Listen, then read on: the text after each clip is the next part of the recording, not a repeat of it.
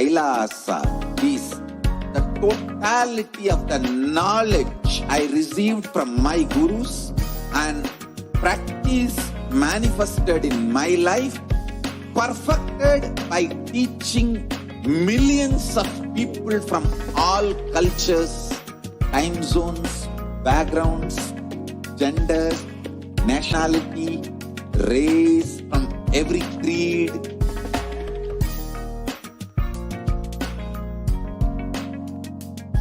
So this absolutely perfected knowledge available to you, served to you in your home without even you moving out of your couch, free of cost.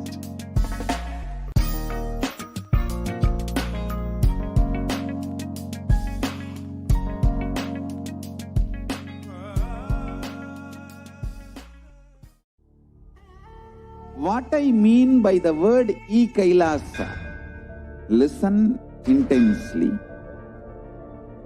Enlightenment ecosystem, literally enlightenment itself, in your own home, wherever you are. If you cannot come to Kailasa, it's okay. Kailasa can come to you. Kailasa coming to you is e-Kailasa.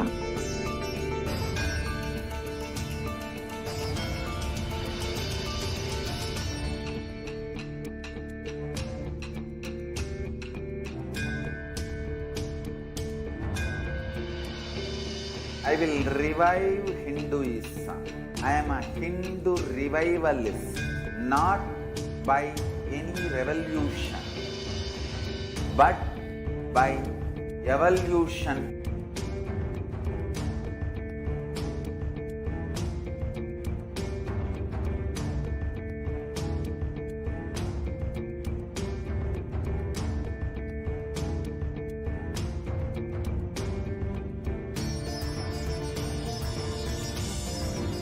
And setting model community.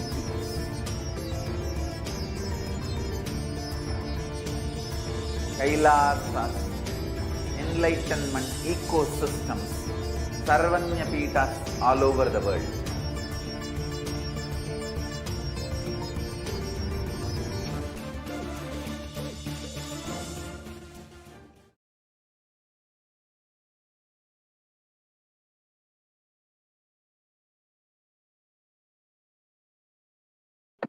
Nithyananda, so now we'll be starting our Parashakti Akashic reading segments with the Sadguru Vandanam.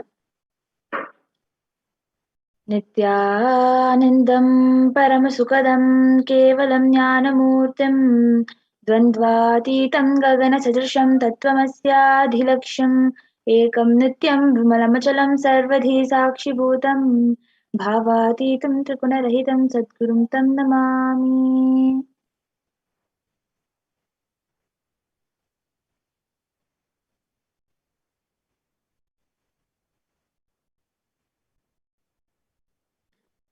You are conscious miracle of the existence. So if you are here, it means existence wants you to be here in this form. You're not an accident, but you are an incident. You are a conscious miracle of existence. Existence is trying to express itself through you. Welcome to this sacred experience, your digital experience of the divine.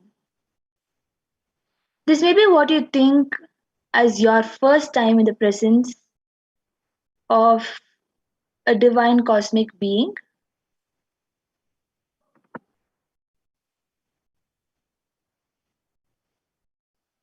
But this is not the first time the divine energy has graced the planet Earth. If you are watching this now, it is not a coincidence. This is a cosmic intervention in your life to make you manifest what you want. How is this possible? How has this worked before? Experience these answers through powerful cognitions as referenced from the ancient texts of Hinduism revived by the Supreme Pontiff of Hinduism. So now we will be understanding who is Parashakti, the divine cosmic mother. Parashakti, Devi, the ultimate pure feminine consciousness, the cosmic mother. She is the source Shakti. It is her cosmic womb, Brahmanda Yoni, from which billions and billions of universes come out and go in. Source where the Big Bang and black holes go on. Parashakti is the main deity of the sacred feminine and the divine consort of Bhagavan Paramashiva, who is the primordial divinity of Hinduism.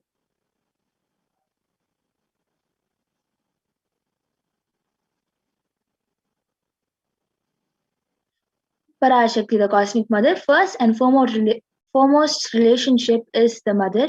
Ability to learn, even idea to relate starts with the mother. How to relate starts with the mother. Understand? Your idea to relate starts with the mother. Mother is too important way to connect with what you think as life. In Vedic tradition, our rishis were aware your ability to connect with the mother should be directed to cosmos. It should inspire, it should awaken your higher consciousness. It should inspire your higher consciousness to express through you. It should awaken your higher consciousness. Connecting with life as mother is the most sweetest, most beautiful, most easiest way to ever connect. So today, out of his extreme compassion, the Supreme Pontiff of Hinduism is manifesting Devi Parashakti herself and gracing us, answering all our questions, and attending to all our prayers, giving boons, healing us, revealing our past, present, and future, delivering profound spiritual truths, and ultimately giving us the experience of Paramashivoham itself. So, what is Bhava Samadhi? What is Samadhi? Sama is oneness and Adhi means source. So Samadhi means Bhava means attitude or aspect. So Bhava Samadhi means being one with the source through this aspect. Darshan is coming face to face with the cosmos. So darshan means to have a glimpse of. In the Vedic tradition, it is used to describe the deity, an avatar, a saint, or an enlightened being as just seeing such a being can cleanse the karmas of lifetimes and create a deep lasting transformation in the receivers and create a deep lasting transformation in the receiver. Darshan is the most powerful superconscious vibration that is present around Avatar at all times. He simply radiates darshan just as the sun continuously radiates light. The auspicious moment when receiver is able to catch it becomes the moment of darshan for you, raising you to the next level of superconscious breakthrough, like hitting the reset button. So the signs of Bhava Samadhi Darshan, the divine cosmic beings are real. They manifest from Kailasa, the enlightened time-space zone, through deities and incarnations. And the divine cosmic beings manifest through deities, the Archavatara in temples, and through Bhava Samadhi Darshans in the Najavatara incarnations. Bhava Samadhi Darshan is the signs of Nijavatara manifesting Paramashiva, the cosmic, the consciousness. It is where formless, the being of Paramashiva expresses through the Divya Sharira, the light body, and manifests as Nijavatara, the physical form, embodied form, for us to experience Paramashiva. Devi Parashakti expresses through being of Rajarajeshwari and manifests as Nijavatara, the physical cosmic form, Devi Meenakshi.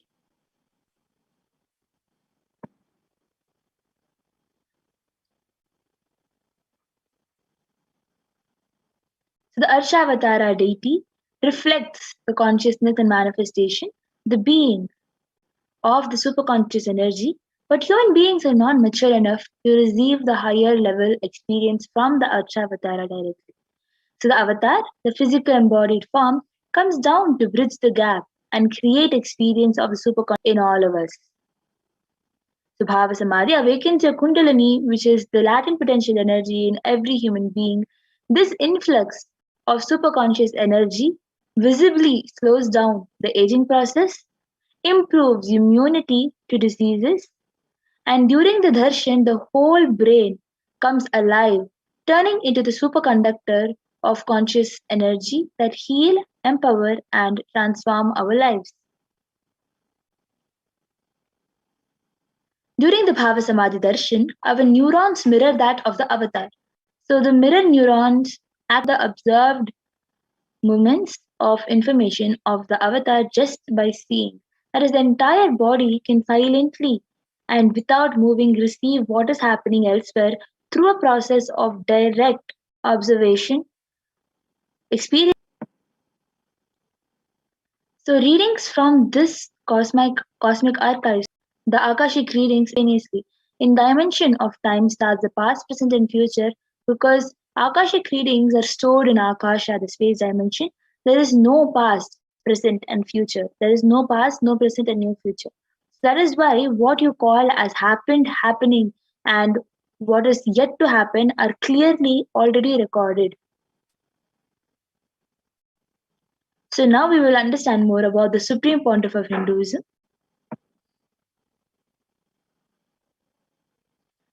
So the supreme pontiff of Hinduism, Jagadguru Mahasannidhanam, His Divine Holiness Bhagwan Nithyananda Paramashivam, is the reviver of Kailasa, a macrocosmic enlightened Hindu civilizational nation. The supreme pontiff of Hinduism is the thousandth incarnation of Paramashiva as per Hinduism and is recognized by his predecessors who are enlightened masters and adepts, and the Supreme Pontiff of Hinduism has made the science of power manifestation, yoga, and temple based universities and lifestyle for humanity. The Supreme Pontiff of Hinduism is ordained as the 233rd Guru Mahasannidhanam of Kanchi Kailas Sarvajna Peetham and is the income Durya Vamsha Surangi Samrajyam. And the Supreme Pontiff of Hinduism is the present 293rd Guru Mahasannidhanam, Jagadguru Mahasannidhanam of Kailas Swanata Shamala Peetham, Sarvajna Peetham, and is the present Mahamandaleshwar of the Mahanirvani Akhada, the largest monastic order.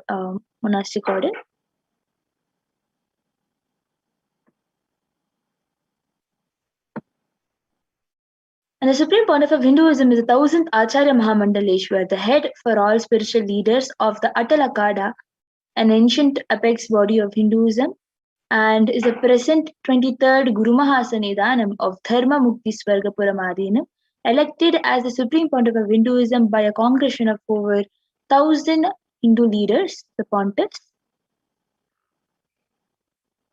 and is revered as a teacher of Hinduism, most prolific, most viewed, read, and watched, and the authored 300 books and 10,000 articles in 3 languages, English, Tamil, and Sanskrit, and is translated into 50 languages with over 1,000 titles.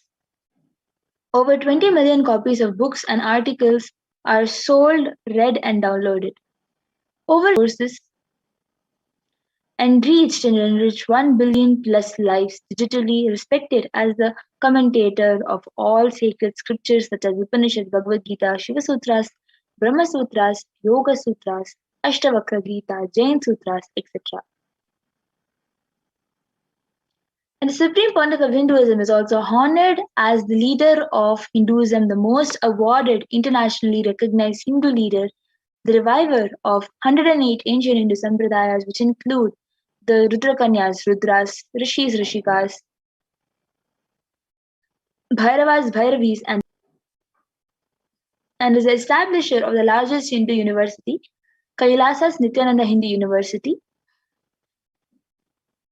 in the world with satellite campuses in 150 countries, plus Kailasas enlightenment ecosystem. And the Supreme Pontiff of Hinduism is also the founder and reviver of over 100 Sarvajna Peethas, the collector of the largest Hindu library with over 1 million books, 1 million family scriptures, and over 20 million digital books.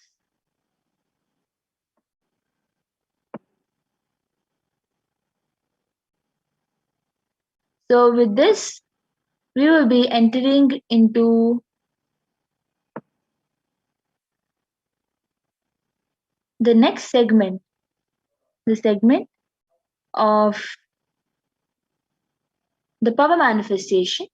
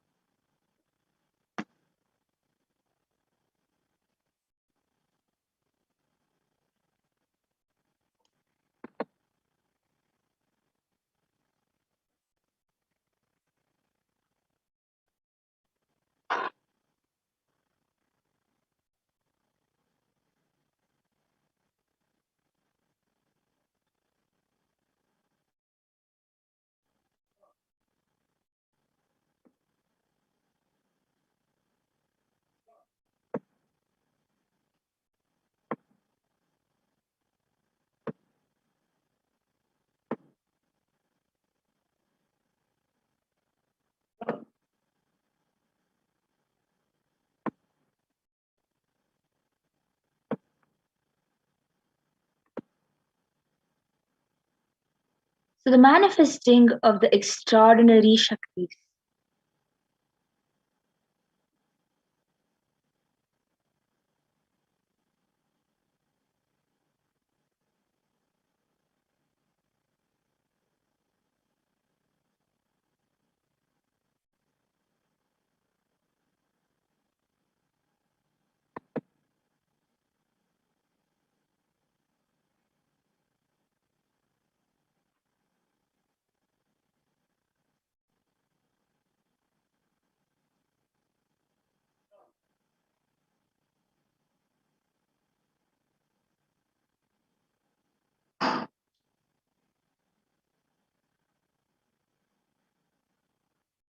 The Balasants, the Nityananda yogis, the initiated disciples of the supreme point of Hinduism, will now be demonstrating the powers of third eye and sharing with all the experiences and results of the extraordinary manifestation of the divine powers awakened in us through initiation, Diksha.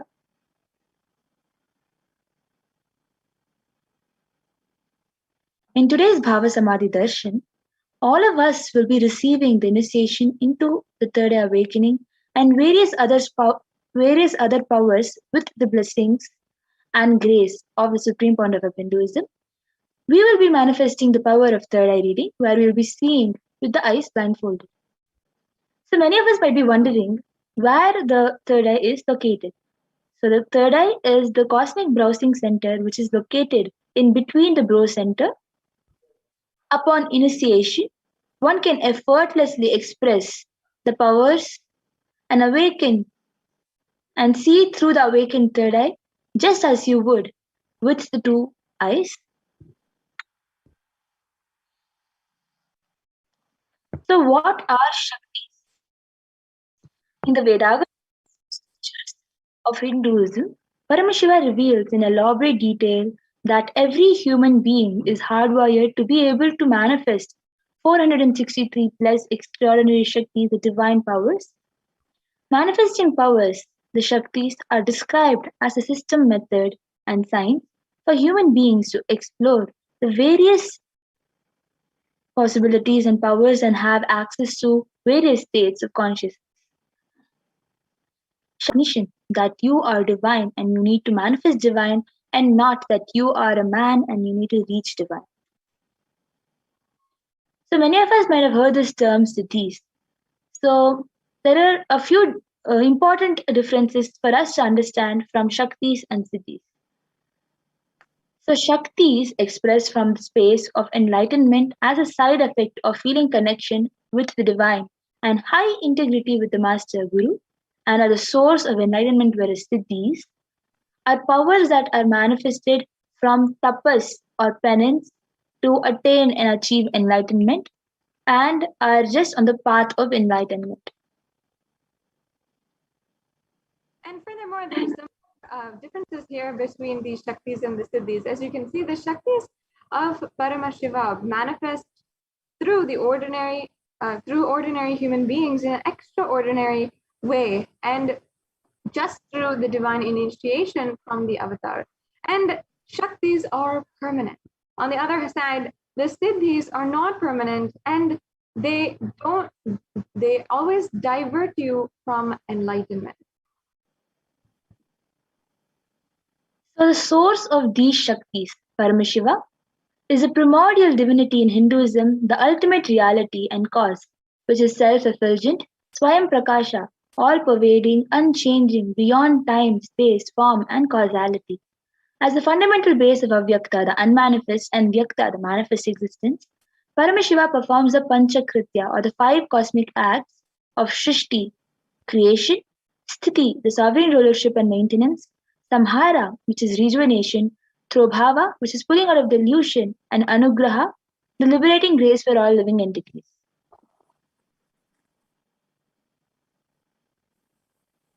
And the Supreme Pontiff of Hinduism, the Jagadguru Mahasanidam, and His Divine Holiness Bhagavan Nithyananda Paramashivam, is the 1008th living incarnation of and the representative of Paramashiva, and the reviver of Kailasa, the ancient macrocosmic enlightened Hindu civilizational nation, and the great cosmic borderless nation. And ever since the beginning of the life, ever since the beginning of the civilizations in Sanatana Hindu Dharma, has been the cradle of enlightened beings and highly advanced sciences. It was where the living sciences and enlightenment and powers were lived and taught as a lifestyle. And for the first time in the modern day, the Supreme Pontiff of Hinduism is reviving these Vedic sciences and manifesting it for the world on a massive level, and accomplishing it at a record-breaking way. So the Guru Parampara, this science, this knowledge has been transmitted from various gurus. So these Shaktis are passed down from one generation to the next through initiation by the enlightened gurus, Diksha.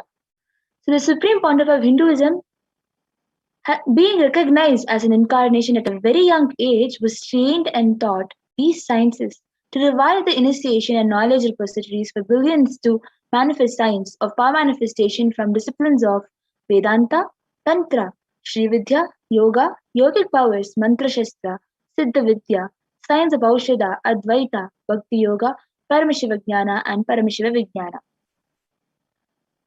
So these are the images of all the masters that have recognized the Supreme Pontiff of Hinduism as an incarnation of Paramashiva and Parashakti and transmitted this knowledge, the science, through initiation.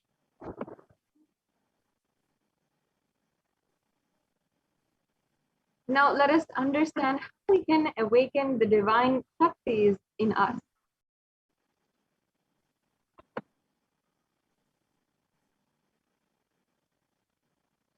Every jnana, the ultimate truth mapped into your consciousness, prajna, manifests as possibility and power of every being, prajnana.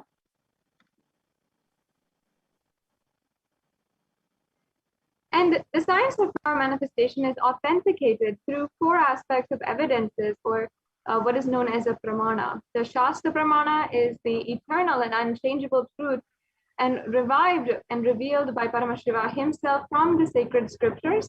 The Apta pramana is the expression and results of the Apta, or the authorities of Hinduism, the Vedic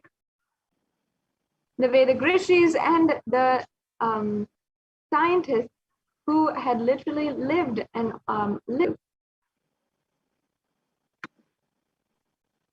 And is also the power manifestation is also authenticated through Atma Pramana, the account of the Supreme Pontiff of Hinduism, Jagadguru Mahasanidanam, His Divine Holiness Bhagavan Nithyananda Paramashivam, this millennium's avatar's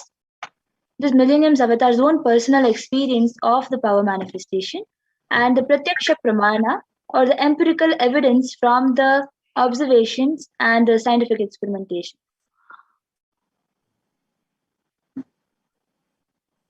The Vedagamas is a living and applied science. Vedas are the ultimate superior authority for Hinduism, and Vedas are pure science where the ultimate truths are explained. Agamas are scriptures where the applied technology, the applied science is explained, expanded. And Vedas and Agamas, the Ved Agamas, are given the status of Shruti as they are directly revealed by Paramashiva, and they are the ultimate, eternal, unchangeable truth. A preference cited from the Shastra or source scripture is called the Shastra Pramana. Yes. So now we'll be entering into the live demonstration of these unique Shaktis, these exciting demonstrations of the power of third eye after going through the Pramanas. Yes, and here we have the Shastra Pramana or the scripture third eye. And I'll just be chanting out this verse. Kapalantarmano tishtam militalochana kramena manaso dhadyat lakshayed lakshamuttamam. By fixing the mind on the inner space within the crown center and sitting stably without any movement, having eyes closed, the succession by that stability of mind and inner space, thought power of the third eye, one directly sees the ultimate by having the vision beyond this side that reveals any object or place, attaining the space of oneness with Paramashiva, the source.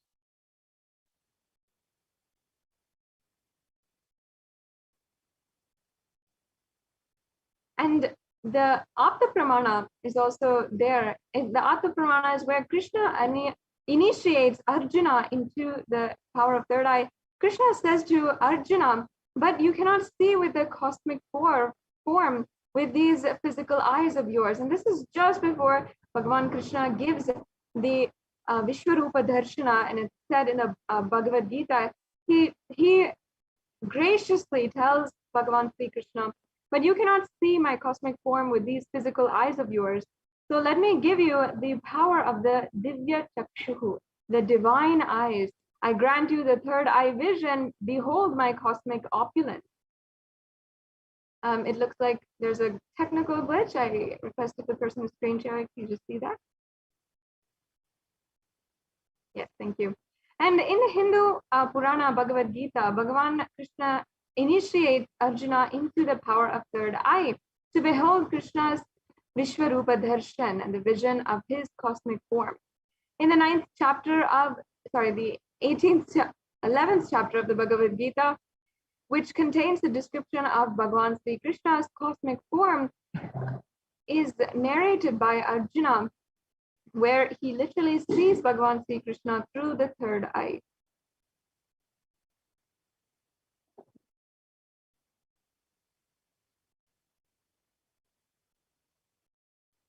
And in Swamiji's own life, in his own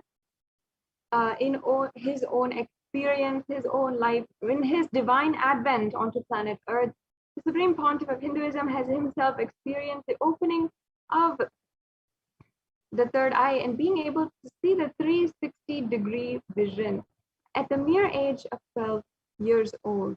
And in the words of the Supreme Pontiff of Hinduism, he narrated, the first experience that I was able to see everything around me, above me, the whole 360-degree, 10 directions below me, everything. I realized not only I was able to see, I was able to feel, experience all of that as me. So as you can see here, the experience is not just seeing everything, but being in one.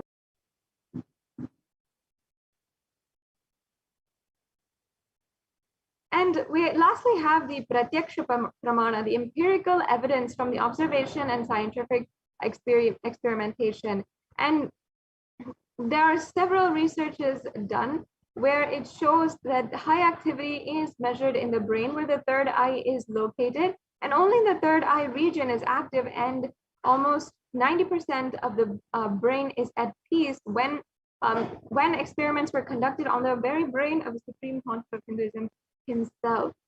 So as you can see, this is a photograph from March 2005, where the Supreme Pontiff of Hinduism had these experiments conducted on his brain. Yes, let's go on.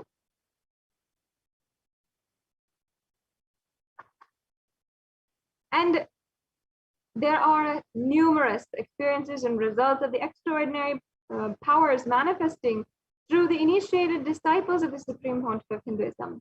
The rare and sacred science of the third eye awakening is being made available to humanity from the ultimate enrichment and conscious evolution by the Supreme Pontiff of Hinduism. As the living incarnation of Paramashiva, the Supreme Pontiff of Hinduism embodies the incarnation and is the most profound and expresses the most profound yogic states that surpass all bounds of time, space, and matter. The Supreme Pontiff of Hinduism is literally gifting us the science of third eye awakening along with many other spiritual sciences through initiation. And there are the Nithyananda Gurukul Balasans who are able to literally manifest these powers and demonstrate it all for you. So in just a few minutes now, we will be witnessing that for ourselves. So let us witness the Sakshi Pramana by the Nithyananda Gurukul Balasans.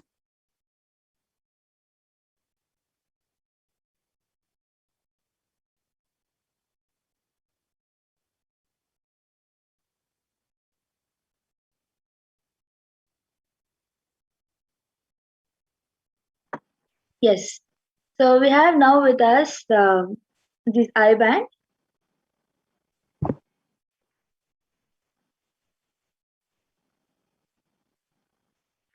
Yes. So we have now with us this eye band. It has two pits like thing on the eye band, and this goes inside the nose. So when you put this on like this, it goes and sticks onto the nose. So it will not let any kind of light to enter inside the eyes. So and this will just be around your socket, and this will just stop the light, and you will not be able to see anything because this strap will hold the eye band tightly like this to your eyes. So you will not be able to see anything when you keep this eye band on. So I have a volunteer with me who will be helping with putting this eye band tightly in a secure manner. And after that, we will see that there is no possibility of any such hole that will let any light pass through. So you will not be able to see anything.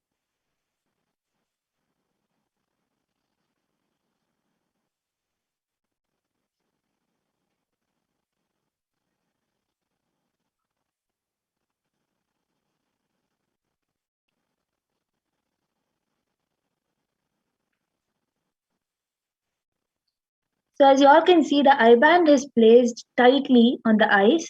So while turning to the left, right, down and up, you can see that there is no possibility of light to enter inside, and you will not be able to see anything when the eye band is put on.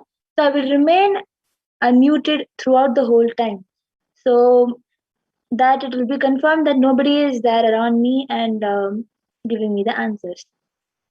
So now, in front of everybody, I will be opening a random page. I have the Living Enlightenment book with me, and in front of all of you, we'll be opening a random page.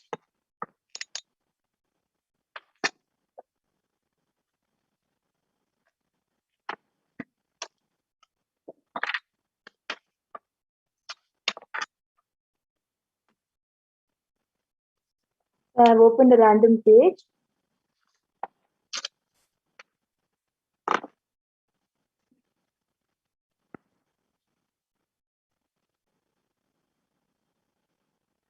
So in this page, it is saying there's a big topic that says witnessing, you are the witnessing conscious.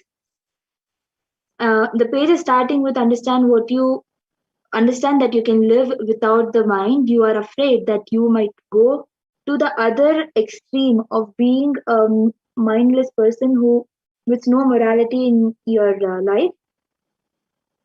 Let me tell you, a person who understands that by their very nature thoughts are unconnected, lead a moral life without society's rules to tell him how to live. It is only in this type of person that you see a strong, deep sense of consciousness, of conscious morality. It is only in his or her life you see an extraordinary discipline. This discipline can never be shaken, and this morality can never be taken away from him or her. It will be a morality that does not come out of fear or greed. True morality is the flowering of deep understanding of the self, world, and God. The next is bold letter, big, quite bigger, witnessing, and then below that a little bit smaller, young are the witnessing consciousness. And then Adi Shankara sings beautifully in the verse Bhajagovindam. Within the potter's wheel's rotation, the pivot stands still amidst constant motion. So too a man of perfection is poised, although engaged in action. When you understand that you are unclutched, suddenly you realize you are like the pivot of the potter's wheel, unmoving and untouched by the kind of pot being made, the kind of experience being felt. Understand that you are not the movie being played, you are just the screen on which the movie is projected. The screen is never touched by the play of emotion that appears on it. The boy sage Ashtavakra tells King Janaka, verily you are ever free, you are the one seer of all and really ever free. Verily the alone is your bondage that you see, the seer, and other than such, when the scene affects the seer, the problem of bondage starts. Your very being is pure, but the moment you start thinking of yourself as someone other than the seer, the problem starts. This is the only bondage that you have. There is no other bondage. So as I just finished reading one full page. So you all can see if it is correct.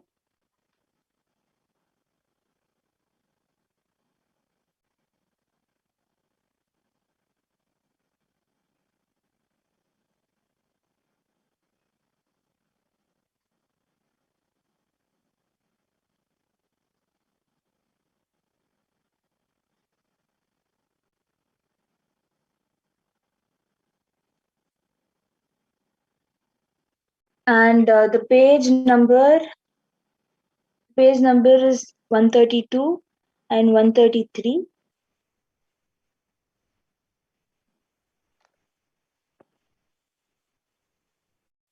So you all can comment anything that you want in the Supreme Point of Hinduism live feed. This page also says bliss is choicelessness over here, and over here it says you are just the screen on which the movie is projected. The screen is never touched the by the play of emotions. That is what it says over here.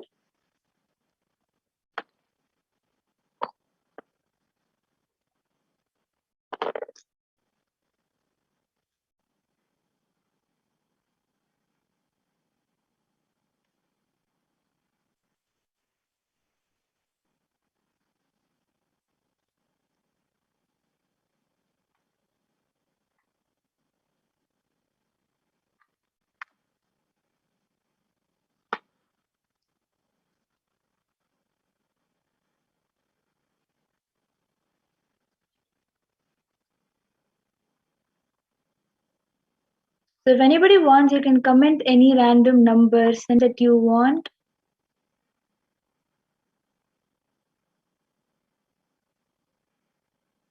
In the comment section of the live feed. Random numbers, random sentences.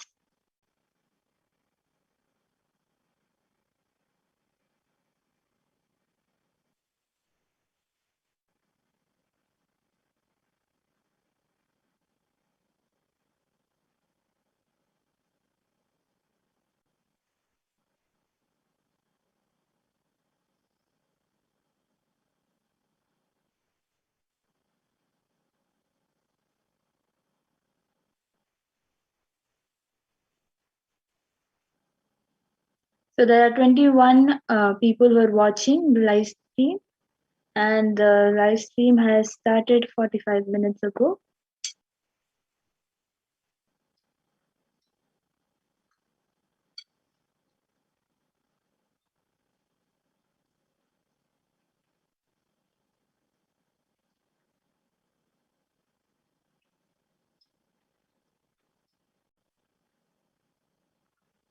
And Ma Saline G has put the last comment that is being shown is of Ma Saline G, who has put 413279. Ma Kshipra Prasadinikananda has put 158 and a flower emoji. Ma Saline G has put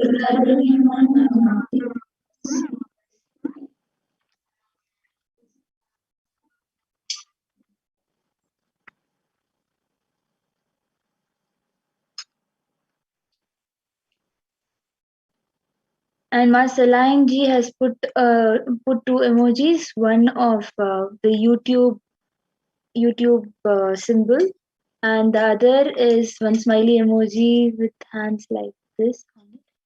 And one more is the next is Nithyananda Ma with a heart and Namaste from Ma Maha Adbhuta Charitra.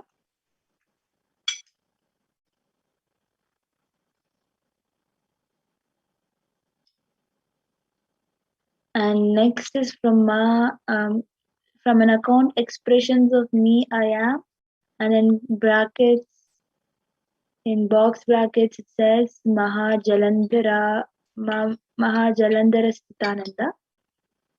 Well done, Ma. Excellent demonstration. Wonderful to see, hear, and hear your sweet voice again. And after that, it has a heart symbol which is gifted. It has the ribbon. It looks like it's gifted. So if anybody else wants, you can comment anything. There are 7 people who have liked the YouTube stream.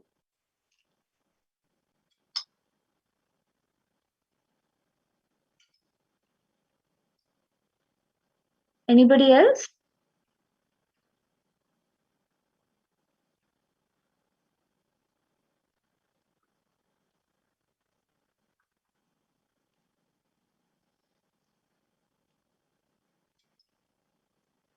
Before that, Ma Prasadinikananda has put 158 with one flower emoji, which is light pink in color and white in between. And next, one which is orange and yellow and white and one orange dot in between. And next is pink, light pink outside and dark pink inside emoji. And one more is emoji white petals and white petal flowers and one yellow dot in between. Masaline G has also commented again at last. One tulip emoji, one tree emoji, one yellow heart emoji, and the sun emoji, which the sun has eyes and mouth, lips.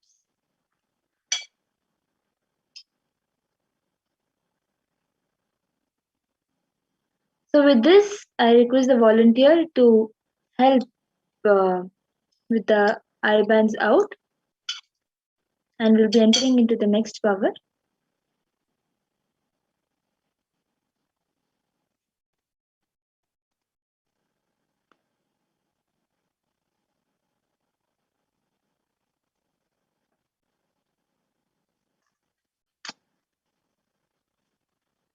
Yes.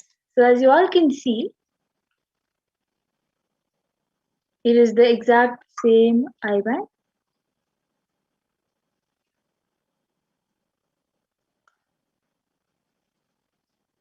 So with this, we will be entering into the next power, the power of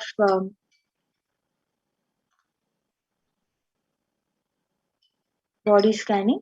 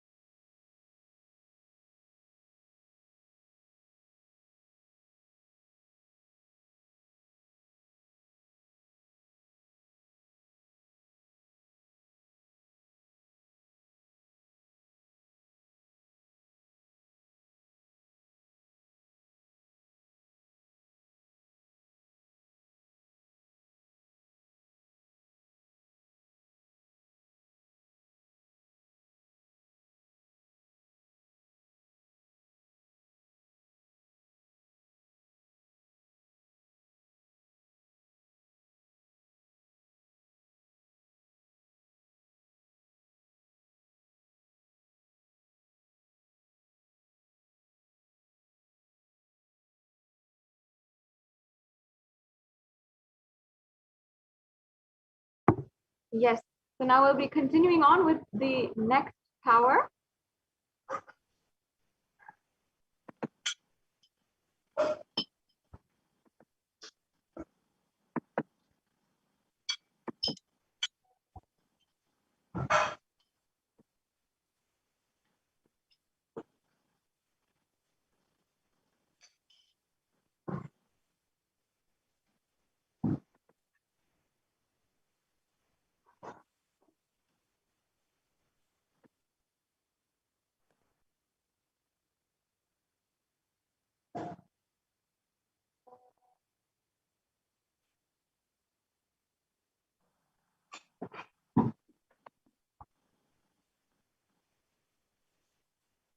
So now we'll be entering into the power of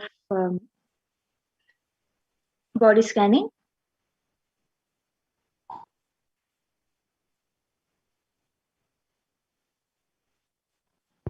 So in this power of body scanning, one awakens the ability to scan illnesses, diseases, medically diagnosed issues, and provide solutions through the awakened third eye.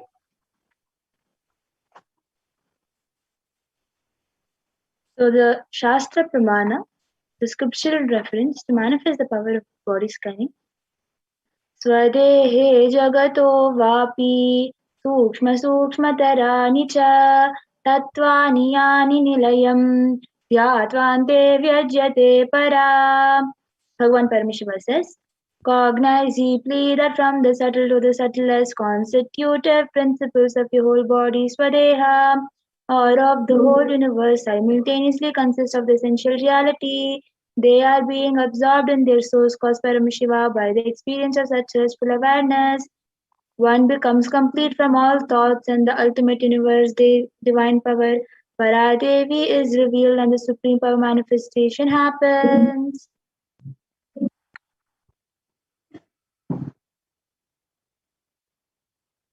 And this is the pramana for the power of scanning from life from a life of the Siddhar Therayar, who was a Siddha and one of the prominent disciples of Agastya or Agastya.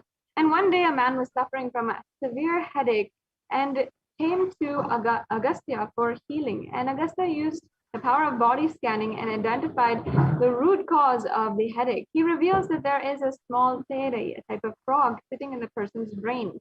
And the Agastya Rishi had immediately instructed Tere, his disciple, to perform an open heart head surgery and remove the frog. After the surgery is completed successfully, the person is healed and cured of the headache, and thus he granted the name Terier to this rishi. The next is the Atma Pramana, account from the supreme point of Hinduism's own life that is time tested and authenticated this time. On the 22nd December 2019, the supreme point of Hinduism, Bhagavan Nithyananda Paramashivam, revealed how Swamiji uses the power of body scanning in Swamiji's own words. Only when I had the multiple compound hand fracture, I was forced to go for surgery and therefore for medical checkups related to that. At that time, they detected heavy metal quantity in my different organs. It was revealed that I had been poisoned without our knowledge. I immediately used diagnostic methods instead of medical facilities to study the body condition due to the poisoning. Through body scanning, I found out that the problems, imbalances had happened and where balance has to be done. I use allopathy as a second opinion to verify my findings. So Swamiji is very beautifully sharing how Swamiji has used the power of body scanning in his life. And there are steps for the experience extraordinary through the initiated of the Supreme Consciousness system. As you can see, we have different examples that are shared on different social media platforms from various devotees, initiated disciples of the Supreme Consciousness system.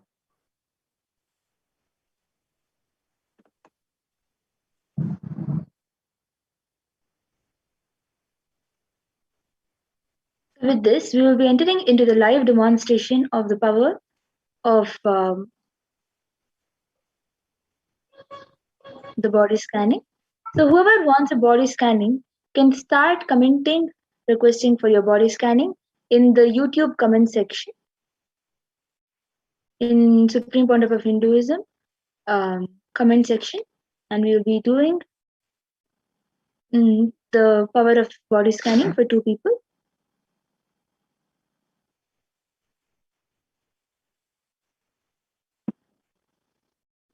So for the third eye demonstration, Mark Shipra Prasadinikananda has gotten back saying, yes, ma, that's correct.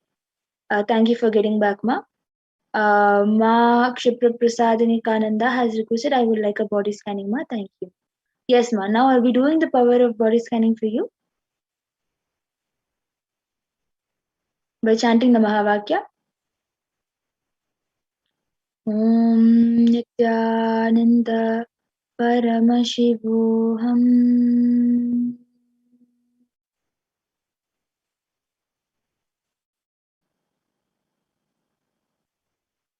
So what Paramashiva revealed, Mark Shipra Prasadinikananda, revealed is that you have really lots of pain that is caused especially on the upper back and the lower back area. In your back, you have some sort of pain that is like a pulsing sensation. It just comes and goes. It's like a pulsing sensation, and also you have some kind of a compressed digestion inside of you, which means you need to consume more water. So the solution that Parameshwar revealed is for your digestion problem, which causes a little bit of stomach pain, and it also causes chest pain and causing some gastric issues.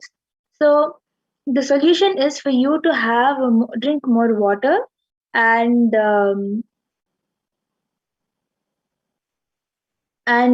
solution for your back pain is for you to sit straight, ma. As much as possible, wherever you go, sit straight, and um, every day, at least for 1 minute or 2 minutes a day, do the Bhujangasana. It goes like snake, the whole body lying down and lifting your upper body up. So do that posture for at least 2 minutes a day. That will really be very helpful. This is what Paramashiva has revealed. And Re Glow Aya has request. The person has requested for body scanning and healing. Please put your own name, your actual name, and we will be doing the body scanning. Maha Adbhuta Charitrananda has requested, Ma, can you please help my husband to scan for root pattern? He has given permission. Yes, Ma, Maha Adbhuta Charitra. Om Nithyananda Paramashivoham.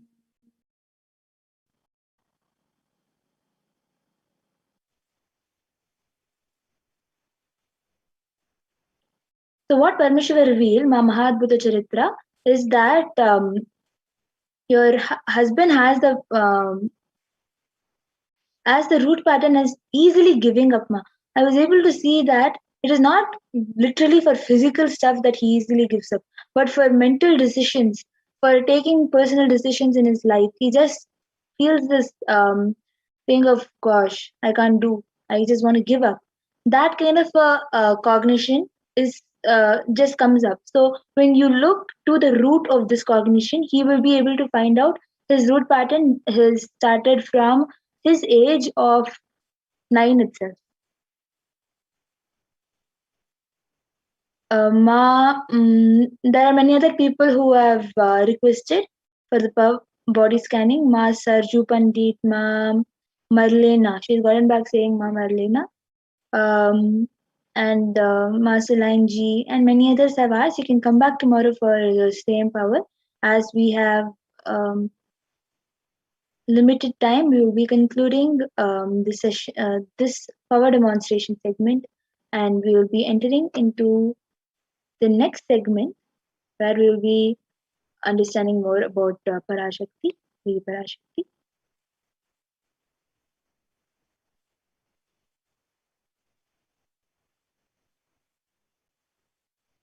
Thank you for whoever has participated and volunteered for the power of body scanning and for the power of third eye. With this, we come to the conclusion of the power demonstration of today. You can come back for the power demonstration every day at 2 a.m. IST and 6 p.m. IST.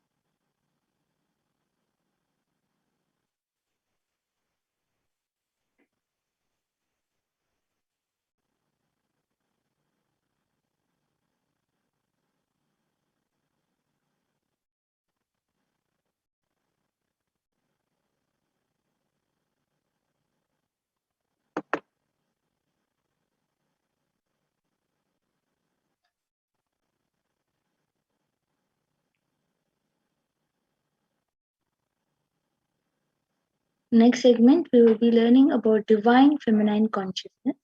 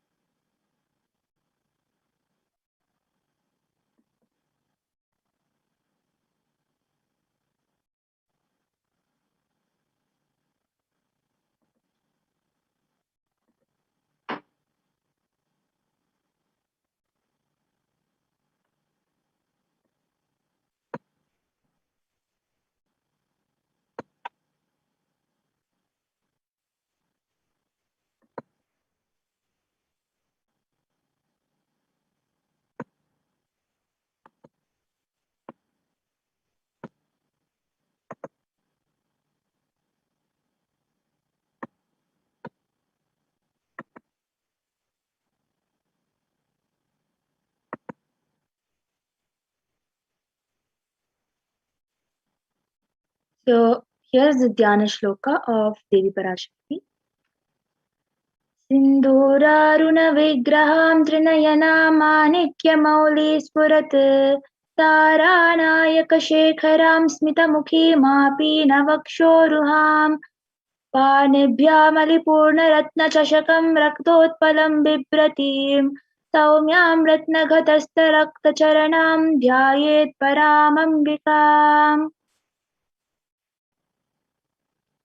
The Divine Mother is to be meditated upon as shining in a vermilion red body, with triple eyes sporting a crown of rubies, studded with a crescent moon, a face all smiles, a splendid bust, one hand holding a jewel cup brimming with mead and the other twirling a red lotus. So this is from the Lalita Sahasranama.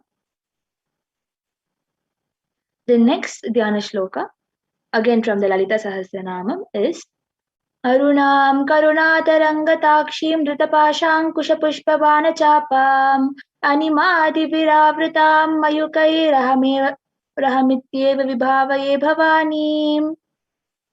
The translation is I meditate on the great Empress. She is in red in color, and her eyes are full of compassion, and holds the noose, the goat, the bow, and the flowery arrow in her hands. She is surrounded on all sides by flowers such as anima for race, and she is a self within me.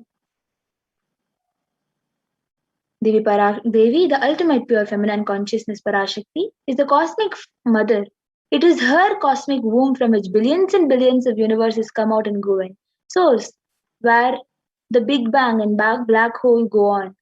Parashakti is a source Shakti, source energy, source power from which all of us came, in which all of us are even now, in which all of us are going to merge.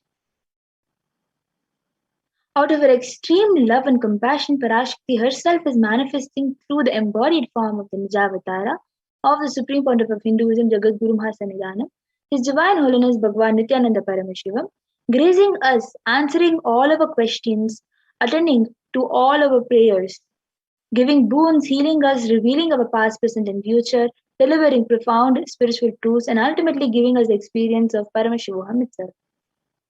In the words of Devi Parashakti herself, raising as Omkara, expressing as Vedas and Agamas, blossomed as Srimkara, filled as Parashodasi, living in 40 triangles, the Kailasa Swamini, who is Kailasa Shripura Chintamani, Parashodasi, sitting as part of Paramashiva Parameshwari, who rules the world, Paramashakti, Manonmani Meenakshi.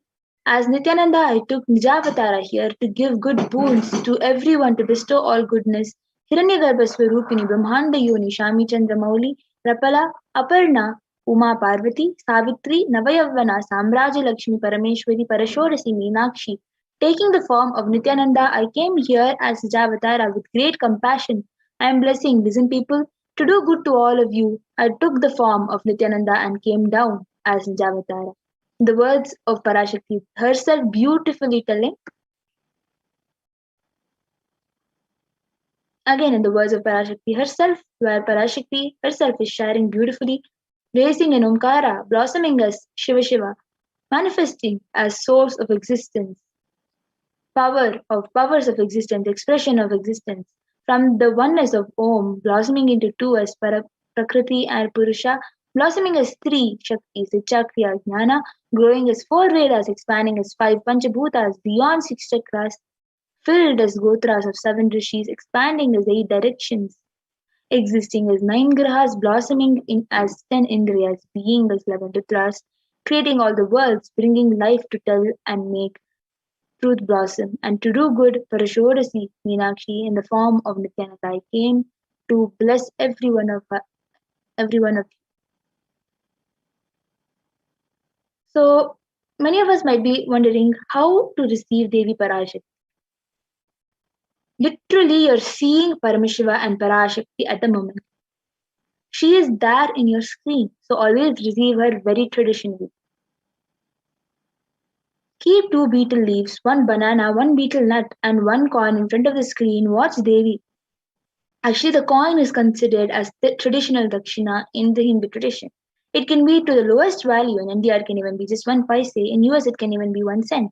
I'm not trying to monetize. Keep even 1 cent. It is okay. So for 100 days, if you have darshan, it will add up to $1. In India, even 1 paise is okay. So offer that to Devi after darshan is over. Do namaskar and eat the banana, betel leaf and betel nut. Take it as prasadam immediately. collect those coins and send it to the Los Angeles temple. This betel leaf, betel nut, may look too small, but actually, in a few days, you will see how much it adds up to your sentiment, and it adds up to your cognition and makes you believe that yes, really Parashakti herself is there present at the moment.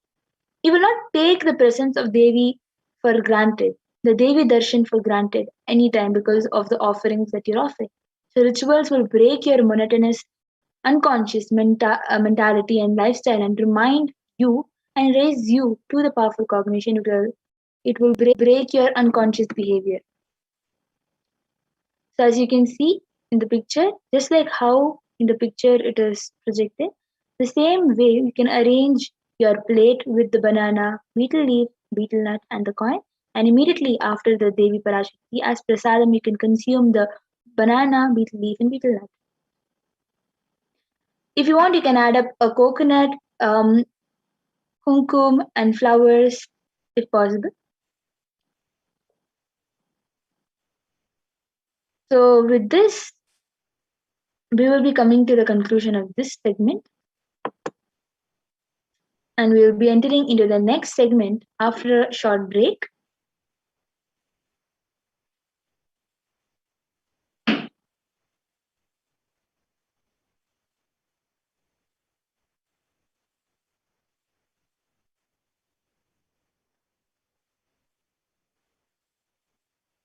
Just be alive for next 3 years. Don't die within next 3 years.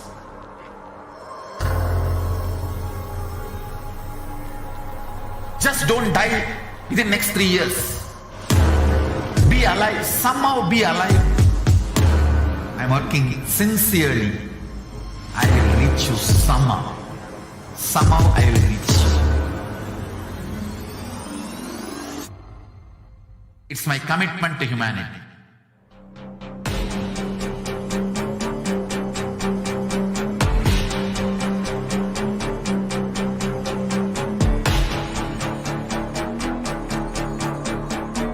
Just don't die within next 3 years. I will reach you wherever you are, whichever corner of the world you may be. I will reach you with enlightenment. You manifesting the space, state, powers, being Paramashivoham. It is possible, and it is possible for you.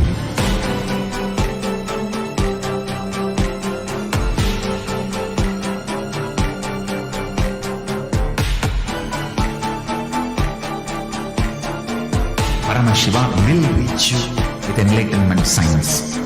I know he is going to do the job. Just be alive for next 3 years. Nothing else.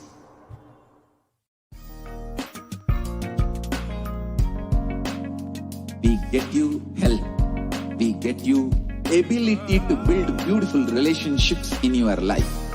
We get you direct spiritual support, and we make sure you become wealthy.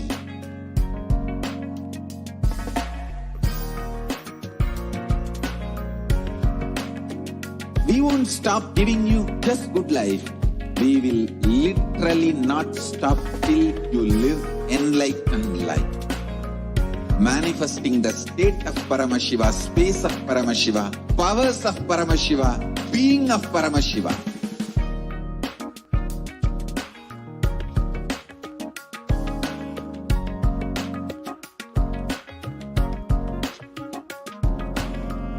Whole world should become e-Kailashians. I want the whole world to know Hindus have something great to contribute to the world.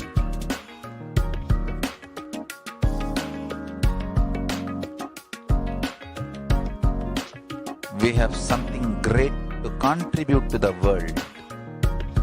Let us do that.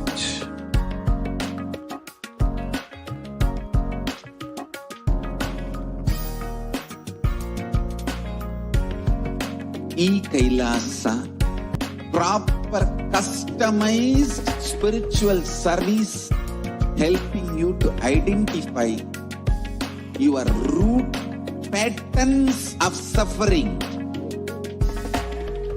We have perfected the science of helping every individual from every cultural, religious, nationality background.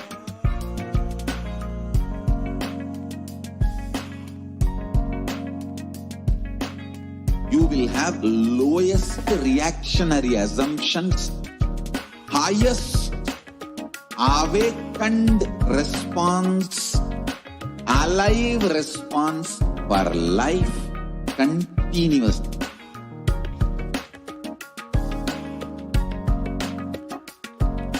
E-Kailasa is enlightenment ecosystem, literally enlightenment itself in your own home, wherever you are. Proper customized spiritual service helping you to complete with your life negativity, withdrawal from life, self-hatred, self-denial, self-doubt, so much of tiredness, laziness. We can support you aligning your diet, your attitude, your aptitude, your understanding about life. We can help you with everything.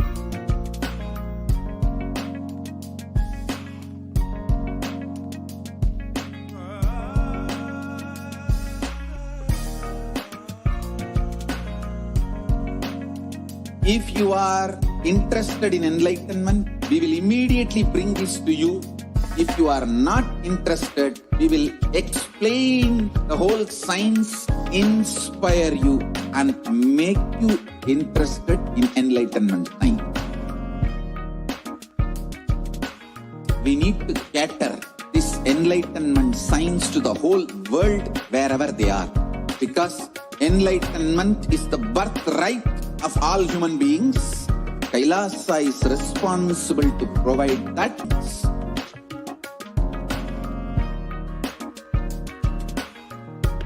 Kailasa is the totality of the knowledge I received from my gurus and practice manifested in my life, perfected by teaching millions of people from all cultures, time zones, backgrounds, genders, nationality, race, from every creed.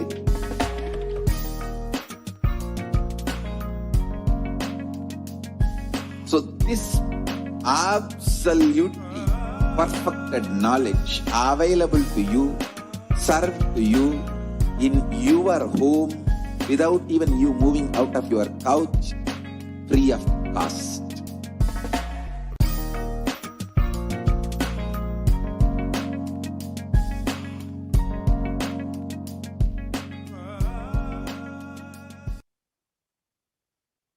Nithyanandam, welcome back, dear viewers. Now we will be entering into the next segment where we will understand some of the revelations made by Devi Parashakti for humanity during this pralaya.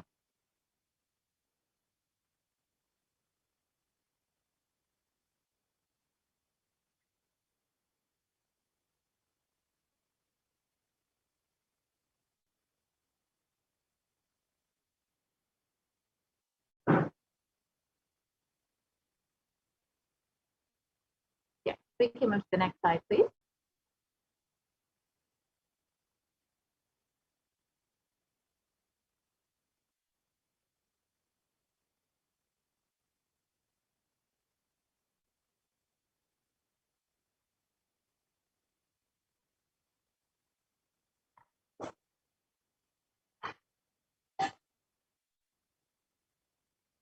Yes, I'm requesting the volunteer to the next slide, please.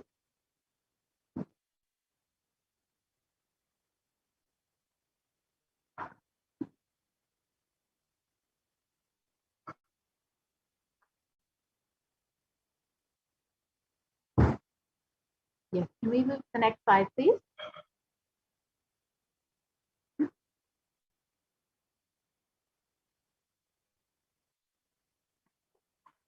So let us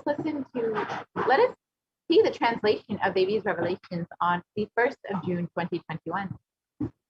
Listen carefully to what is being said, daughter. You are one of the beings who came down from Kailasa to be a co-sailor.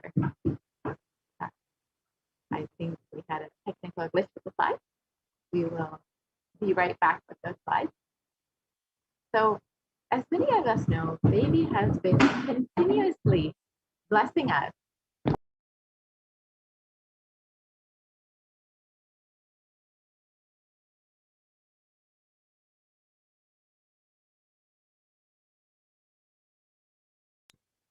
Listen carefully to what is being said, daughter. You are one of the beings who came down from Kailasa to be a co-sailor and serve the world to protect it from the terrible corona.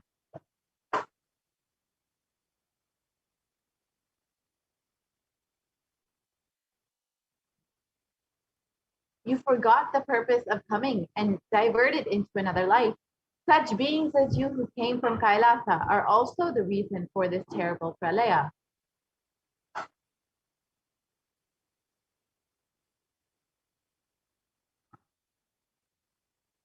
Like you and other such beings who came from Kailasa have become the reason for this great drama.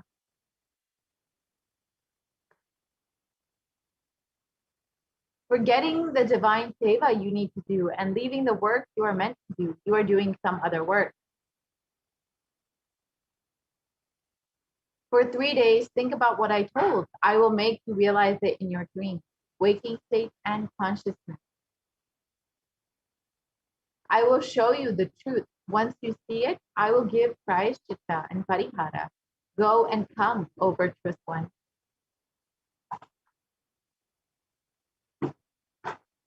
And later, Ma Nithyananda Prajna asked Devi Parashakti for blessing the USA for protection from the ongoing mega drought. Devi blessed that rain will happen in USA. There was rain, Leicester Town, USA, which had been facing drought. And this happened immediately after the reading. And here you can see the news article that states that there was a drought going on in spring of 2021. In NASA Earth, it was reported that drought conditions continue in spring of 2021. And in USA Today, it was reported persistent dryness in the West is exacerbating the region's mega drought. And immediately after Devi's blessing, the Leicester town, which had also been experiencing drought, experienced rain right after the blessing from Devi Parashakti. So let us listen to those blessings.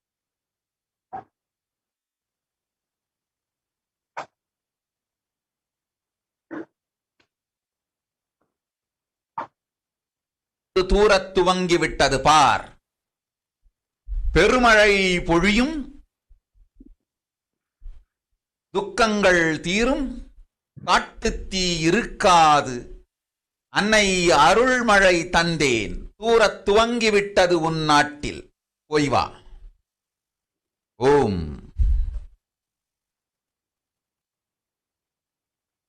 Nityananda. And the translation of Devi's revelation, Nithyananda Prajna. See, right now it has started showering. Huge rain will be showered. Suffering will be solved.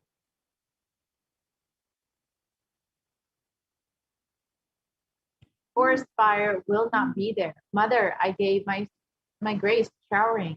It has started to rain in your country. Go and come.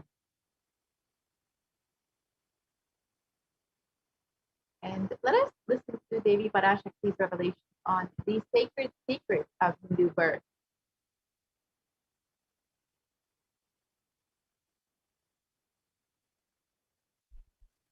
நன்றாய் கேட்டுக்கொள், உன் கேள்விக்கு உன்மூலமாய் உலகெங்கும் இருக்கும் இந்துக்கள் எல்லோர்க்கும் அளிக்கின்றேன் உத்திரம். கேட்டு வாழ்ந்தால் உங்கள் வாழ்க்கை பத்திரம். நன்றாய் கேளுங்கள். பிறப்பின் ரகசியத்தை பிறப்பிலா பெருமை உடைய பரமேஸ்வரி சொல்லுகின்றேன் கேளுங்கள். அண்டஜம், யோனிஜம், ஜலஜம், பீஜம் எனும் 4 விதமான பிறவிகளில் 84,000 யோனிகளில் பிறக்கும் பிறப்புகளிலேயே பெருமை வாய்ந்ததும் உத்தமமானதும் மனிதப் பிறவி. அந்த மனிதப் பிறவியிலும் பலமுறை பிறந்து உழன்று அரசியல், பொருளாதாரம், சுகபோகம், தர்மம், அர்த்தம், காமம் எனும் ஆசைகள், துக்கங்கள், அச்சங்கள் அனைத்திலும் அழன்று உழன்று இனி வேண்டாம் இப்பிறவி, வேண்டுவது மோட்சமே என்று முடிவெடுத்தோர்க்கு மட்டுமே ஹிந்து மத யோனிஜம், ஹிந்து பெற்றோர்க்கு பிறந்திடும் சனாதன ஹிந்து தர்ம யோனிஜம், மனித பிறவி உத்தமம், சனாதன ஹிந்து தர்ம மனித பிறவி உத்தமோத்தமம். இந்த உத்தமோத்தம பிறவி எடுத்த எல்லோருக்கும் ஜீவன் முக்த விஞ்ஞானத்தையும் சனாதன தர்மத்தையும் காக்கின்ற கடமையும் உண்டு. அதனால் வருகின்ற நன்மையெல்லாம் அனுபவிக்கும் உரிமையும் உண்டு. இந்த கடமையை செய்வோம் என்று சத்தியம் செய்ததனால்தான் அந்த உரிமை அளிக்கப்பட்டது. பூமிக்கு வந்தபின் மனமய சனாதன தர்மம் காக்க மறந்ததனால் மாயை அவர்கள் நன்றாய் புரிந்து கொள்ளுங்கள். உயிரை கொடுத்தாலும் தர்மத்தை காப்போம் என்று உறுதி எடுத்தவர்க்கே சனாதன ஹிந்து தர்ம யோனிஜம் அளிக்கின்றேன் யான். உடல் பெற்ற பிறகு ஊழிப் பெருவலியால் ஆசை அச்சங்களை உதறவிடாது, உதறியும் விடாது சனாதன ஹிந்து தர்மம் காக்க மறந்தோரை உயிர் வாழத் தகுதியில்லாதவர் பட்டியலில் உடனடியாய் மாயை சேர்க்கின்றாள். அதனால் ராட்சசர்களும் அசுரர்களும் தானாகவே இவர்கள் உயிரை எடுக்கின்றார். நன்றாய் புரிந்து கொள்ளுங்கள். உயிரை கொடுத்தாலும் தர்மம் காப்போம் என்று நிற்பவர்க்கு நிலைத்திடும் வீரஸ்வர்க்கமும் கைலாச பதவியும், எக்காரணம் கொண்டும் தர்மம் காக்க மறந்த உத்தமோத்தம ஜனனமான சனாதன ஹிந்து ஜனனம் பெற்ற மக்களுக்கு இல்லை வேறு கதி. சனாதன ஹிந்து தர்ம மனித ஜனனம் உத்தமோத்தம மனித ஜனனம். உங்கள் உரிமை உலகில் அதிகம், உங்களுக்கு கடமையும் உலகில் பெரிது. தர்மம் காத்தாலே கடமை, தர்மம் காக்காதார்க்கு உயிர் வாழும் உரிமை இல்லை.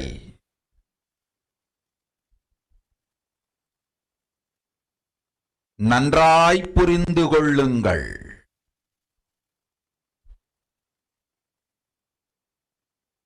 உத்தமோத்தம பிறவியான சனாதன ஹிந்து தர்ம பிறவி எடுத்த எல்லோரும் புரிந்து கொள்ளுங்கள்.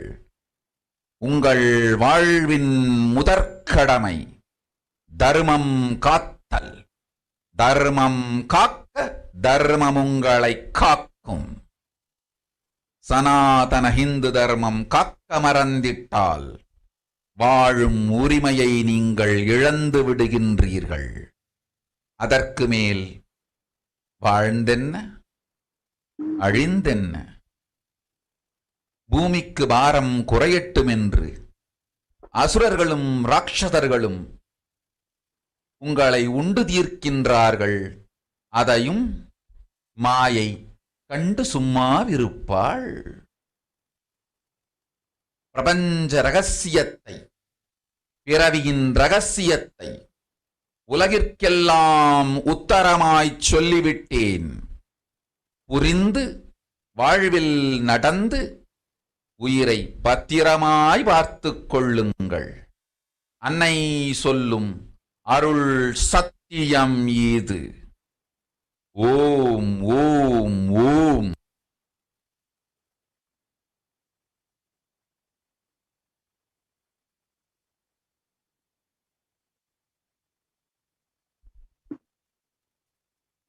So let us look at the translation of baby's words. Listen, Andajam, Yonijam, Jalajam, Bijam, like this in 4 types of births in 84 lakh yonis. And all these births, the most greatest birth of them all is the human birth.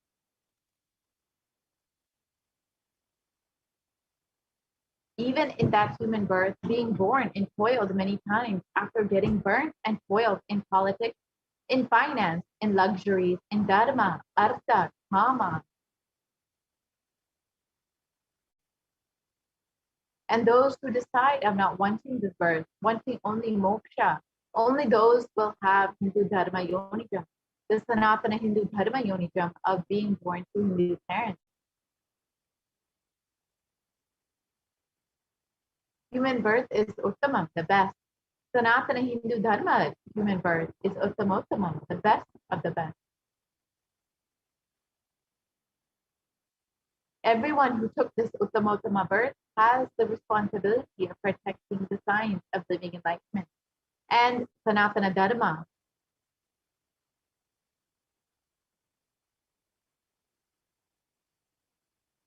And also they have the right of experiencing its benefits.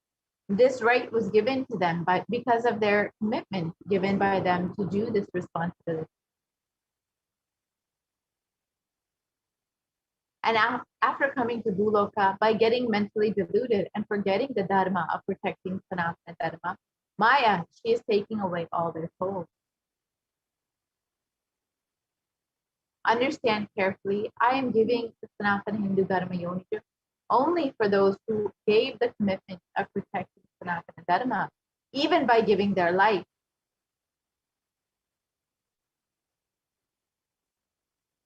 After getting the body because of painful deluge, not dropping fear and greed for those who forgot to protect Sanatana Hindu Dharma, Maya, she will immediately add them all to the list of those who are not worthy of living.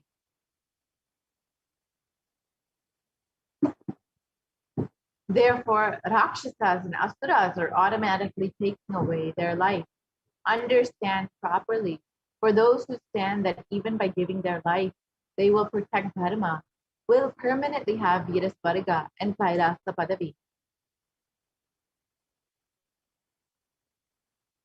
For any reason, people who forgot to protect Dharma, having Uttamottama birth of Sanatana Hindu birth, there is no other way for them. Sanatana Hindu Dharma human birth is Uttamottama human birth. Your rights in this world are immense. Also, your responsibility in the world is large. Protecting Dharma is responsibility.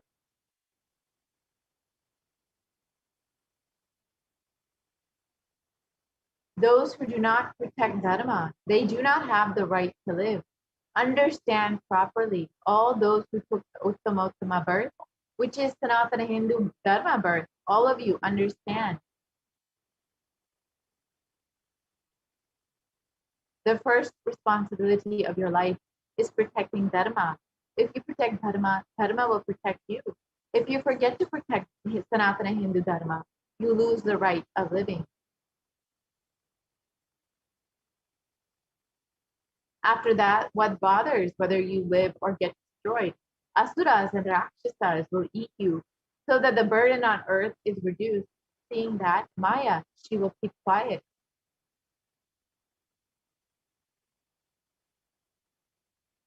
And as many of us know, an overwhelming majority of the Hindus, 94%, live in one country, which is India. The largest population of Hindus outside of India is Nepal, which is 2% of all Hindus. And in Bangladesh, there are 1% of the Hindus in the world. So over 90% of Hindus are in India, and it is one of the worst countries affected by COVID-19. This is unfortunately not a coincidence.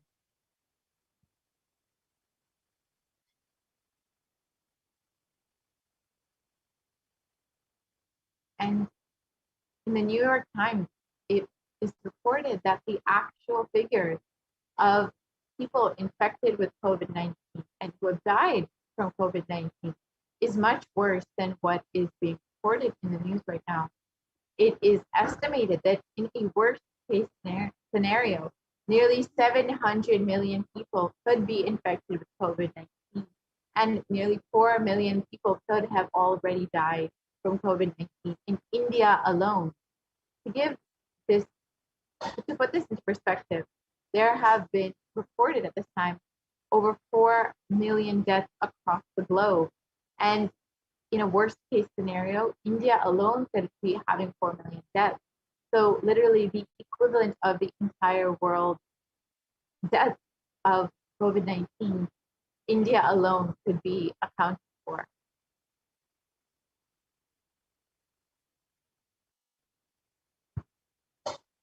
And India's population is around 136 crore or 1.36 billion versus 70 crore or 700 million people who could actually be infected with COVID-19. So this, like we said, nearly half the Indian population could be infected with COVID-19.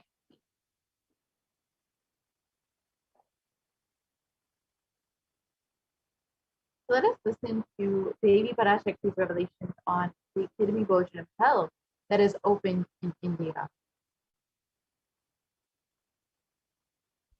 நீ சொல்லும் நபர்கள் போடும் சண்டை சச்சரவெல்லாம் எரியும் பெருநெருப்பில் இருக்கும் 2 எலிகள் போடும் சண்டை போன்றது. யார் சரி யார் தவறென்பது இப்பொழுது முக்கியம் அல்ல. உயிர் காத்துக் கொள்ளுங்கள், எல்லோரும் நன்றாய் புரிந்து கொள்ளுங்கள். நன்மையைச் சொல்லுகின்றேன், உண்மையைச் சொல்லுகின்றேன்.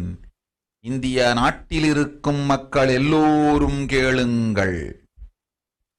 கருட புராணத்தில் வியாசன் சொன்ன கிருமி போஜனம் என்னும் நரகம் திறந்து நேரடியாய் இந்தியா மீது இடிபோல் விழுகின்றது.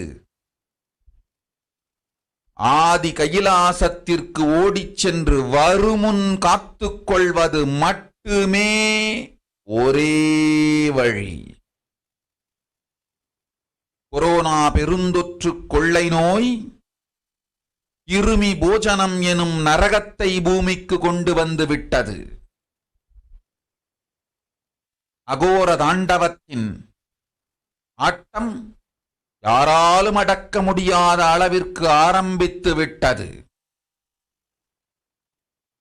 புதிதாய் உருக்கொண்டிருக்கும் இந்த நுண்ணுயிரி மைல்கள் கடந்தும் காற்றினில் உயிரோடு இருந்து மற்ற உயிர்களையும் அழித்து உடல்களைத் தின்னும் பெரும் வலிவு கொண்ட பேரசுரர்களாய் வலம் வரத் துவங்கி விடுகின்றது. நன்றாய் புரிந்து கொள்ளுங்கள். வருமுன் காத்துக் கொள்ளுங்கள், அது ஒன்றே வழி. அதற்காகவே ஆதி கைலாசத்தை திறந்து வைத்திருக்கின்றேன். உயிர் காத்துக் கொள்ள வேண்டி விரும்பும் எல்லோரும் ஓடுங்கள் ஆதி கைலாசத்திற்கு. இந்தியாவில்தான் இந்த நரகம் திறந்து உலகெங்கும் பரவப் போகின்றது. கிருமி போஜன நரகம் பூமிக்கு வந்துவிட்டது. மனிதர்கள் செய்த மகா கொடுமைகளினால். அன்னை முன்னின்று என் அடியவரைக் காப்பேன் சொல்வதைக் கேட்டு உயிர் காத்துக் கொள்ள விரும்புவோர் வருமுன் காப்பது ஒன்றே வழி என்று தெரிந்து செல்லுங்கள் ஆதி கையிலைக்கு. ஓம் ஓம் ஓம்.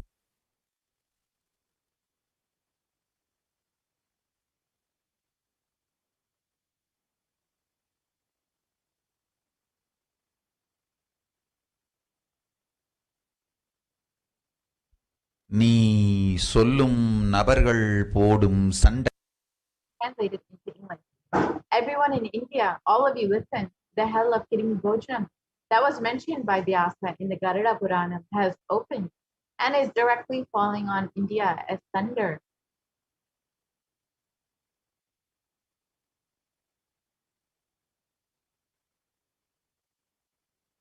Running to Adi Kailasa and protection from it is the only corona life-taking disease has brought the hell known as Kirimi Bhojanam to earth. The dance of the Agora Dandava, which no one could control, has started. This microorganism that has formed will be alive in the air for miles together. Destroying other souls, it will eat bodies.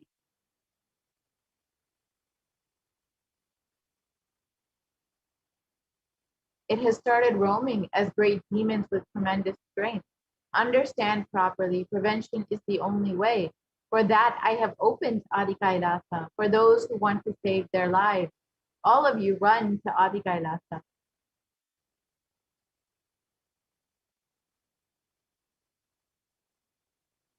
Only in India this hell is going to open and is going to spread the whole world. The Kirimi Bhojanam hell has come to the earth because of the suffering done by humans.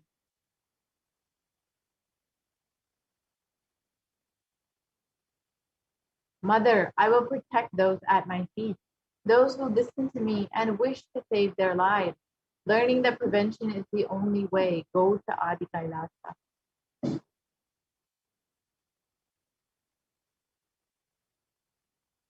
So let us look at what is this Kirimi Bhojanam. It is one of the 28 hells described in the Hindu scriptures, where people are sent to suffer in a pit to be eaten up by worms. And this is described in the Garuda Purana, the Devi Bhagavata Purana in chapter 21 and 22, and the Shiva Purana in chapter 16.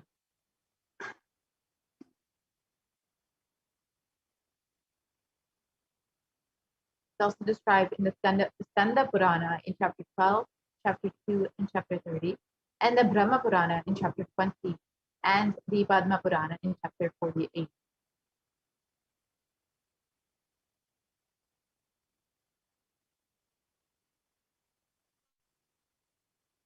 And the description, O excellent sage, above the nether regions are the hells where the sinners are scorched. Listen to their description from me.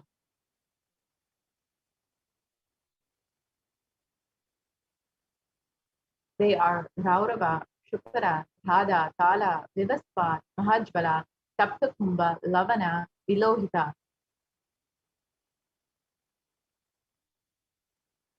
The river Vaitarani consists of the putrid stuff flowing in it, the Kirmina, the Kirimi Bhojana, the Asipatravana, the Lalabhaksha are the terrible hells.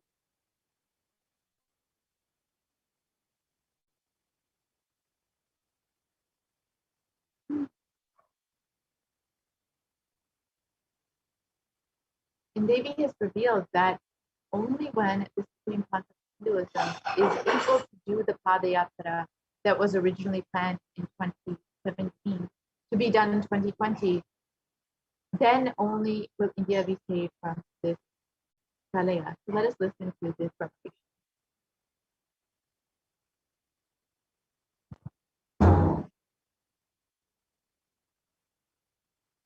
ஓம் ஓம் விநாயகா ஸ்ரீகண்ட 2022 வரை India செல்ல வேண்டாமா என்று கேட்கின்றாய். நன்றாய் தெரிந்து கொள், சொல்வதை புரிந்து கொள். இந்த பெருநரகமான கிருமி போஜனம் இந்தியாவிற்குள் வரக்கூடாது என்பதற்காக 2020 பாரதம் முழுவதும் 12 ஜோதிர்லிங்கமும் பாத யாத்திரை செய்திடவே என் மகன் மூலமாய் திட்டமிட்டிருந்தேன். படுபாவிகள் ஓடத்தின் மாலுமியை ஊர்விட்டு துரத்தினார்கள். என்ன நடக்கிறதென்று பார். முறையாக கைலாய நாட்டின் தலைவனாக நிறை மரியாதையொடு நல் மதிப்பொடு என் நிஜாவதாரம் நித்யானந்தன் திருவடி மீண்டும் பாரத பாத யாத்திரை செய்த பிறகு மட்டுமே நீ அங்கு செல்ல வேண்டும். அதுவரை உன்னை காத்து செல்லாதே. ஓம் ஓம் ஓம்.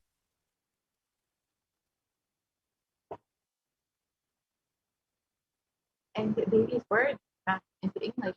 You are asking whether or not to go to India until 2022. Know properly, understand what is said.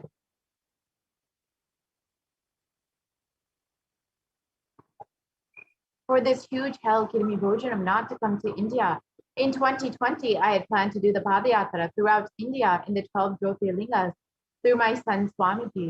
They drove away the sailor of the ship.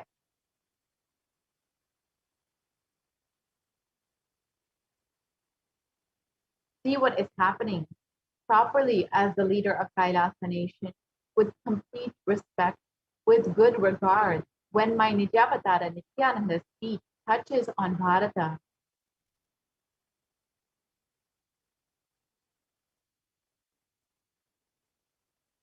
And does the Padayatra only after this, you should go there. Till then, protect yourself. Do not go.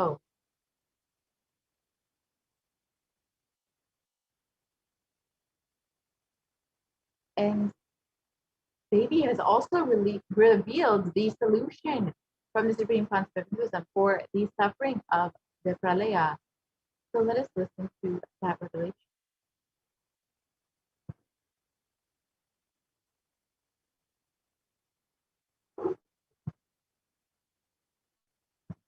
அடுத்த சில மாதங்களில் 1000 அல்ல, லட்சம் அல்ல, கோடியில் உயிர்கள் பலியாகும்.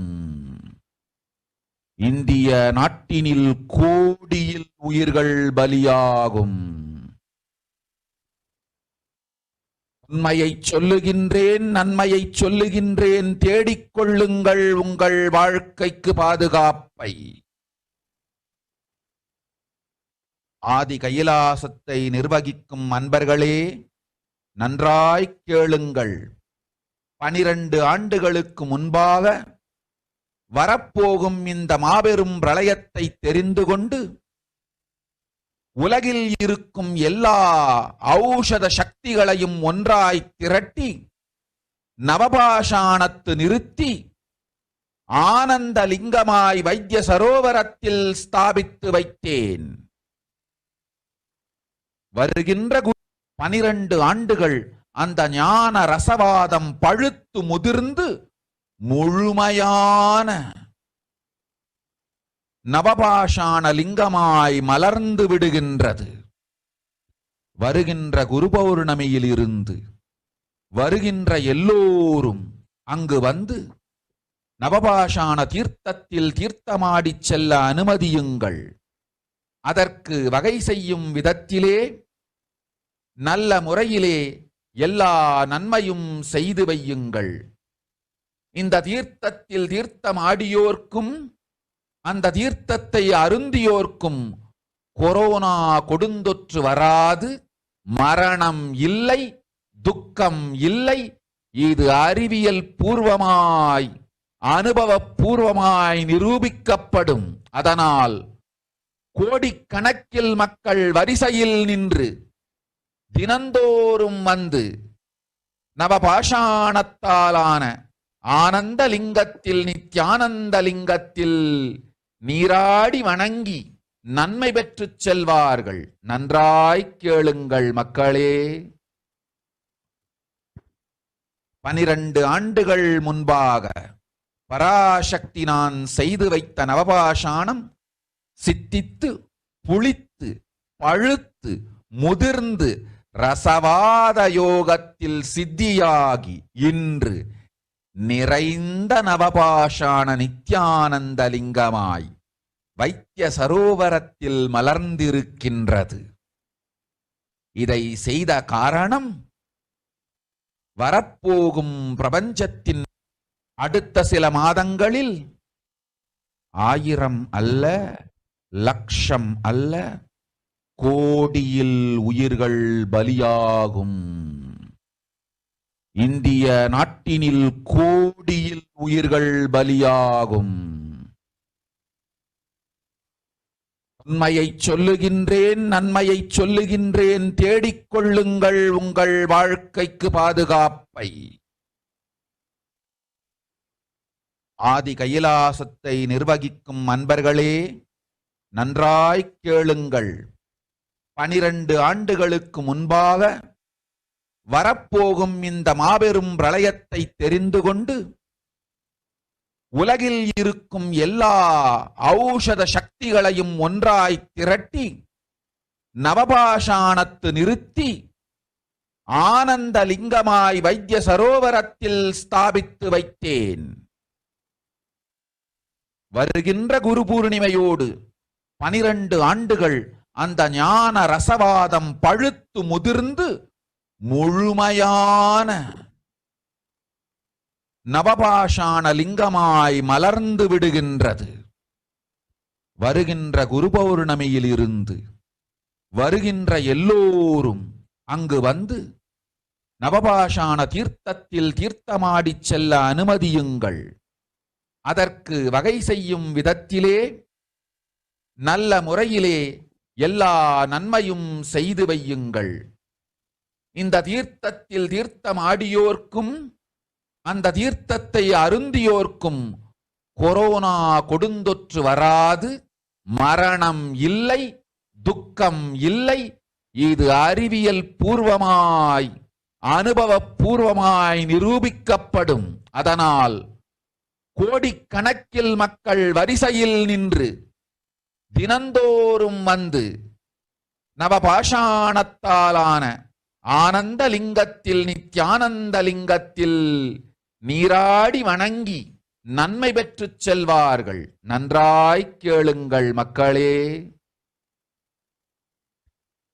12 ஆண்டுகள் முன்பாக பராசக்தி நான் செய்து வைத்த நவபாஷாணம் சித்தித்து புளித்து பழுத்து முதிர்ந்து ரசவாத யோகத்தில் சித்தியாகி இன்று நிறைந்த நவபாஷாண நித்யானந்த லிங்கமாய் வைத்திய சரோவரத்தில் மலர்ந்திருக்கின்றது.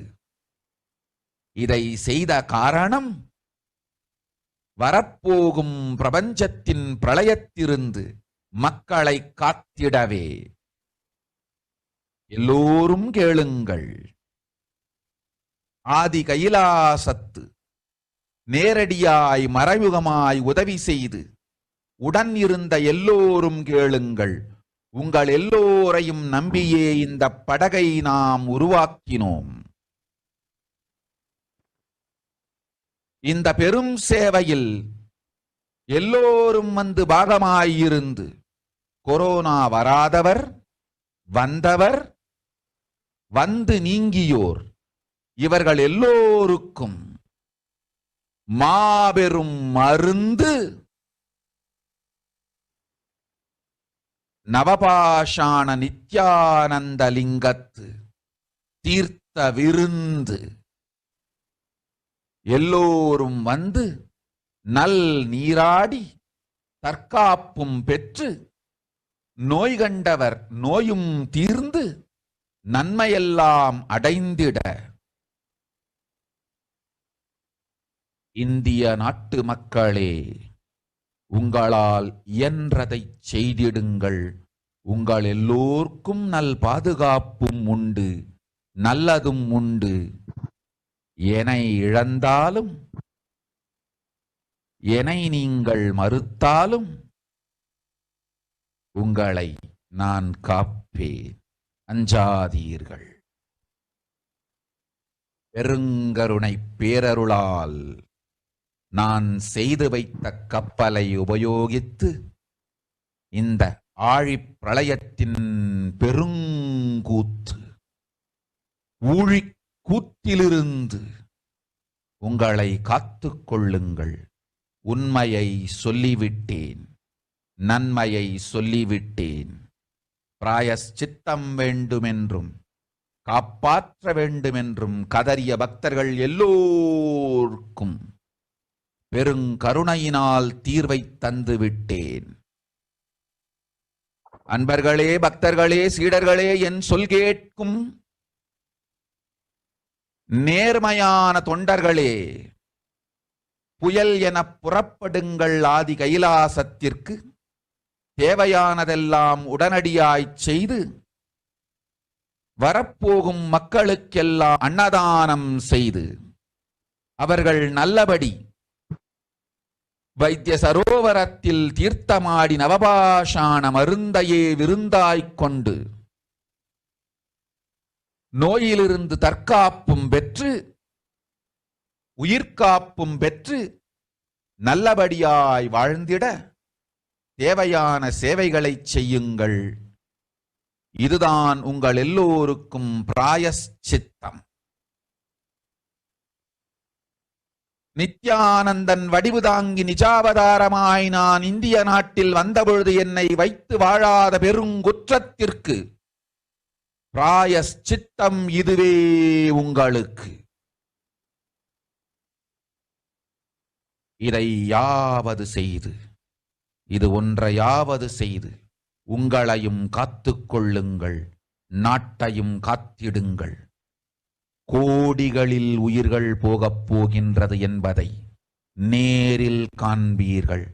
கண்ட பிறகுதான் நான் சொல்லும் வார்த்தையின் சத்தியமும் உண்மையும் உங்களுக்கு புரியப் போகின்றது.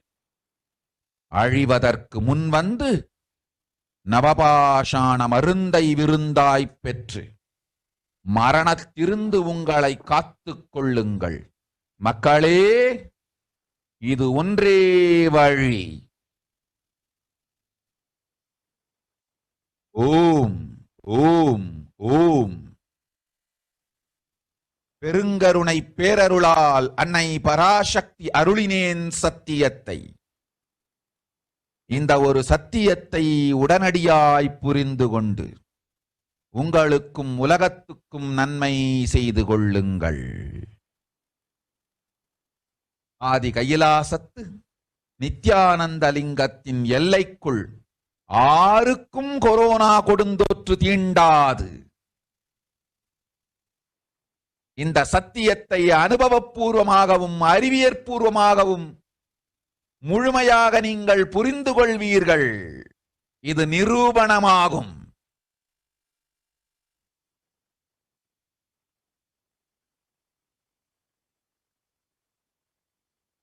அன்னை பராசக்தி 12 ஆண்டுகளுக்கு முன்பாக உள்ள ஞான ஔஷத சக்திகள் அனைத்தையும் பிரம்மாண்ட யோனி ஹிரண்ய கர்ப்பத்திலிருந்து கொண்டு வந்து உருவாக்கி வைத்த நவபாஷாண லிங்கம் இன்று பிரளயத்திலிருந்து காக்கும் பெரும் கப்பலாய் உங்களுக்கு ஊதாவும். என்னை இழந்தாலும் நான் செய்து வைத்த இந்த ரசவாத ஞானத்தின் துணை இழக்காமல் உங்களை நீங்களே காத்துக் கொள்ளுங்கள். இது ஒன்றே மக்களே, இது ஒன்றே வழி. ஓம் ஓம் ஓம் ஓம் ஓம்.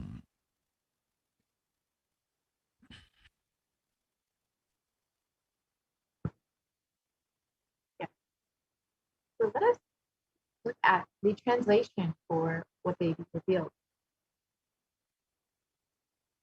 Even if children do mistakes in ignorance by getting stuck in Maya, as it is Parashakti, Paramashakti, Parashorasi, Manonmani, my responsibility to save the cosmos from destruction.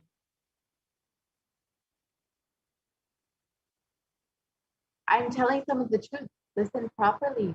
Within the next few months, not in thousands or lakhs, lives will be lost in crores. Crores of lives will be lost in India.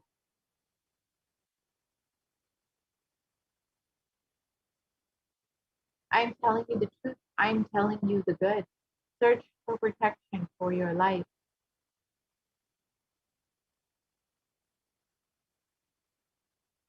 And Devi revealed that the solution would be bathed in the Navabhashana Linga, in the water that is comes from the Navabhashana Linga in the Vajrasarovar, the Ananda Lingam. And this would protect anyone who bathes in its waters, would protect anyone from the coronavirus and from this deadly pandemic. And this was established by the Supreme Pontiff of Hinduism 12 years ago for this purpose. And the Supreme Pontiff of Hinduism has been continuously working to protect and save humanity, despite not being able to do the Padayatra and re-energizing process of the 12 Tirthas, which was intended to protect people from the Pralaya. The Supreme Pontiff of Hinduism has been continuously giving solutions, and Devi Parashakti has been continuously giving solutions for humanity for this Pralaya, including opening the multi-layer quarantine centers within India and all of the Kailas enlightenment ecosystem for anyone who is interested in protecting themselves. Continuously, Devi and the Supreme Pontiff of Hinduism have been guiding us and reminding us that our only priority for this year is to keep ourselves alive. And continuously, Devi has been blessing us and showering us with all of the guidance and through the Supreme Pontiff of Hinduism. And today, if you would like to show your gratitude for Devi Parashakti and all of the blessings that she has been showering, you are welcome to stay tuned for the next segment. We will be concluding this segment of the program, and we'll be going into a short break before we move into the offering segment, where we will understand some of the offerings that we can make to Devi Parashakti. So we will be right back after a very short break.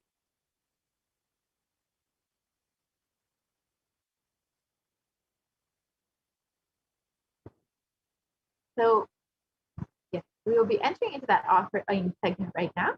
So I could request the volunteer to project the offering slide.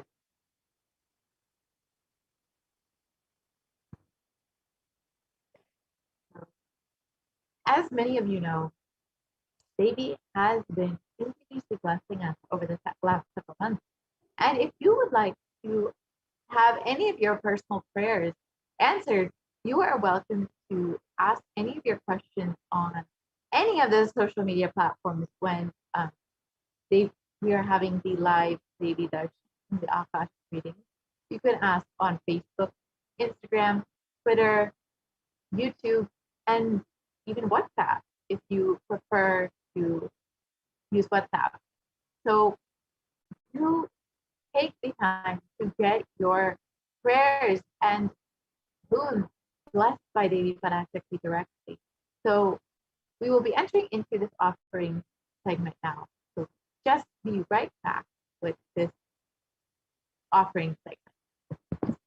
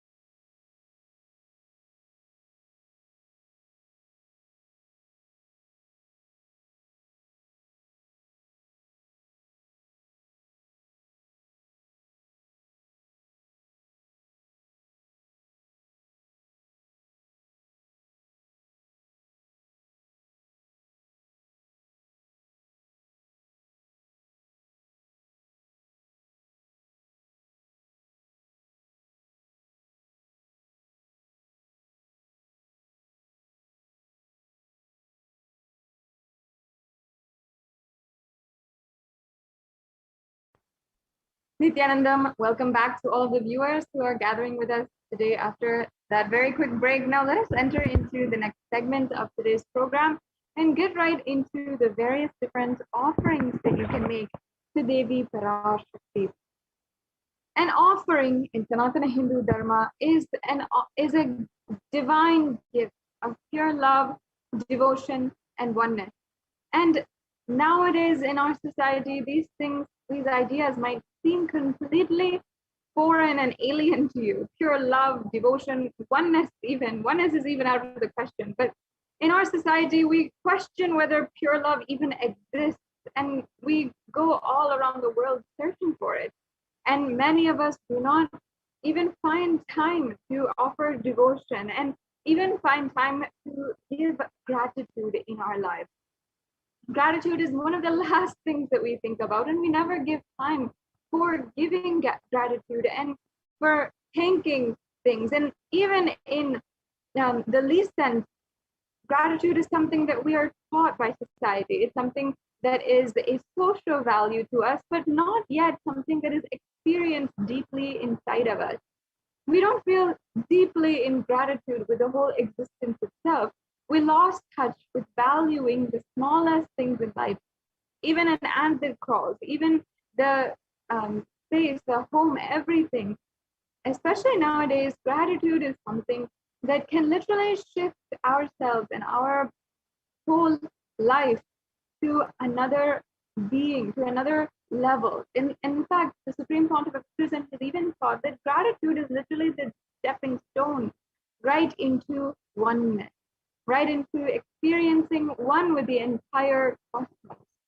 And beautifully, the Supreme Pontiff of Hinduism, in the Guaranteed Solutions book, from the chapter Discontentment to Gratitude, he says, he gives a story, a beautiful story, where he gives an example where one man had asked to God, he had simply prayed to God, God, please give me $10 million. If you give me $10 million, I promise I will offer 20% at your in the shrine of your church or temple. And then he says, and if you don't believe me, you can take $2 million and leave the rest of the $8 million for me. Understand that all of our dealings with life have become a negotiation, have become a business. That is how we deal with other people in our lives. That's how we deal with objects even. We only see it for its utility value and then we throw it out. And same with people, same with anything in the whole universe. But that's not exactly how existence works. Even God, even our relationship with God themselves is something we do out of utility value. As long as it's useful for me, I will pray and I will do something. But when we never do it, even in the times of not, even just as a pure practice of our lifestyle, it's not become our experience yet in our day-to-day lifestyle. And in fact, even in religion, it comes down to this. It's always about a negotiation. There was once another story from Guaranteed Solutions, which Swamiji himself had narrated in the chapter From Discontentment to Gratitude. And Swamiji beautifully said that there was once a king who had been offering his prayers in the court, and right before he was going to give donations and give alms to all of the different beggars who had come to the court. And one of the beggars who had come from far away, and he had come to ask the king for something to eat and some refreshments and something that he could take away. He said, why, at the end of the day, you are also begging. Why should I ask something from you? Understand that we have come to we have always come to a negotiation with even God, and we always ask for things that it's become even natural to us. We think that is the way of life. Even in our thoughts, we're continuously asking for things. Even in our prayers, it's become only asking and never and never thanking, never paying our gratitude. In fact, there are two religions in the world. One is the religion of prayer, and the other is the religion of gratitude. Understand that Sanatana Hindu Dharma is a religion of gratitude. It makes gratitude as a living experience. And out of our gratitude only we function, we existed.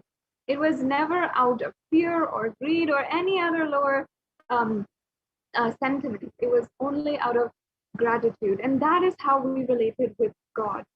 These offerings that we're going to be going over in this next segment are all different ways that you can offer your gratitude and pure love. Understand that whenever we are remembering God, whenever we are continuously remembering, cherishing, and being enchanted by God, it is purely out of love, something that we can always use more of and continuously be in the space of. So now, before we enter into the different offerings you can do out of gratitude, we will first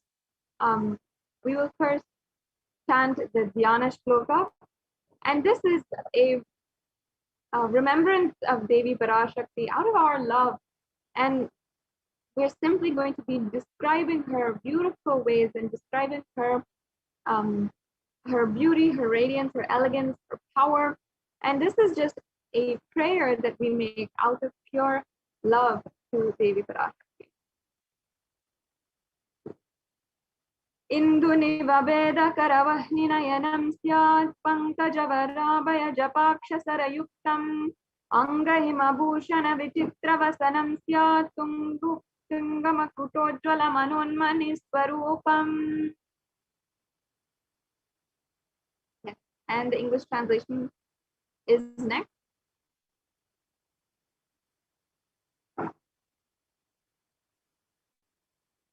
Moonlight face, holding the Vedas on hand, fiery eyes with lotus flower, gracing and blessing hands, and one hand with the Japamala, beautifully decorated with jeweled ornaments and wonderful clothes, and shining bright crown. Her name is Manonmani. Yes. And next we have the next Dhyana Shloka. ध्याये देवीं त्रिनेत्रां शशिनिभवदनां वेदहस्तां ददानां स्तव्ये पद्मं वरदमपरे चाभयं चाक्षमालां दिव्यैराभरणैर्विभूषिततनुं ब्रह्मादिभिः पूजितां देवीमेव मनोन्मनीं प्रतिदिनं कामत्रदात्रीं शुभाम्. Yes. And the English translation once again. I meditate on Devi with three eyes glowing like the moon and holding the Vedas, lotus embracing with blessing and gracing hands. She is wearing beautiful ornaments and she is worshipped by Brahma and other many gods, and she showers auspicious boons for all actions every day. Yes. Now, having remembered Devi Parashakti out of our pure love, let us now enter into this segment. And we'll be peeling layer by layer, understanding the context, the rich context of Sanatana Hindu Dharma. Now, understand that even why we offer in gold has a sacred value, a sacred sentiment behind it. You'll see that many of these offerings are in gold today, and it actually has a sacred significance. In fact, in the Atharva Veda, here is a verse from the Atharva Veda about how gold is a divine element. And it says that triply born by birth is this gold. From the atoms of Agni is one. It becomes dearest to Agni, and one fell away from the Soma when it was hurt. One they call the seed of virtuous and powerful Apaha. Let that triple gold be for your long life. So gold is a divine element. It purifies anything that it touches. It is an element of spiritual significance and great spiritual power of healing and enlightenment.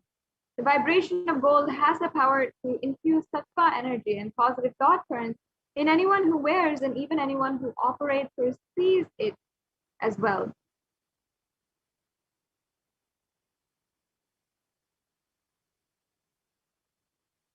And just in accordance with this, gold is present in all all of the scriptures, the Agamas, the Vedas, Shrutis, Smritis, Itihasas, and Puranas. It has all the Hindu scriptures, and it is abundantly displayed that gold is the most auspicious and purest metal which purifies our very being. In the Hindu civilization, everything was built in gold and exchanged in gold, and ritual feasts were even offered in gold bricks. When one was to be saved from life-threatening illnesses, gold was offered as a ritual fee, and gold was in abundance and used for weighing equivalent amounts of commodities. The streets would have huge columns of gold and huge archways made of gold, and horses and cows were even dressed in gold.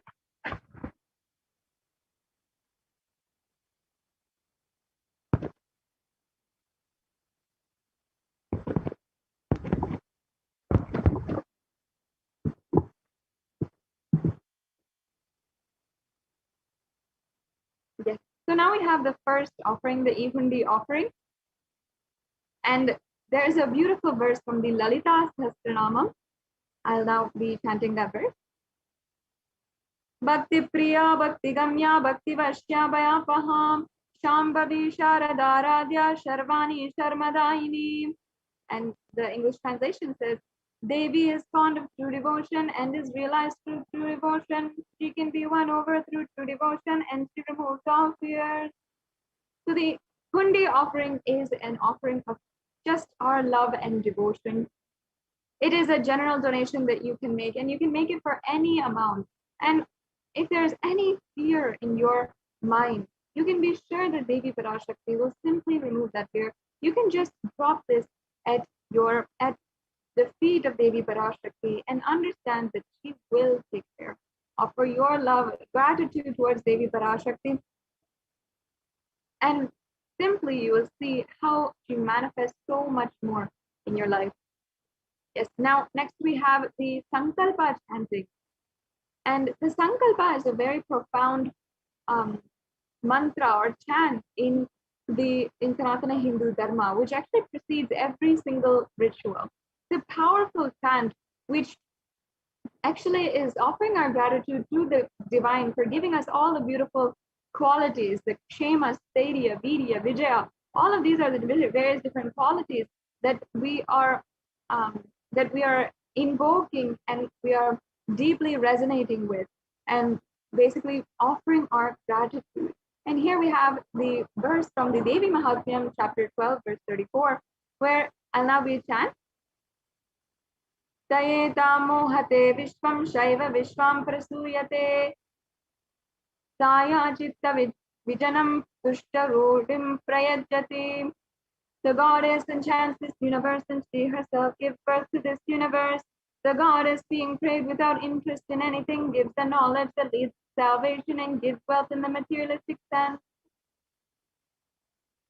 So this is from the Devi Mahatmyam, chapter 12, verse 34 once again. And you can offer the Sankalpa, a very powerful mantra that you can offer and experience oneness with the divine. Next offering we have is the Sahasranama Swarnakasu. And there's another beautiful story I'd like to share with each and every one of you from the Guaranteed Solution book once again, that the Supreme Pontiff of Hinduism himself told. He had narrated that one day there was a geography teacher in a classroom full of students told to name the 7 wonders of the world. And as the students excitedly started naming off the Tower of Giza, the Great Pyramids of Egypt, the Great Wall of China, and so many more of the wonders of the world. And one student sitting at the back of the classroom was looking very confused and just being silent. And the teacher asked her, what's wrong? Why aren't you participating? And she said, I'm just a little confused. I don't understand how there's only just 7 wonders of the world. I can count hundreds, I can count thousands. And she said, I can see, I can hear, I can live, I can love. All these are wonders to me. Understand that we often don't give gratitude for the different qualities, the smallest things in life, and we take them for granted in our life. In this, we are chanting the various different qualities of Devi Parashakti, offering the gratitude for having given us all these various different qualities, all of the various different, the smallest things in our life, and giving gratitude to Devi Parashakti through this beautiful different offering the Sahasranama Vastu. And in this offering, in the Lalita Sahasranama, verse 731, Devi Parashakti is referred as Nama Parayana Prita, meaning she who likes the repetition of her various names.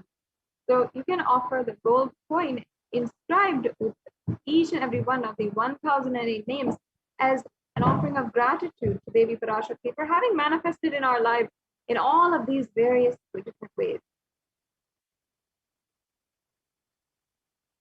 Yes. And the next offering we have is the Mukta Anguti. First, let me chant a beautiful shloka from the Meenakshi Pancharatnam and sing the praises, the glorification of Devi Meenakshi.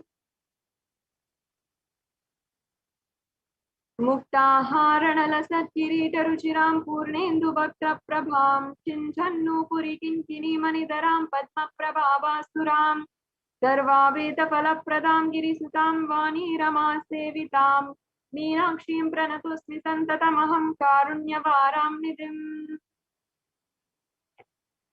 And the English translation says, I bow down to the goddess Meenakshi, whose crown has garlands of pearls and face shining like the full moon, who wears anklets that are studded with gemstones and has small bells, who is shining like the splendor of a lotus, who grants all wishes, the daughter of the cosmos, who is worshipped by goddess Vani and Rama. I remain ever bowing to the goddess Meenakshi, the ocean of compassion.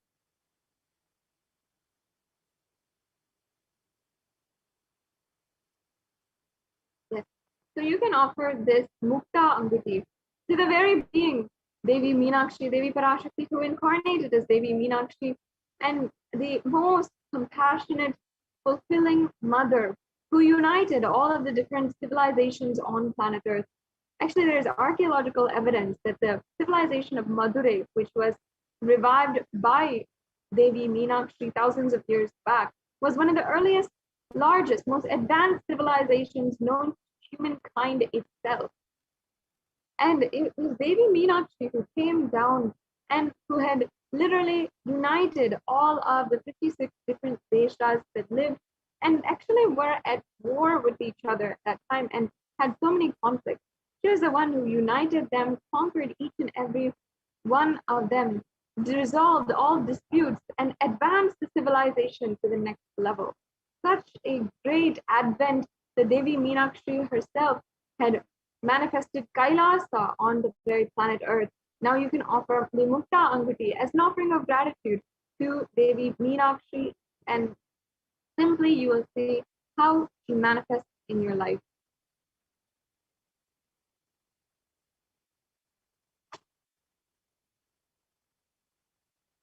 Yes, let's go on to the next offering.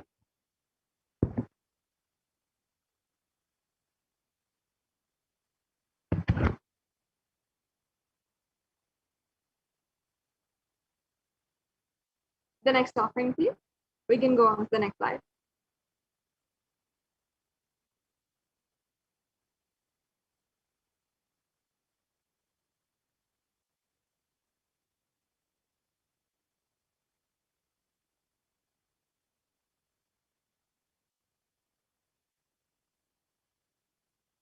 It looks like there's a technical glitch. If we can go on to the next slide, please.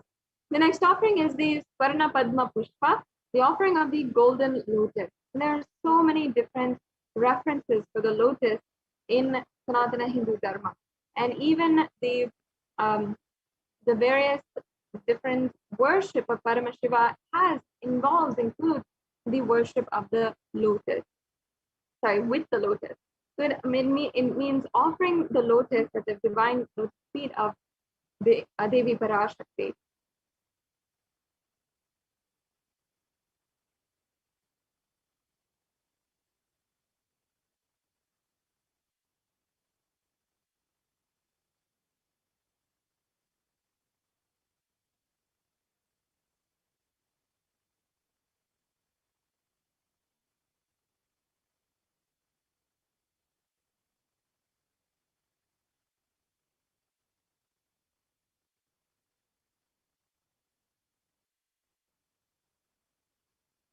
Yes, I feel there is a technical glitch. Maybe if we stop the slide share and then start again, it might work. For all viewers, sorry for the technical difficulties. Now, understand that there are so many different ways you can offer the lotus in the Sanatana Hindu Dharma. The best way is the offering of the golden lotus. It is known as a very unique offering that you can do. And it is such a beautiful way to express your gratitude to Devi Parashakti, to the one who literally awakens all of the chakras inside of you, to the one who has literally given you the experience of enlightenment itself, through the initiation and Diksha. Then you can experience oneness and you can experience so much. And out of your gratitude, you can offer the golden lotus as well, the Swarna Padma Pushpa.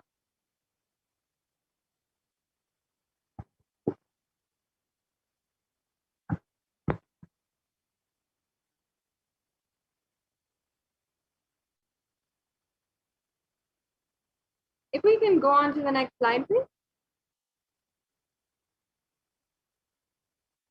Yes. And we also have the Swarna Metti available for everyone here. Now, Swarna Metti is the golden toe ring.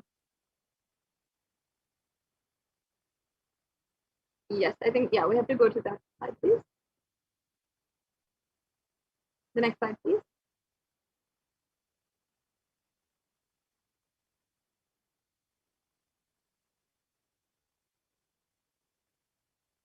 The next slide. And nowadays, the toe ring has become a fashion statement. So many people wear the toe ring, but it actually has a sacred, a profound significance in Sanatana Hindu Dharma, originating from Sanatana Hindu Dharma. And that is the Saundarya Lahari verse in verse 45. It has the glory of just even the last few inches of the entire body of Devi Parashakti. Her very toenails are powerful enough to literally make you experience enlightenment and remove all the darkness of ignorance. Let me just first chant that verse. Nakhadiditi samchana namo namajjanatamo guna padadvaya prabhajala parakrita saroruha. You whose brightness from toenails destroys the darkness of ignorance from the minds of your devotees who prostrated your feet. You whose brightness from your 2 feet overpowers that of the lotus flower.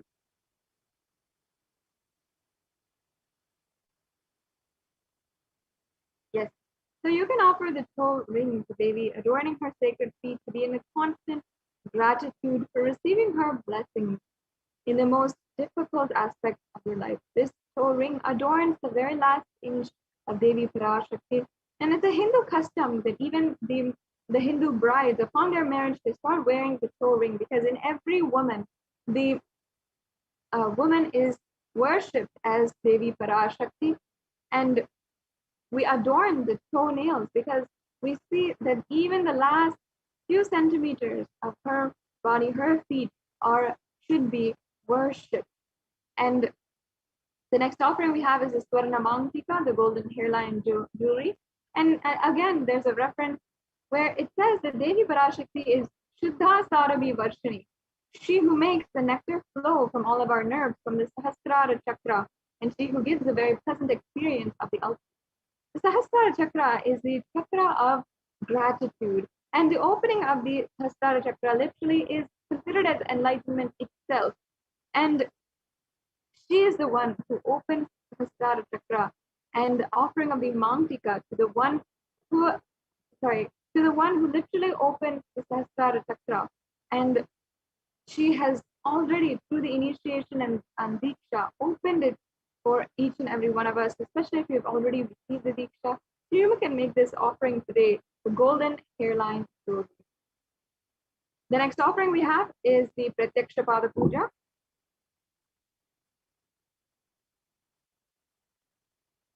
And the Pratyaksha Pada Puja is one of the most precious and special offerings that every single one of you needs to make in some way and somehow. And you can be ensured that the Pratyaksha Pada Puja can literally open up so much of knowledge in your life. and the ultimate knowledge that leads to enlightenment itself. So the offering of this Pratyaksha Pada Puja to the Supreme Pontiff of Hinduism is also available for each and every one of you. And we also have the Vastra Seva, the offering of this sacred cloth. And this is another offering to the Supreme Pontiff of Hinduism. The offering of the sacred cloth can bestow on you the sacred protection, the protection from the Guru in any aspect of your life. So this brings us to a conclusion of all the various different offerings. You can see a summary table of the offerings as well. Yes. And now I request if we can go to the link for the how to make a payment. You can go to tiny.cc/Devi-offering if you are ready to make a payment. And we'll just walk you through a few of the steps of how to make the payment. If you are interested in offering, if you'd like to make an offering right away. But if you want to take some time and perhaps you want to get to know more about the offerings, you can register yourself at tiny.cc/Bhavasamadhi and start by making an intention today to make an offering. So once again, you can fill out the form. If you're ready for a payment, you can fill out the form at tiny.cc/Devi-offerings. If you'd like to make an intention for making an offering in the future, you can go to tiny.cc/Bhavasamadhi. And then after you make the payment, we request all of the people, the Yajamans, to go to tiny.cc/Sankalpa2021 and fill out the payment, the Sankalpa form, where you will just be asked for your names and your payment order numbers, so your names will be chanted during the puja. Yes, if we can just go to the links now, we can show and walk through all of the steps with the viewers. Yes, thank you so much.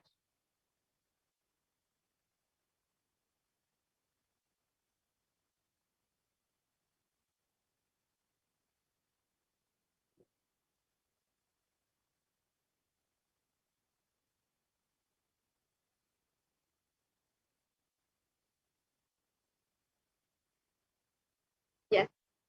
So as you can see, this is the link. This is where you go. If you go to tiny.cc/Devi-offerings, you can select the offering that you'd like to make, as you can see in the drop-down menu, and then press add to cart. Once you press add to cart, you can review all of your cart, the items in your cart, and then you can go ahead and proceed to checkout. And then you can fill out your billing details and your payment details.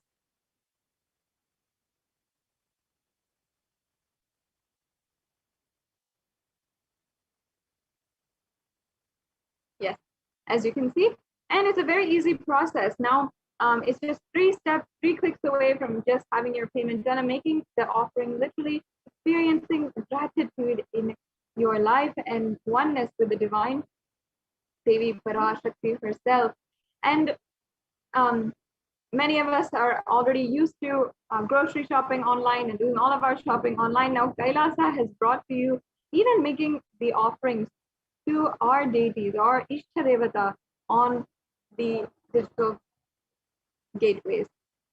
And we have another option, which is also to pay through or you can make a payment and make an offering through YouTube as well. But first, I'd like to ensure that each and every one of you also see the Sankalpa 2021 form. And this is after you made the payment, make sure you fill this out so that your names are chanted during the puja. This is a mandatory form, and it ensures that your names will be chanted during the offering and by the puja acharya. And yes, if we can also now show all the viewers how you can make a donation through YouTube.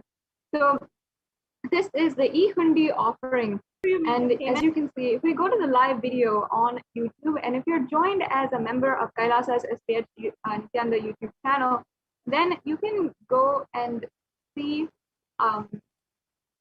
you can first of all make sure that you're joined as a member, and then you can open up the super chat to you, and you'll be able to make an offering through the super chat. And as you can see, you can also offer with a cute little sticker if you'd like to send your love in this form to Devi Parashakti. and you can make a donation in this way. I can see that many of you are making a donation, chatting. It's always so nice. Thank you so much for your offerings. Yes. And as you can see, you can adjust how much you would like to donate, and also you can pay either through credit card, through debit card, or through PayPal. So there's an option. If you don't have a credit card or debit card, you can pay through PayPal if that option is more suitable. So now this brings us to a conclusion to this segment in today's program, and we'll now be moving into the next segment of the program, where we'll be understanding the various different contributions of Devi Parashakti in the form of supreme contribution. Now understand that in this last segment, we've understood all of the various different ways that Devi Parashakti has manifested in history, has literally come down to planet Earth in so many different ways, and all of her forms.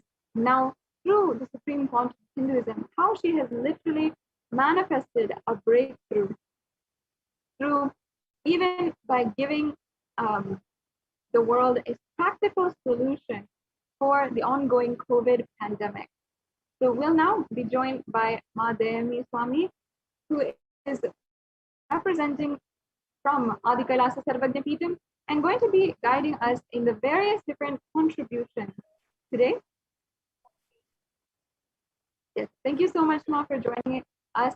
And it's always so good to hear from you about the various different contributions, what the Supreme Quantum is making happen, executing on the ground in Adi Kailasa Sarvajna Peetham.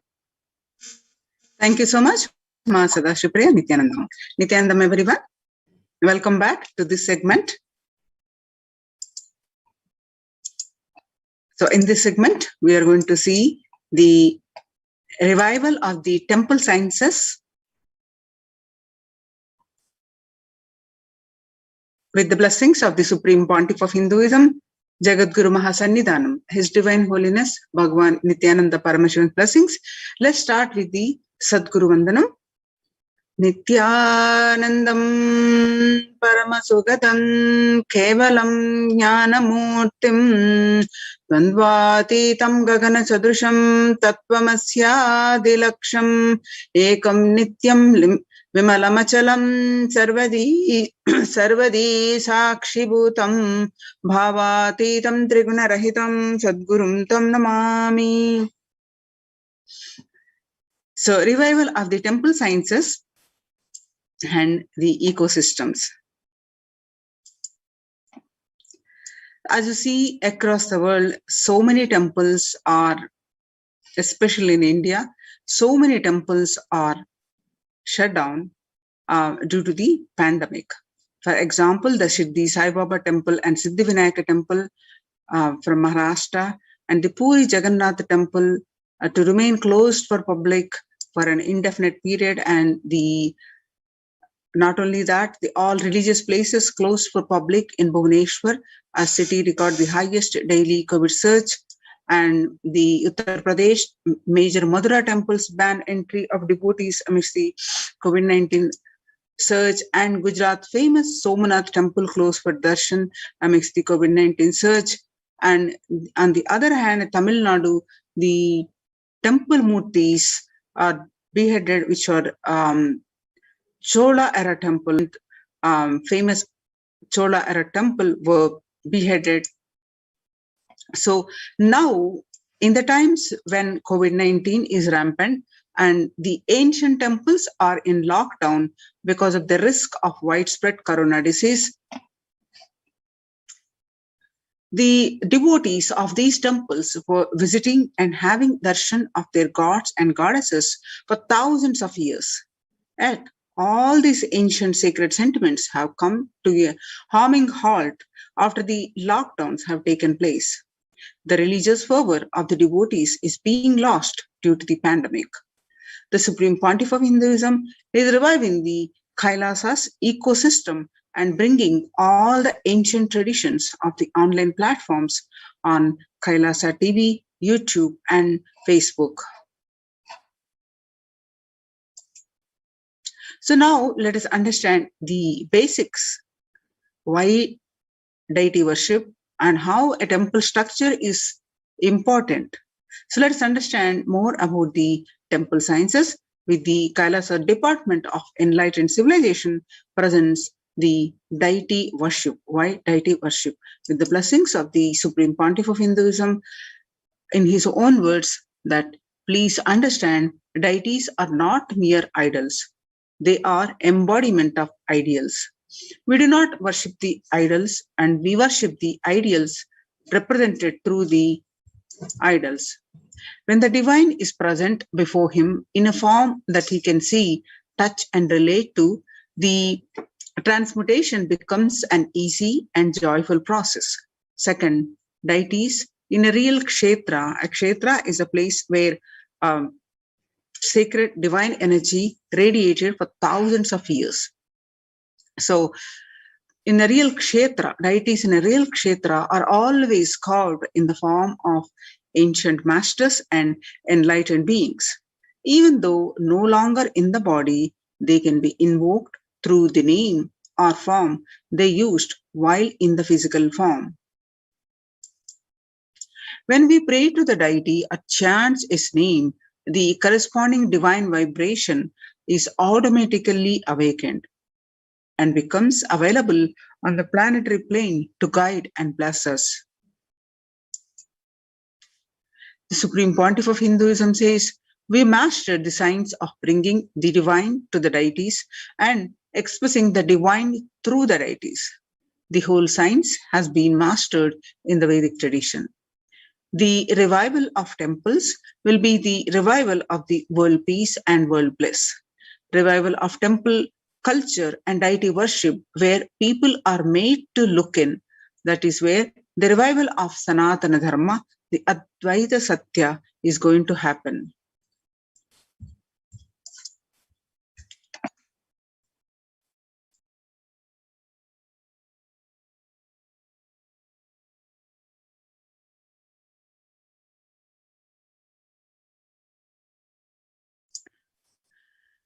For example, Shiva saved Markandeya from death.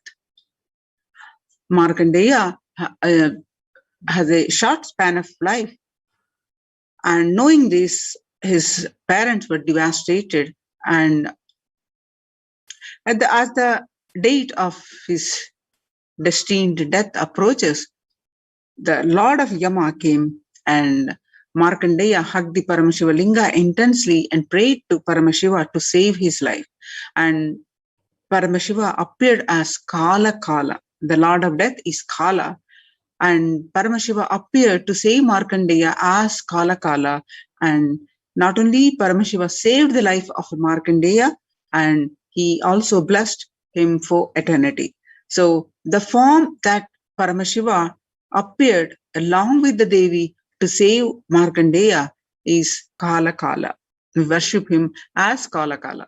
Same way, he danced in ecstasy. That action became Nataraja.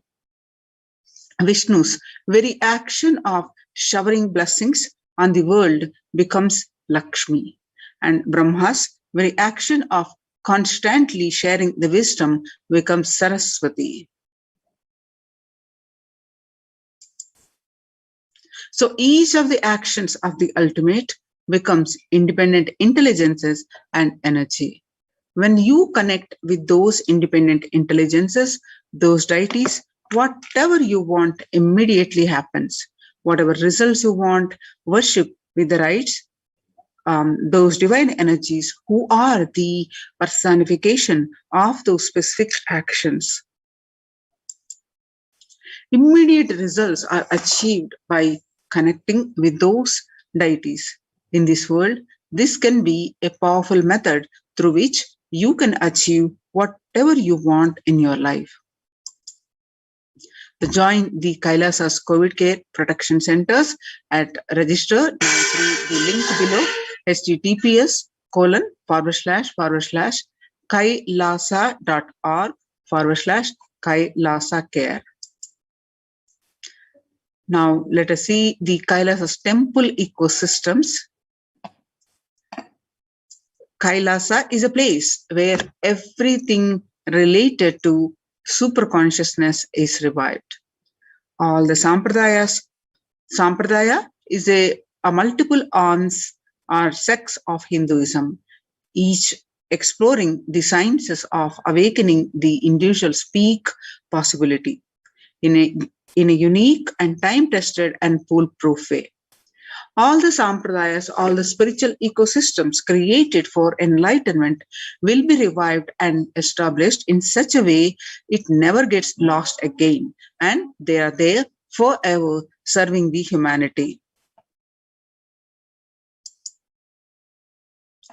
Now let's listen from the Supreme Pontiff of Hinduism.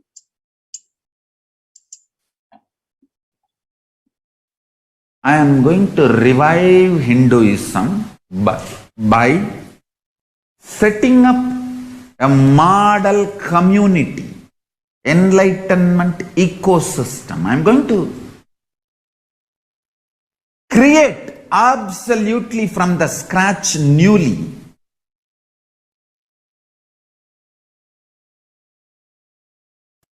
self-sustaining, temple-based Hindu ancient enlightened system and civilization based on that. Understand? Kailasa is reviving the ancient Hindu enlightened civilization.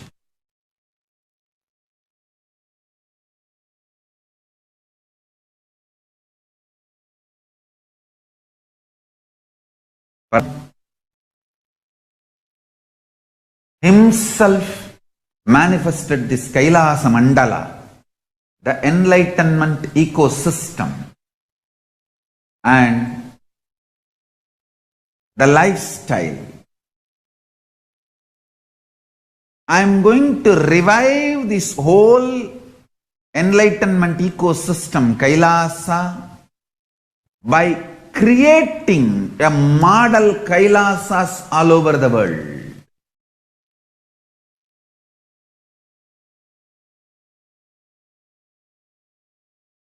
I am going. So, in adulation of violence in recent lifestyle has enabled disruption in several nations, affecting millions of lives with mental distress, physical health elements, and defalcation of food supply, and pinpointed destruction to the infrastructure of several countries. The Supreme Pontiff of Hinduism, Bhagavan Nithyananda Paramashivam, has dedicated his entire life and made it his mission to bring global peace and from the ground level through the Kailasa Department of Religion and Worship and Department of Human Services, to bring harmony in humanity, to create a life of freedom and peace for every individual on the planet through the revival of the temple ecosystems. From 1994 to this date, the Supreme Pontiff of Hinduism has worked tirelessly in the revival of temple ecosystems globally. Through the Kailasa's Department of Religion and Worship and Department of Human Services, led by the Supreme Pontiff of Hinduism, this lifelong commitment to the mission and vision of bringing the global harmony and sustainable living and producible ecosystems has been proven in building active, contributing temple ecosystems around the world.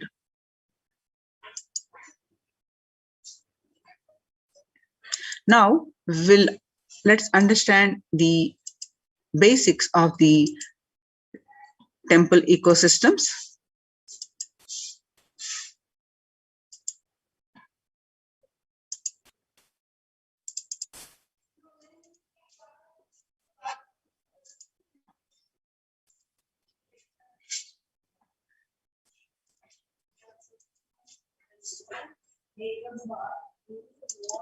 temple ecosystems of Kailasa.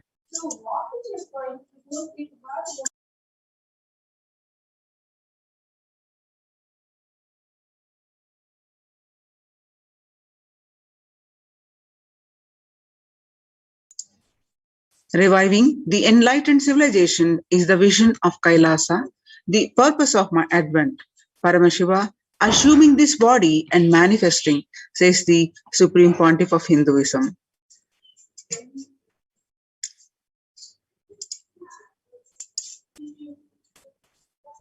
Kailasa is basically an enlightened civilization where everything happens based on the ultimate cosmic principle and ultimate possibilities and powerfulness.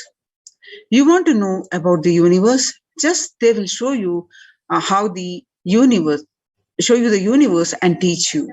And you want to know about the cosmos, they will just show you the cosmos and simple and straightforward. In Sanatana Hindu Dharma, we had at least 10,000 sampradayas, religious, spiritual traditions.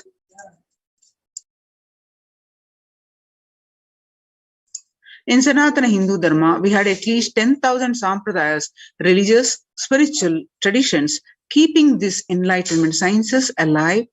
Understand, each Hindu sampradaya is a spiritual ecosystem created for keeping the enlightenment science alive. Every monastery, every adhinam, every mutt, every temple, every Veda Patashala, every Sarvajna Pita is a lineage, sampradaya created to keep the ecosystem of spiritual enlightenment alive. Kailasa is basically an enlightened civilization where everything happens based on the ultimate cosmic principle and ultimate possibilities and powerfulness.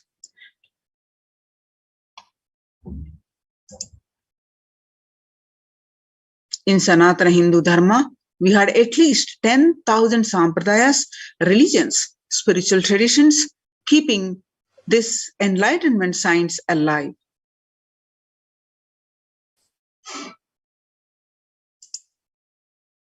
Some may be Shakta, some may be Yoga, some may be Vedanta, some may be Tantra, some may be Yoga Vedanta, some may be Yoga Shaiva, some may be Vaidika Shaiva, all kinds of permutation and combination. Each temple, each mutt, each monastery, each adhinam, each Veda Patashala, each Sannyasa Sampradaya is a spiritual ecosystem created to keep the enlightenment science alive of that Sampradaya. Hindu temples are not just worship altars or religious congregation place or just memorial for a certain legendary person or incident. Hindu temples are residents of God. That is why in Chidambaram, Nataraja is one of the Dikshitar. In Srirangam, Ranganada is one of the Bhaktar who are doing the puja. The temples are residents of God in Hindu tradition. At least in last 1,000 years ago, we did not have a single nation, we did not have a single state, and we did not have a single province practicing Hinduism as a state religion legitimately. And in 10,000 sampradayas, without any doubt, that only 200 are left alive, struggling to be alive. So there are three unique things of Hinduism. First, the ability to make the divine and get rooted in the deity, that is Prana Pratishtha. Second, incarnations landing. The ecosystem where the incarnations land. The enlightenment spiritual ecosystem where incarnations happen. Third, devotion to, that is Devi worship. These three are unique to Hindu tradition. Kailasa is a place where everything related to superconsciousness is revived. All the sampradayas, all the spiritual ecosystems created for enlightenment will be revived and established in such a way it never gets lost again, and they are there forever serving the humanity. The enlightenment ecosystem, Ahadi Kailas, like that, every monastery, temple is an ecosystem for keeping the enlightenment science alive and flourish, which can automatically make people enlightened.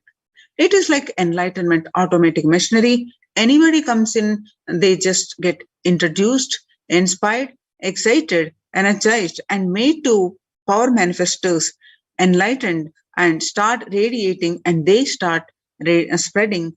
Enlightenment becomes the source for energy and excitement. A person who can make enlightenment as a source for energy and excitement for anyone is an incarnation. Fortunately, we are successful in making enlightenment as the source for energy and excitement to millions of people all over the world. This whole Kailasa is a revival of that enlightened civilization. A temple is a place where an intense cosmic energy is available for everyone to experience. Significantly, all the major Vedic temples built over these centuries have been consecrated by enlightened masters, or rather, the temple has grown around the intense energy field established by an enlightened master for the benefit of humankind. Just as a rich man leaves behind his wealth for the next generation, after he leaves the body, enlightened masters leave behind the huge energy that they bring with them in the form of temples.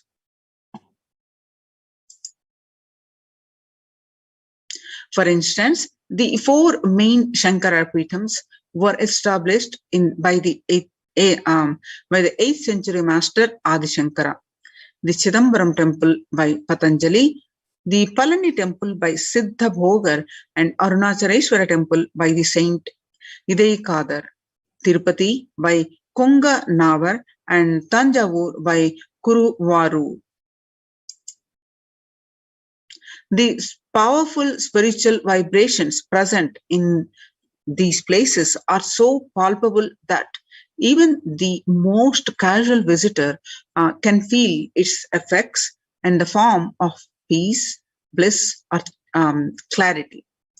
When maintained properly using the subtle powers of mantras, rituals, and meditation, temples can hold and radiate this precious energy for thousands of years. About the temple structures.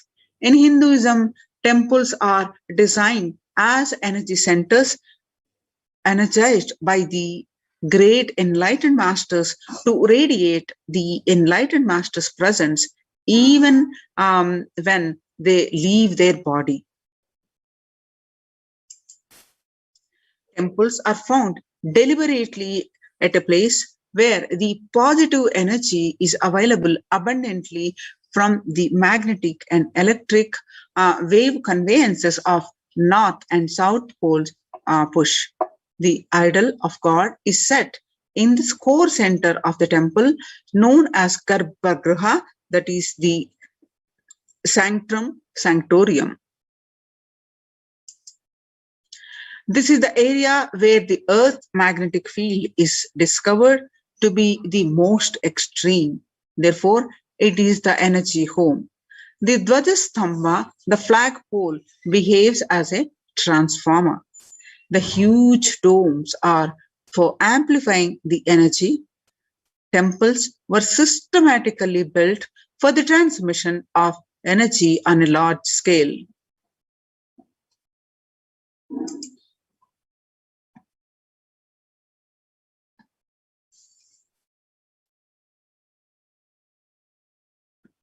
Temples are found deliberately at a place where the positive energy is available abundantly from the magnetic and electric wave conveyances of north and south poles push, the idol of God is set in the core center of the temple known as Garbhagruha, the sanctum sanctorium. In Hinduism, temples are designed as energy centers, energized by the great enlightened masters to indicate the enlightened masters present even when they leave their body.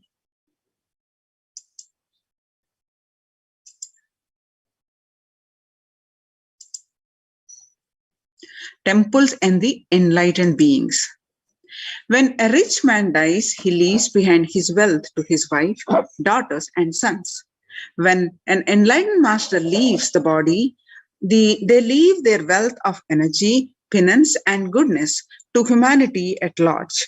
Temples are built on these energy fields left behind by them.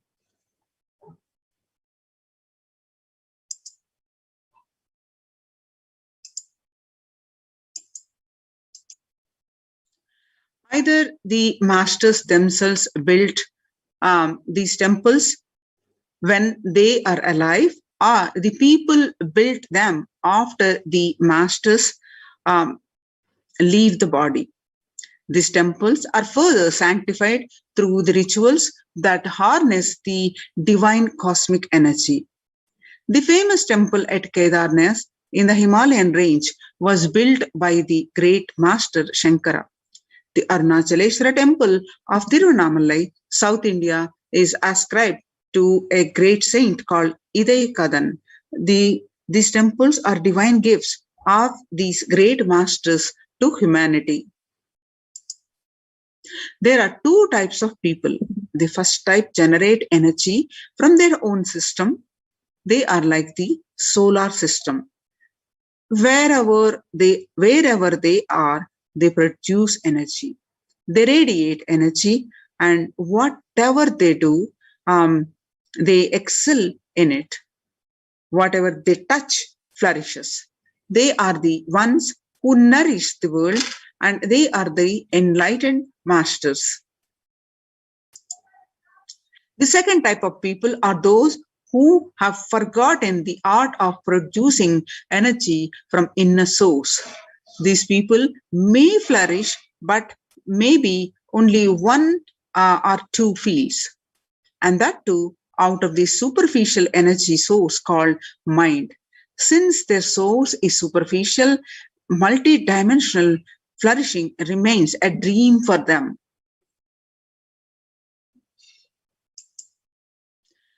These are the ordinary people from the world. The first category of people helps the second category by giving energy to it, by giving a clear-cut technology to achieve.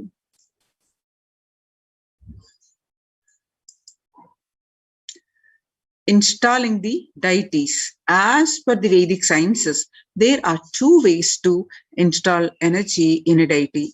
One is Agama Pratishta, the other is Prana Pratishta. In Agama Pratishta, the energy installation is done by the second category of people. It is done essentially through the chanting of the mantras. This method will install only a few volts of energy. The energy intensity will be decided by the nature of the mantras, the accuracy with which it is chanted, and above all, the psychological state of the person chanting them. And Prana Pratishta, the energy installation is done by the first category of people. It happens through a direct connection through which the divine cosmic energy that nourishes the whole universe. The first category of people, that is the enlightened masters, are pure channels for the divine cosmic energy to flow through. They can choose what manifestation of the energy they wish to install. For the goodwill of society, masters have worked on the science of the inner world and have installed various aspects of the divine energy in these temple deities. Every historic temple has its own significance. Each deity has its own boon to offer depending on the type of the energy installed in it. That is why, in order to conceive children, you go to a particular temple. In order to wed a suited spouse, you go to a different temple. To defy planetary influences, you go to a different temple. And for financial problems, you go to a different temple. These benefits are nothing but the special energy packs. The temples are structures that replace an enlightened master's presence. By their sheer presence, heal people, and they heal not just the physical level, but at the being level. They keep the insanity alive. Their presence offers an ambience of sacredness. Temples are spaces created by masters to offer these same things that they offer. While consecrating the Nithyanandeshwara Paramashiva temple sanctum at the Bangalore Adhinam, the Supreme Pontiff of Hinduism, Nithyananda Paramashivam, said, "An enlightened master is the cosmos in human form, the ultimate human form fit to perform a sanctum consecration. For an enlightened being, enlightened master, the energies of expression through any means never get exhausted." For example, for an ordinary human being, the grief emotion or the joy emotion exists when expressed through tears. The pitta, the fire element of the body, exhausts through anger. The lust energy exhausts through sexual act. And the power of speech exhausts in his very saliva the moment it is uttered. See, all these energies of expression becomes exhausted as he uses them. An enlightened master's energy of expression cannot be exhausted through any of these means, because he is existence, the inexhaustible source of energy in human form. Because masters do not need a body to execute their work, they can continue to do the things they do even after they have left their physical body. The sanctum created and energized by them will radiate inexhaustible energy and nurture energy. Only a master who can function without the help of his body is capable of creating a true sanctum, one that will materialize things exactly the way he does. Then there are many people wondering, if God is everywhere, why go to a temple? To answer this question, Sri Ramakrishna, a great enlightened master of 20th century, gave a beautiful answer. There is a milk all over the cow's body, but we cannot get it by just piercing it anywhere. Through the cosmic energies available everywhere, we are not able to perceive it because it is extremely subtle. The cosmic energy is available in the most subtle form. An enlightened being or the highly evolved soul knows the science of distilling this subtle energy into a gross form which we can perceive and absorb. Temples are engineered in such a way that the cosmic energy becomes available to all as a source of healing and spiritual transmission. Then, why so many temples in Hinduism? In India, if you see, 90% of all tourist attractions are temples. There are lakhs of temples in India. And in places like Varanasi, for every person living there, there is a temple. But why so many temples? Whatever a civilization thinks as the highest experience, it builds structures related to that. If people in a country thinks football is the greatest experience, they build magnificent football stadiums all over. If people think education is the greatest experience, they build schools and colleges. For thousands of years, Hindus in India thought of enlightenment and God as the highest experience. So they built temples. For this reason, if any city, there will be a large temple built first, and only then a city will form around it. The human body is considered a miniature of the cosmos, and a temple is an expansion of the human frame. Now let us see the signs of temples.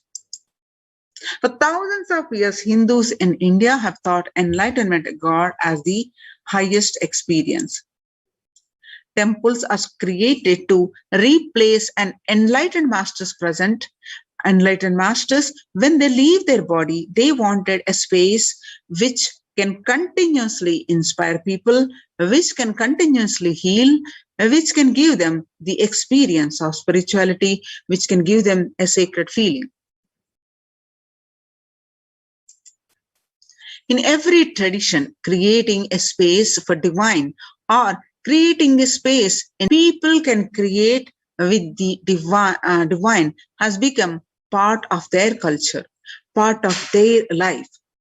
People have put aside any constraints of money or time to erect inspiring structures built on faith, science, and mystery, as well as greed and fear.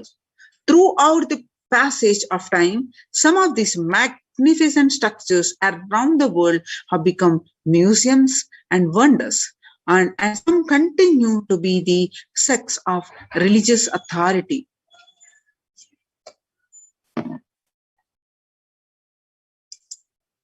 Many continue to attract the faithful, offering solace, energy, social interaction, and a framework for life itself. But for many, the signs of temples built on thousands of years of research have been lost. The understanding has been lost. Through the physical structures are still standing. For some, the belief and experience is no longer there. By understanding the signs of Indian temples, humans can experience the intelligence, power, and miracles that these structures were made from and for. Then, what does energy have to do with the temples? The last statement of science, E is equal to mc square, that whatever exists is energy, is the first statement of Upanishad. As research is proving every day, the cosmic truths that quantum physics is still struggling to comprehend were already the commonplace in that the ancient and rich Vedic tradition of India. When Einstein declared that E is equal to mc square, that whatever exists is energy, he confirmed what Upanishad or sacred Indian scriptures said thousands of years before. With an enlightened insight into the play of matter and energy that makes up the universe, the Vedic seers had declared more than 10,000 years ago that whatever exists is nothing but energy. Isha Vasham Idam Sarvam. That is from the Isha Vasha Upanishad. The last statement of science, E is equal to mc square, that whatever exists is energy, is the first statement of the Upanishad. Isha Vasham Idam Sarvam, that whatever exists is. So the last statement of science is the first statement of the Upanishad. Whatever exists is energy. In modern times, temples are truly the oxygen bars for the soul. Whatever one is aware of it or not, a constant energetic exchange is happening between humans and their environment. People live and move in an ocean of chaotic energies, both positive and negative.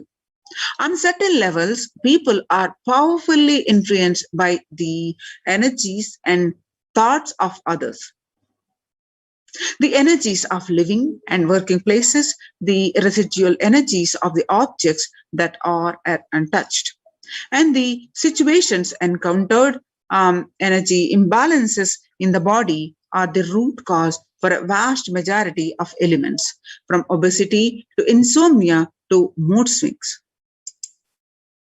Today, more than ever before, the Vedic intelligence that gave rise to the concept of temples can be appreciated for its ancient and modern technology based on thousands of years of research and development. The powerful positive vibrations present in a temple can flush out negative energies without even being aware of it. Deep cleansing, recharging, and ultimately purifying of the being can happen effortlessly in a temple, resulting in physical and mental healing. In modern times, temples are truly the oxygen bars for the soul. A temple is more than a building. The entire art of building temples is not a mere art, it is a science. Temple architecture is a highly developed science. Every single facet of it, from the size of the idols and the size of the rooms and courtyards, the directions in which each has to be situated, to the process of installing the idol in the sanctum. And all these are laid down in detail in manuals, and that were developed thousands of years ago. An Indian temple is more than just a building or a structure.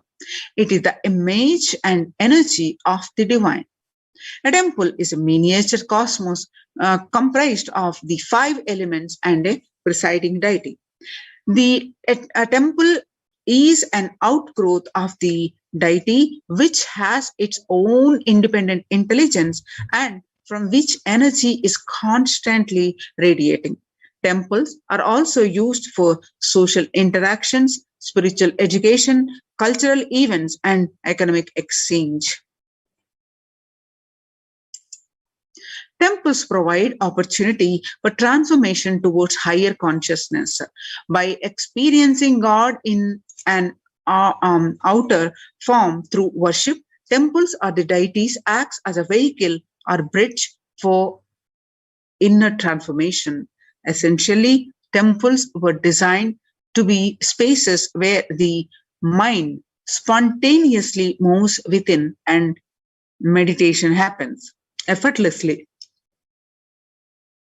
Every aspect of the temple, from the architecture to the rituals to the kinds of worship effect offered, have been consciously created to make this experience happen.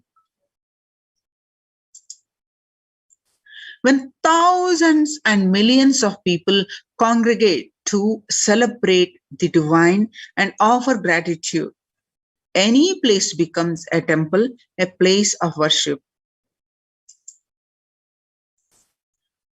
The key Crichlow of Royal College of Arts, London, believes that basic architectural principles of Indian temples on the physical level are integral with structures at the metaphysical level.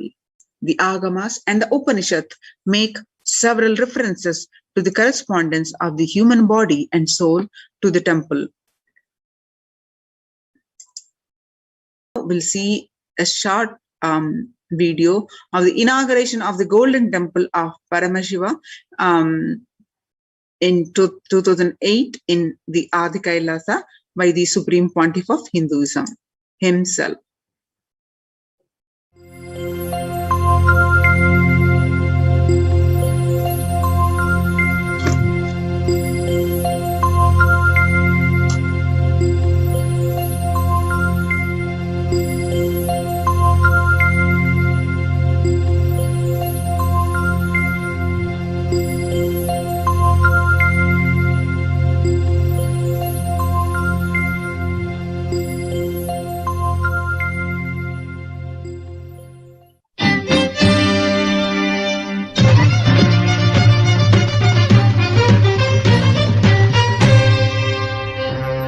श्रीनित्यशिखरदर्शनं समस्तपापहरणम् जन्मराहित्यम् अनिभेदोत्तिगदरा Shri Paramhans Nityanand भ्रमराम्ब दिव्यक्षेत्रम् दर्शिंచి మోక్షమే ఉందండి భక్తులారా.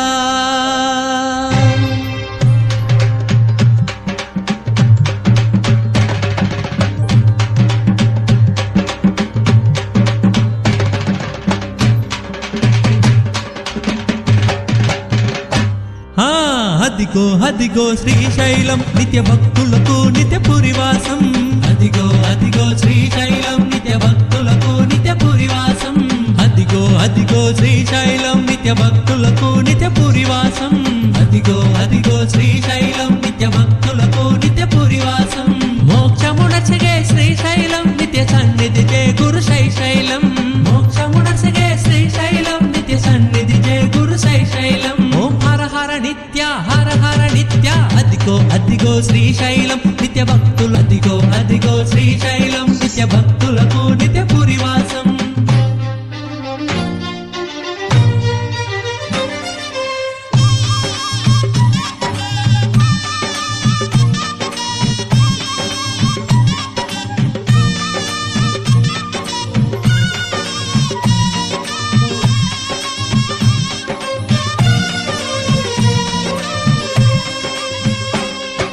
నాలుగు ప్రవేశ ద్వారములు నిత్య సన్నిధికి అభిమార్గములు. నాలుగు ప్రవేశ ద్వారములు నిత్య సన్నిధికి అభిమార్గములు. చిత్తపడము త్రిపురాంతకము నిత్య మగేశ్వర హలంపురం. చిత్తపడము త్రిపురాంతకము నిత్య మగేశ్వర హలంపురం. ప్రతి ద్వారములో తీర్థములు అవి తీర్చును భక్తుల కోరికలు. ప్రతి ద్వారములో తీర్థములు అవి తీర్చును భక్తుల కోరికలు. నేత్రానందము శైశైలం శుభయోగము కూర్చున్న శ్రీశైలం. నేత్రానందము శైశైలం శుభయోగము కూర్చున్న శ్రీశైలం. ఓం హర హర నిత్య హర హర నిత్య. అదిగో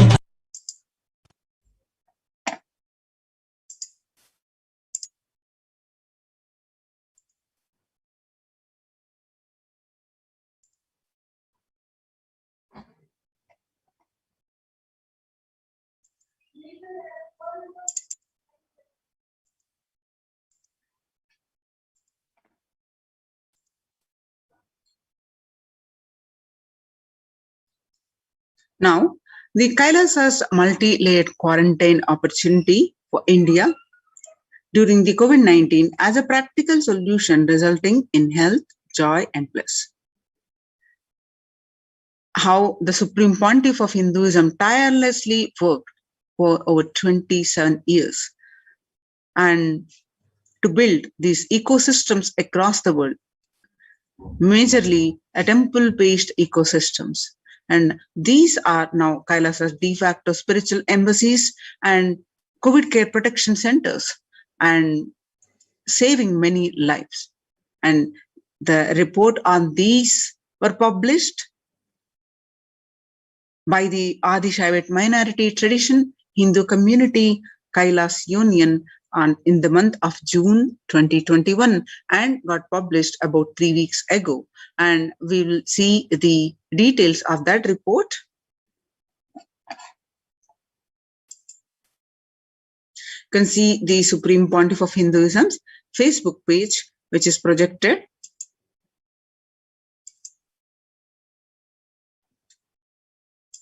The report published on their website www.ohchr.org, Adi Shaivite Minority Tradition. Globalization of disease has led the world to be only as resilient as the least resilient country and person, especially for highly contagious COVID-19, which has spread with the scale and severity not seen since Spanish flu. The variants of the virus, such as Delta, Delta plus, Epsilon, Gamma, continue to threaten even those vaccinated. Secondary diseases such as the black fungus are targeting COVID patients and killing almost 1 in 2 persons in such cases. Human life is more precious and important than all economic principles or systems in totality, because all these concepts are legitimate only because of their value, which is to fundamentally make human life better. At least until this ongoing crisis ends, all the economic policies related to money, banking, fixing prices of commodities, etc., need to be revised to make sure no human being suffers from hunger or the absence of required medical care.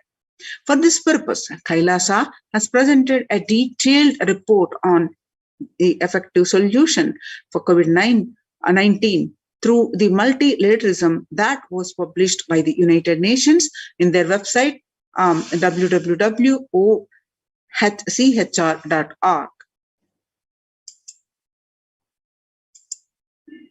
Earlier reports recognized by the United Nations are report on the rights of indigenous women and girls, and the second report on the femicide. What are the key obstacles presented? Is first, the globalization of the disease has led the world to be only as resilient as the least resilient country and person, especially for highly contagious COVID-19, which has spread with a scale and severity not seen since Spanish flu. The variants of the virus, such as the Delta, Delta plus, Gamma, Epsilon, continue to threaten even those vaccinated. The secondary diseases such as the black fungus are targeting COVID patients and killing almost 1 in 2 persons in such cases. Second, the distorted policy decisions and conflicting principles can lead to polarizations amongst nations and within, leading to various extremes such as the hoarding of vaccines in some places and wastage of vaccines in others, and an unaddressed shortage of vaccines globally. The pandemic has exposed the fragility of the global system. The disruption of the supply chain is especially worrisome for essential food supplies, which disproportionately affects the already most vulnerable even more. Lockdowns have brought the global economy into crisis, bringing recessions and worsening the unemployment rates. Frequent lockdowns and the ongoing threats of famine, especially in countries where the unemployment is predominantly informal, are exacerbating worries that starvation may cause more suffering than the virus itself. Far from the SDG 2, zero hunger, the number is now predicted to come close to 1 billion.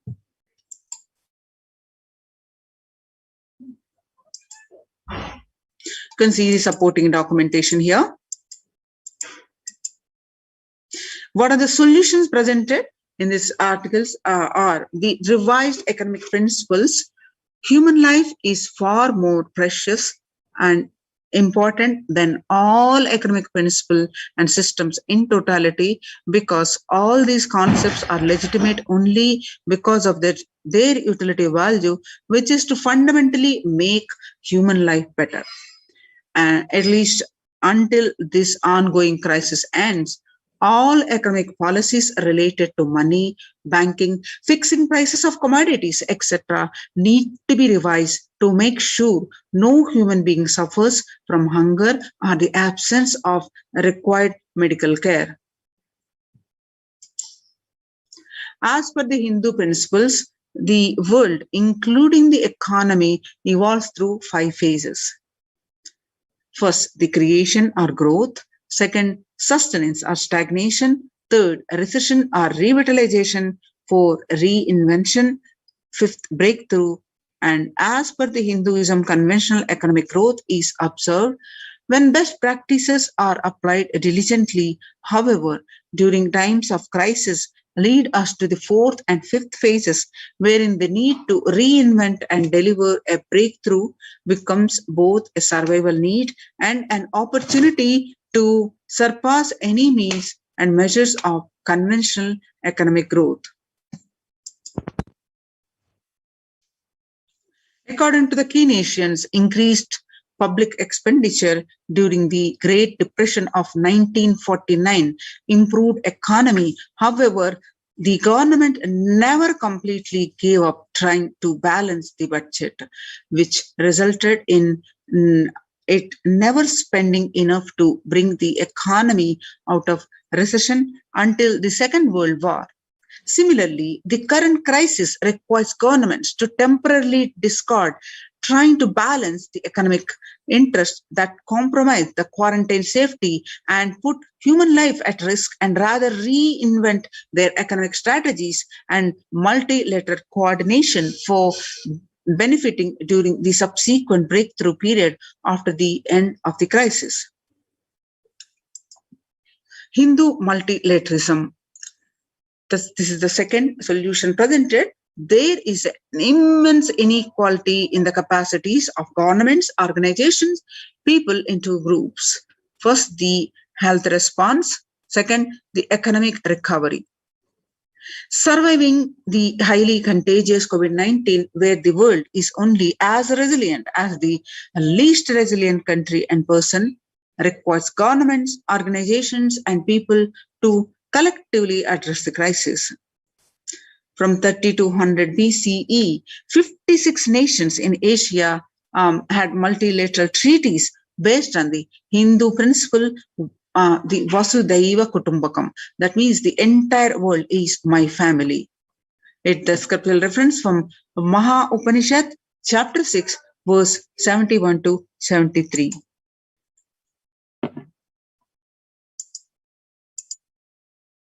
Next, provide the sustainable community livings with the multi-layered quarantine.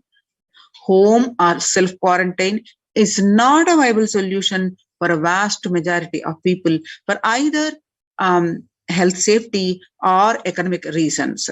In Assam, home quarantine has been reported to be a primary reason for a large number of deaths. In some places, governments have moved people out of home quarantine to COVID care centers. Other issues in small houses are mental health problems, such as an increase in suicidal ideation, especially amongst the younger population. This requires friendly quarantine setups which are self-sustained and sufficient in place, recreation, management, education, etc. In India, governments have attempted to provide free and paid solutions which face various challenges related to hygiene, exorbitant pricing, and some facilities have seen challenges related to requests for private accommodation. Experimental townships such as Araville have demonstrated a fair amount of success in creating a friendly, safe, compliant quarantine facility. However, solutions such as Araville are not open to the public. For 2 decades, the leader of the ASMT Hindu community, the Supreme Pontiff of Hinduism, Jagadguru Mahasannidhanam, His Divine Holiness Bhagavan Nithyananda Paramashivam, had been creating townships like Araville across more than 100 cities in several countries. Most of these townships, such as the ASMT Monastery, India, Bangalore, have been opened to offer multi-layered quarantine as a free public service with free food accommodation. Free internet to work from home, that is monastery. The ASMT community has seen a fair amount of success in these townships with 0 reported cases of COVID infection in the past 2 years and has already saved many lives.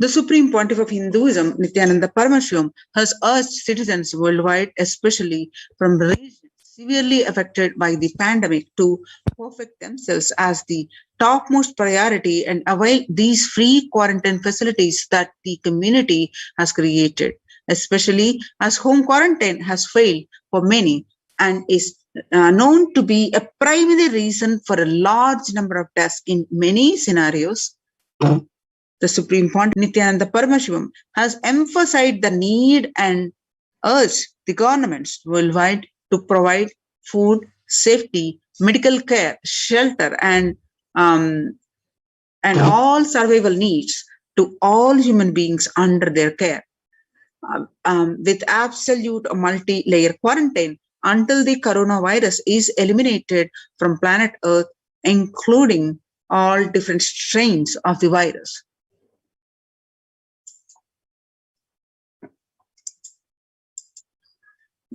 Next, the educate citizens on individual pandemic management.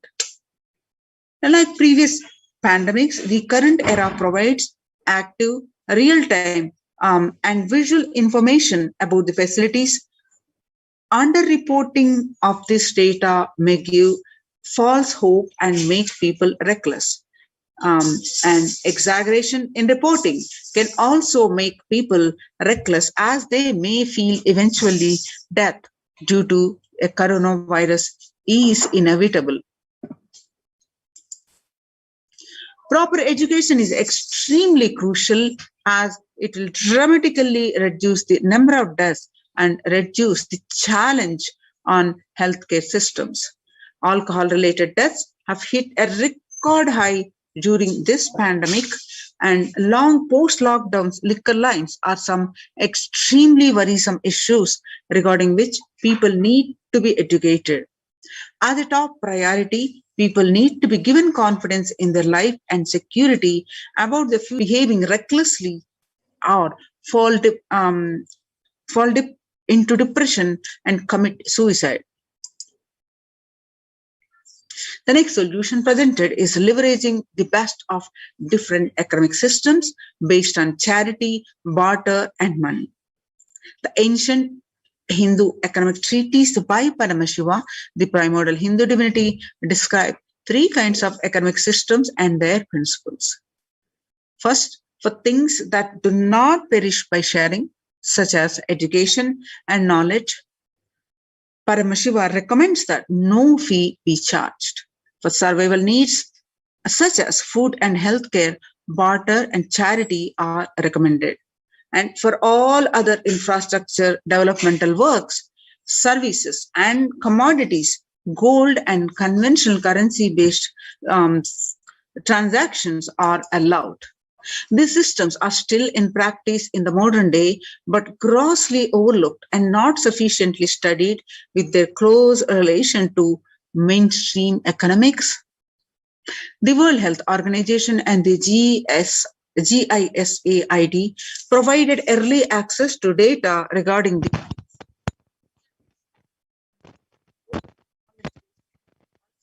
where crucial data about the virus was not monetized. Similarly, in South Korea, helped the USA access masks and testing kits. And there was a hope that this would lead to a reciprocal arrangement in terms of vaccines, which is like a barter-based model allowed in food and healthcare.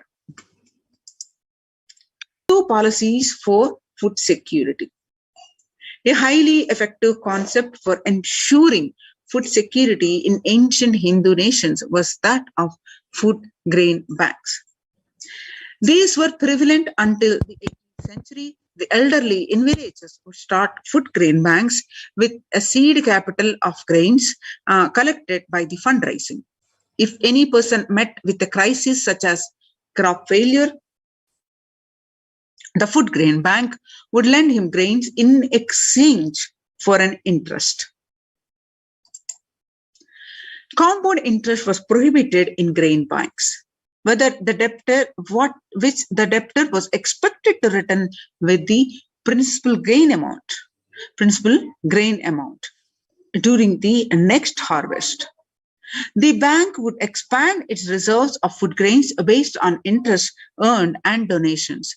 At the time of severe crisis such as famine, the entire village would be able to withdraw these grains, and if required, all such grain loans would be written off on humanitarian grounds. In Hindu temples, food is shared for free as a policy. This was the case in both ancient times and in modern times. For 27 years, every month, the Hindu ASMT community has served more than 3 million free organic meals in gatherings to everyone without discrimination and has served over 1 billion free meals in total. Such private and public efforts are crucial to ace the threats of starvation, which is estimated to hit 1 billion people worldwide. Next solution presented is monitor global health. The crisis requires governments to take aggressive, proactive measures to monitoring the health, and the smartphone applications have been used by the governments that are based on health color code systems that categorize individuals into 3 color groups based on their health status, travel history, and then determine whether they need to be quarantined.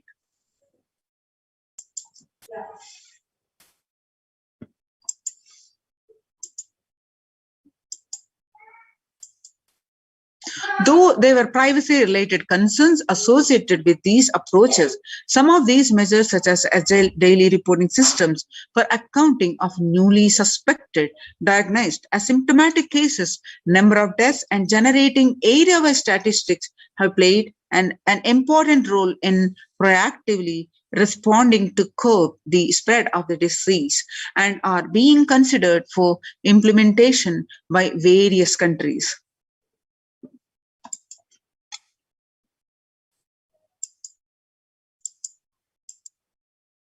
Now, the next solution presented is the traditional medicine.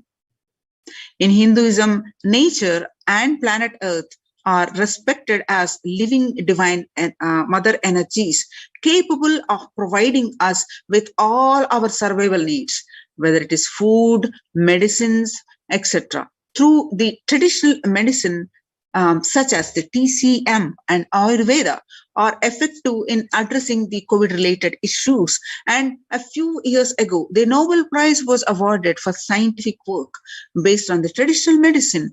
The mainstream Western medicine has chosen to characterize Ayurveda as a pseudoscience and TCM as unscientific. Such demeaning of traditional medicine systems have led nations to consider taking defensive unilateral decisions to protect their interest. Outright rejection of traditional medicine is not wise, and such policies should be revisited, especially as these medicine systems are time-tested and have kept people healthy for several generations. Kailas Union recommends governments worldwide to provide solutions like Kailas's Hindu medicinal care, which includes completely free of charge services such as Ayurveda, yoga, Siddha, and Western medicines, and multi-layered quarantine for complementing their ongoing public health efforts.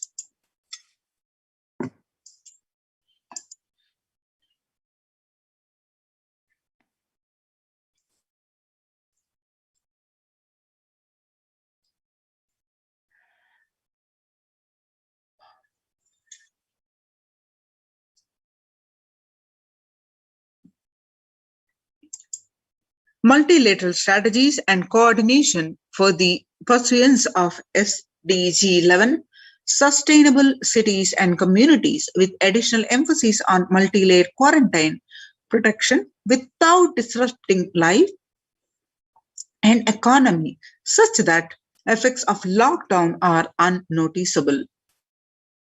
The waiver of patents on extremely essential vaccines and common global funding of vaccines, and everyone should be provided access to traditional healthcare system from the policies that are prejudicial and discriminatory towards these systems. The creation of food grain bank systems and other traditional economics in this report would help the most vulnerable people of the world.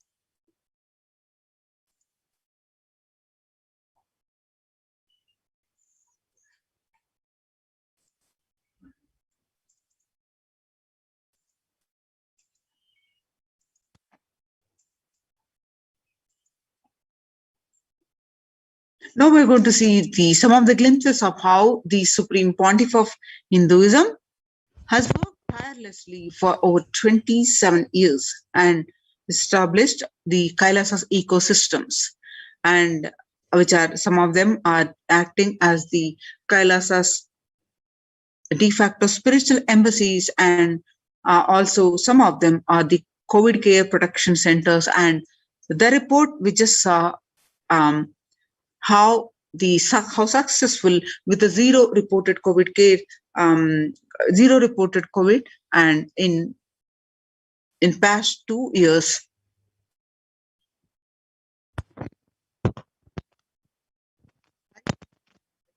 United Nations.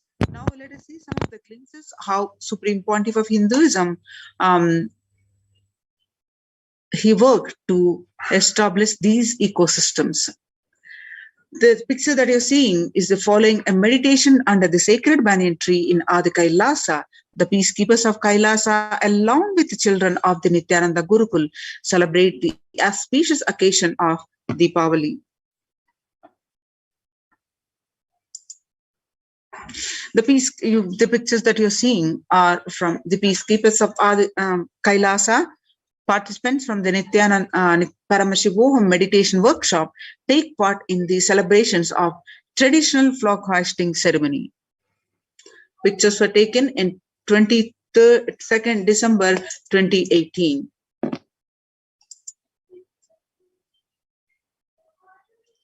The pictures that you are seeing were the Supreme Pontiff of Hinduism conducting the Nithyananda Spurana meditation workshop, which is also called the Life Bliss Program Level 2, and a meditation workshop from Chennai, India.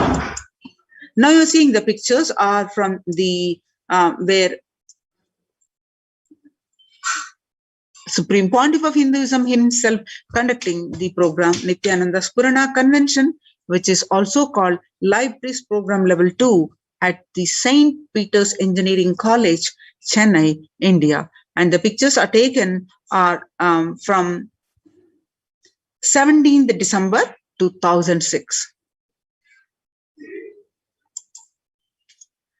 Peacekeepers of Kailasa and the Supreme Pontiff of Hinduism on the Himalayan Yatra, the traditional sacred pilgrimage to the Himalayan mountains and up the river Ganga. The temple ecosystem of Tiruvannamalai serve as the driving factor in maintaining the lifestyle of health, wealth, and well-being for the citizens of Tiruvannamalai. One of the remaining living temple ecosystems, Tiruvannamalai, and the picture that you're seeing where the Supreme Pontiff of Hinduism waving the flag to the lakhs of devotees on procession on a temple event.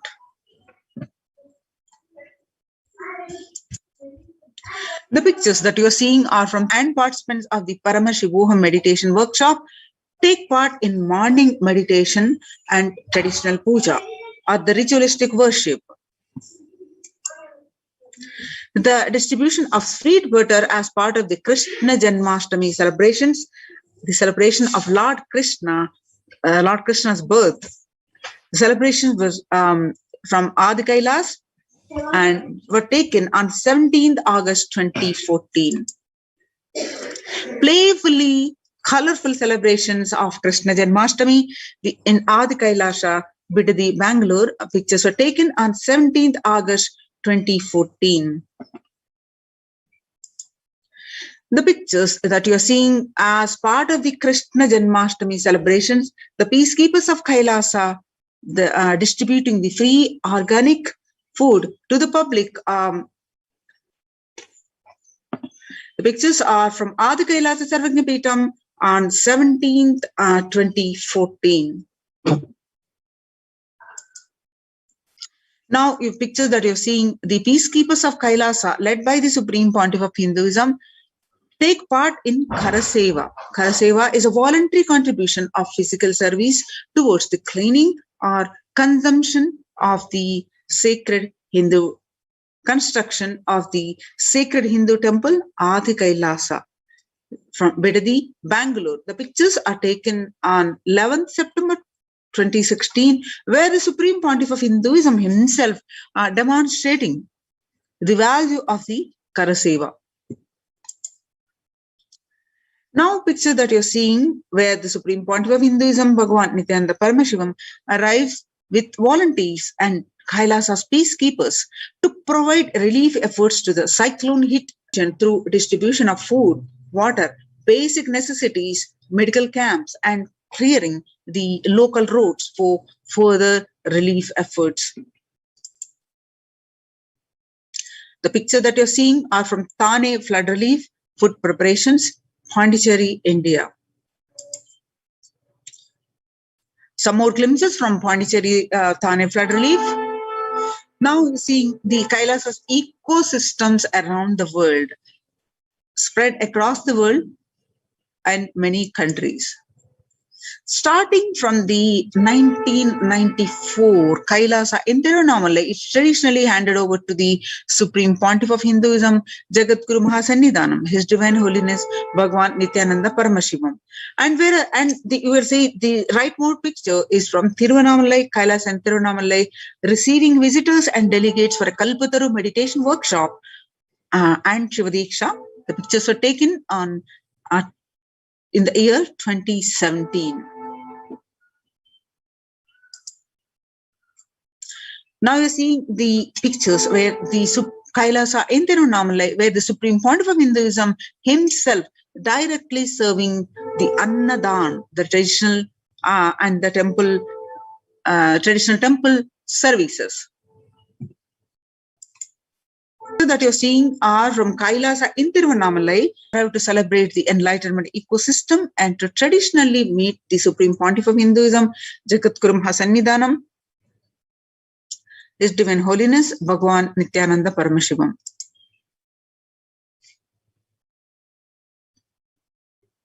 The pictures that you're seeing are from Tiruchengodu Adinam, Adi Nithyananda Peetam, the first temple ecosystem established by the Supreme Pontiff of Hinduism at the mere age of 23 on the banks of the sacred Kaveri River in 2001. And that was the start of the borderless Hindu temple ecosystem we now know today as Kailasa. The pictures that you're seeing are where the Supreme Pontiff of Hinduism lay the first founding stone, that is, after the vision of the sacred banyan tree, the Supreme Pontiff of Hinduism had established the Adi Kailasa temple ecosystem with the same banyan tree at its heart, the main headquarters of Kailasa in 2003.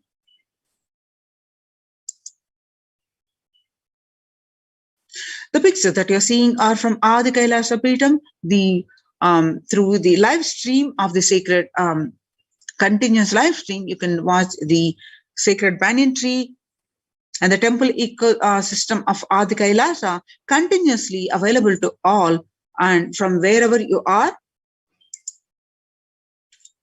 And some more pictures of the rituals and worship are happening, continuous flow of worship and temple services. The pictures that you're seeing are from Kailasa in Columbus, Ohio, the first temple established by the Supreme Pontiff of Hinduism outside of India. The temple physically came to life in just 9 months.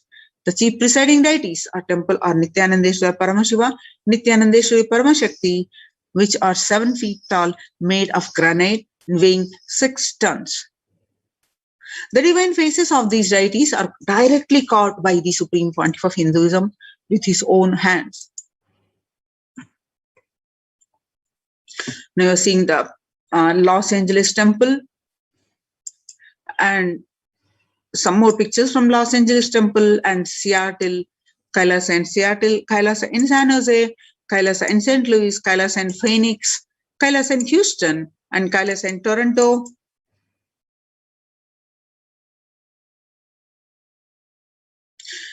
The Kailasa Department of Religion and Worship, Department of Human Services, and each of Kailasa temple ecosystems consider the right of happiness to be the highest fundamental right of all humans, in fact, all beings. The ultimate goal for Hinduism and Kailasa, led by the Supreme Pontiff of Hinduism, is the material and spiritual well-being and prosperity to humanity. So join the Kailasa's COVID Care Protection Centers. Register now through the link below, https://kailasa.org/Kailasa Care.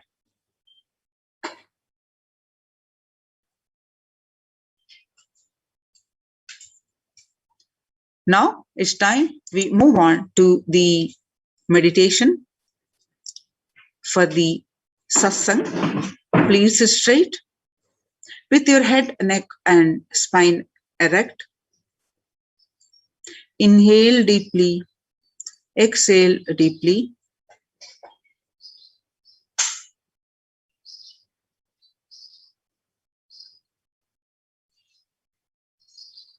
And start chanting the Mahavakya.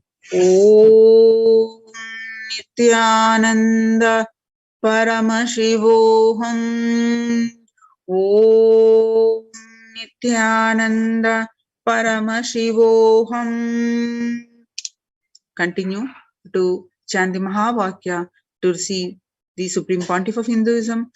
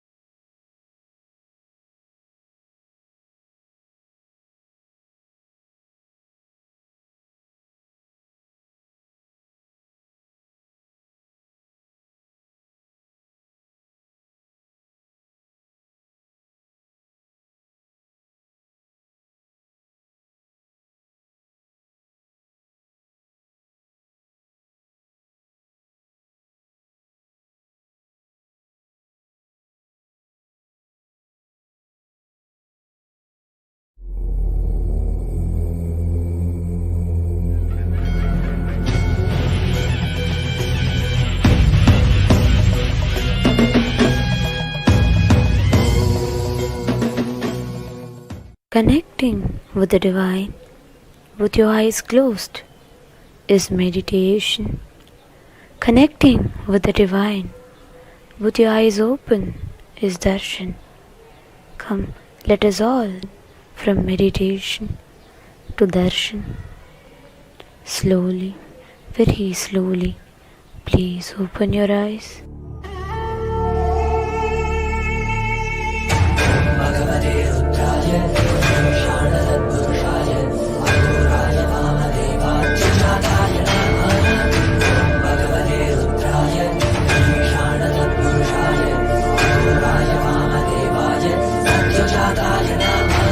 Om Namo Namah Shivaya. Om Namo Namah Shivaya.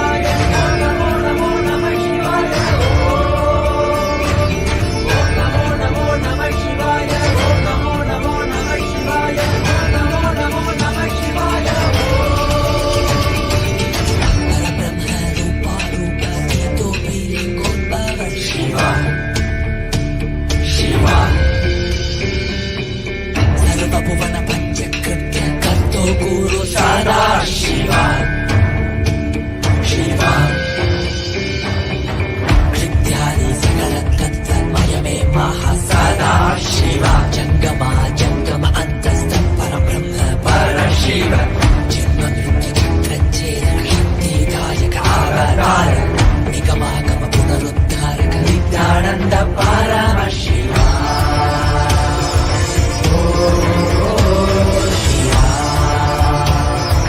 Nithyananda Paramashivam.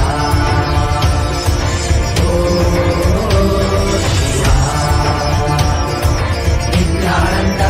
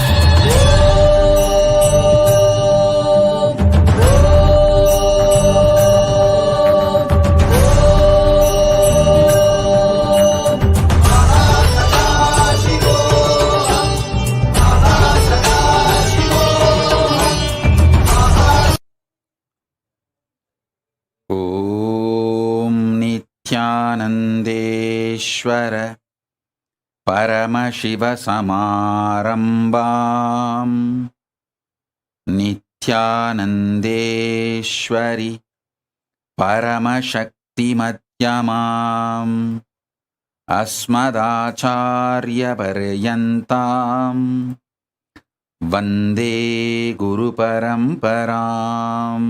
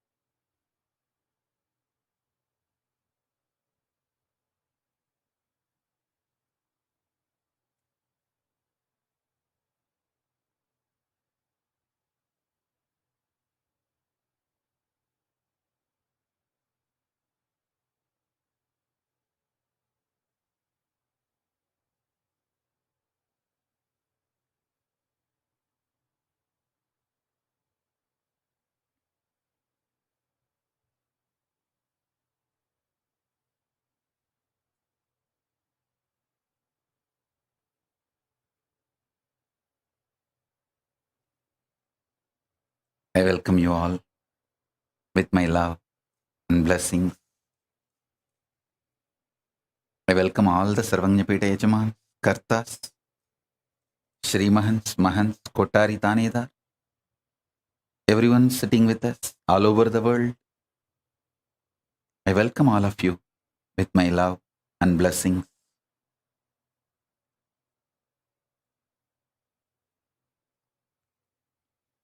Paramashiva's message directly from Kailasa. Listen.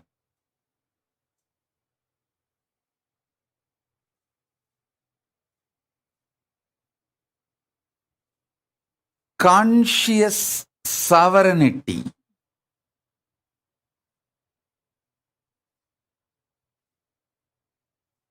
is manifested by you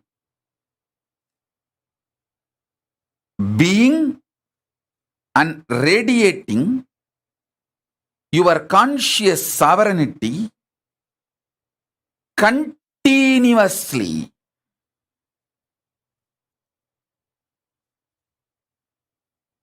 Do this Swarajya Siddhi Samyama.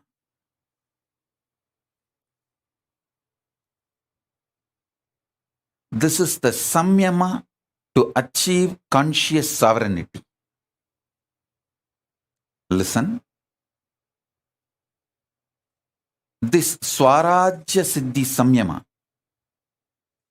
means Samyama for the conscious sovereignty I directly received from Raghupati Yogi and Isakki Swamigal.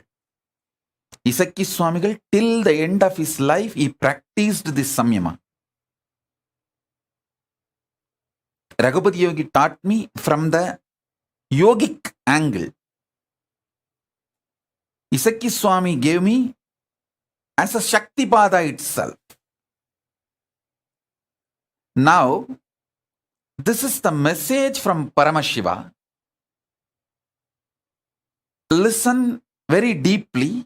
I'm going to initiate all of you. Do the Shaktipada and Shaktinipada of this Samyama today. So if you want to call all your friends, family, you can call them for initiation. If you want to get your pets, get them for initiation. Actually, this is the important direct instruction from Paramashiva. That's the reason I came for the Satsang today. Otherwise, originally I was planning that I will directly give the Devi Bhava Darshan on Adivelli, which is tomorrow.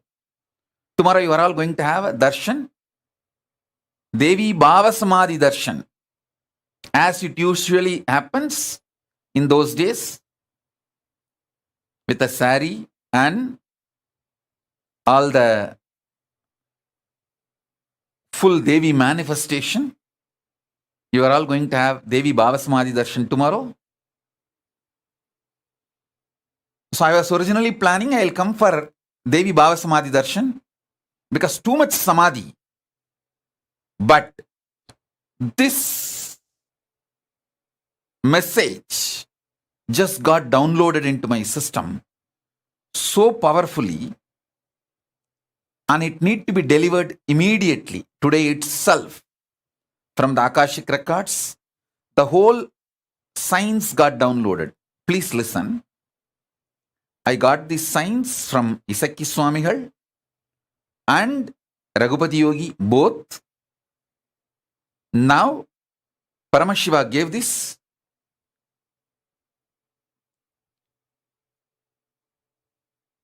Elaborately, directly from the Akashic records.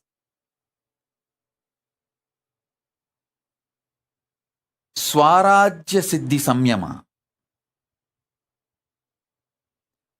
It's a very powerful manifestation.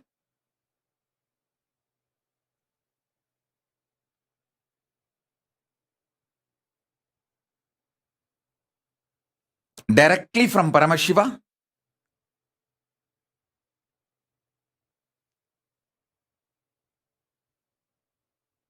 So if you guys want, I'll give few minutes for all of you to gather everyone, your friends, family, pets, for initiation. Then I'll start the initiation. Shrikant, tell Prasanna Ramchandran to join. Tripura, tell Vedaswarupa to join. And tell Bhagavan Reddy also to join. Ramesh Ramani, I think in the car.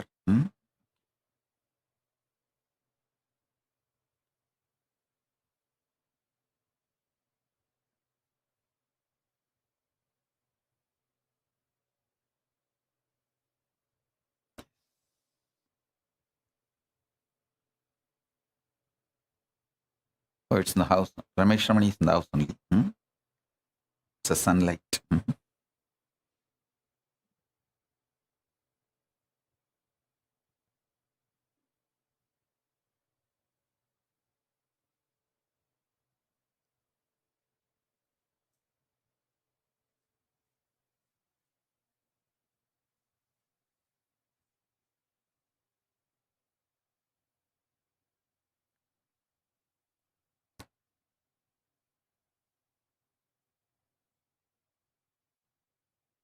So all of you settle down with your Atmalingas. I'm going to initiate step by step. Call all your friends and family and inform them now.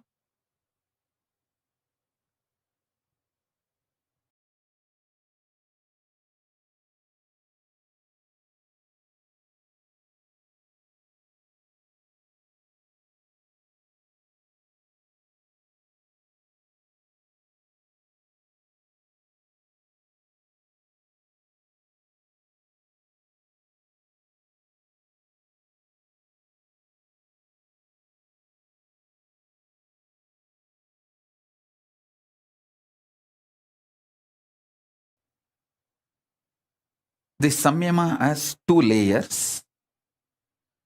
Swarajya Siddhi Samyama, Swarajya Shakti Samadhi. I'm going to initiate both the layers. So better all of you settle down. Listen. All of you listen intensely. I'll explain both the levels. Swarajya Siddhi, Swarajya Shakti. Swarajya Siddhi, listen. you are Paramashiva.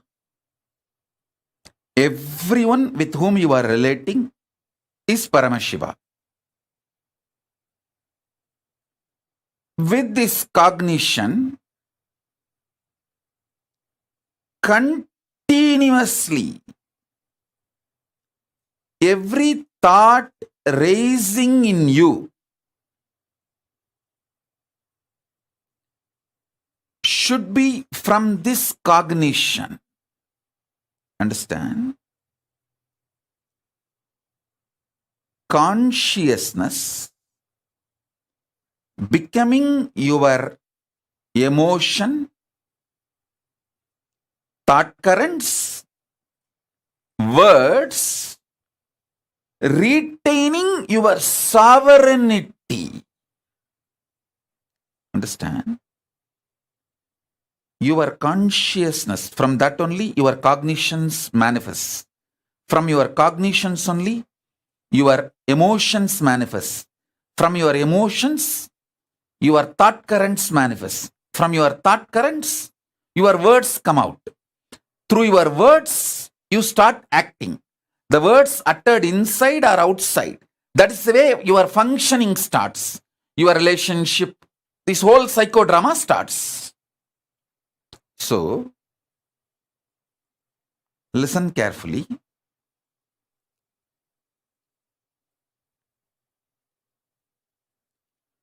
Your consciousness manifesting as your cognition, as your emotion, as your thought current, as your words, without losing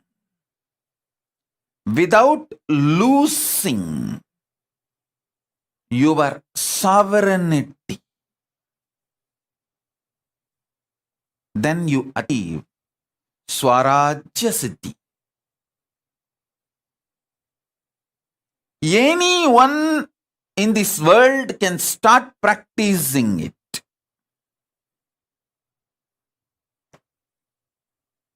Now, I am giving you the second layer. Swarajya Shakti Samadhi. This is the Samyama. Samadhi. You need to manifest it intensely. Samadhi, which you need to manifest it intensely.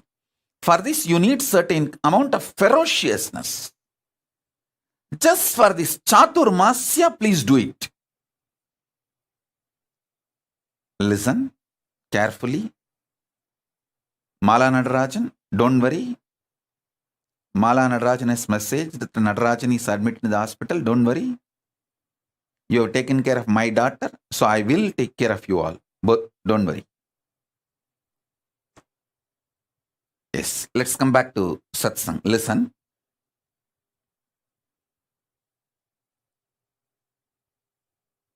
Listen carefully.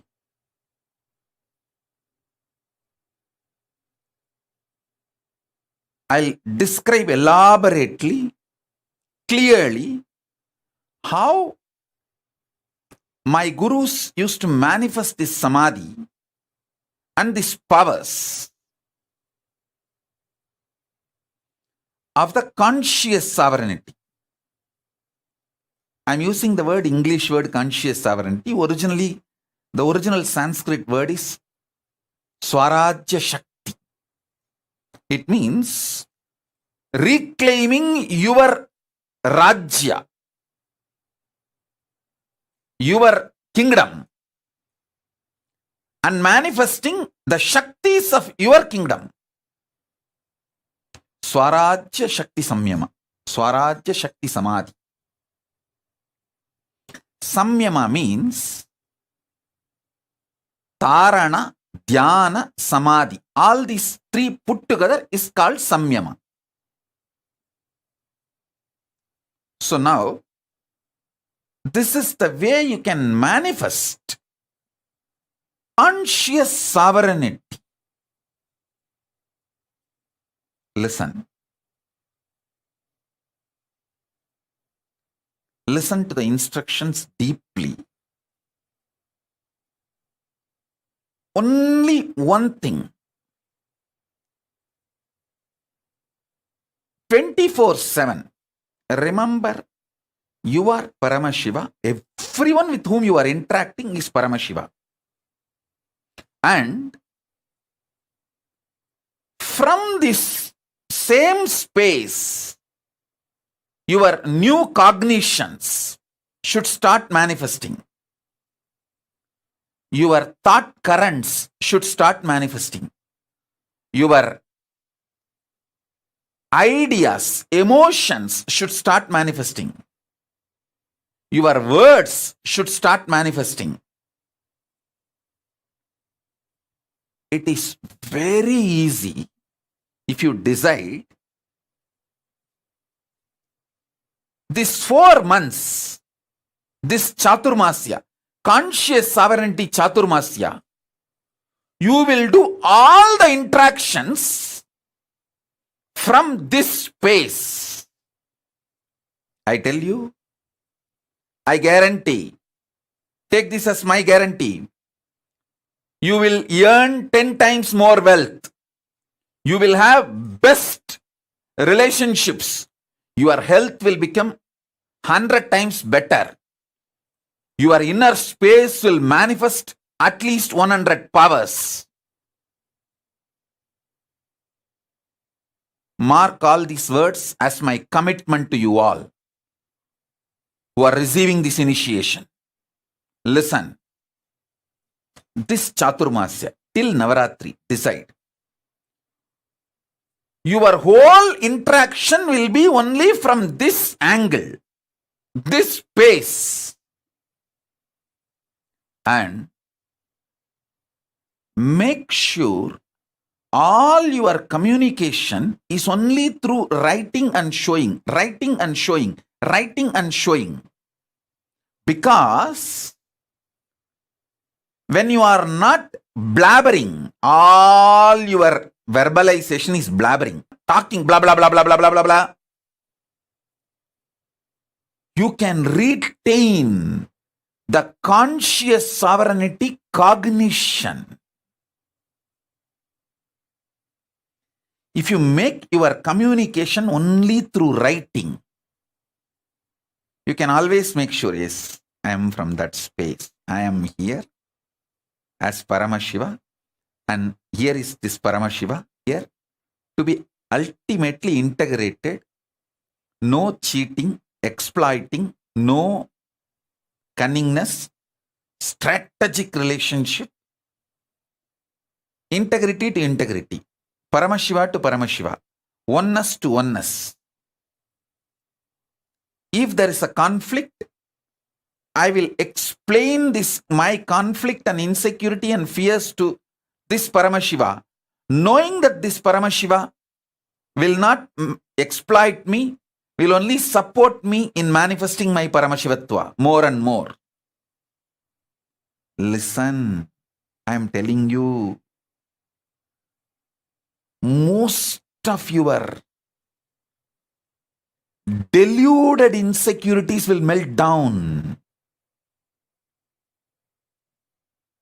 All your delusional insecurities will melt down.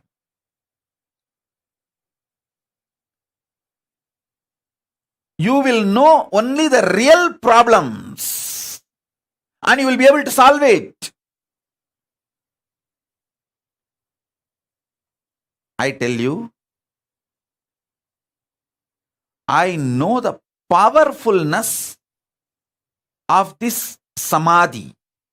I've seen my gurus doing, and I have done it. Now, I wanted to prove to all the devotees all over the world. There are many people, newcomers, you would have come today and listened to this satsang. You may be thinking, oh, this is absolutely impractical. 4 months he is asking us to be literally in silence.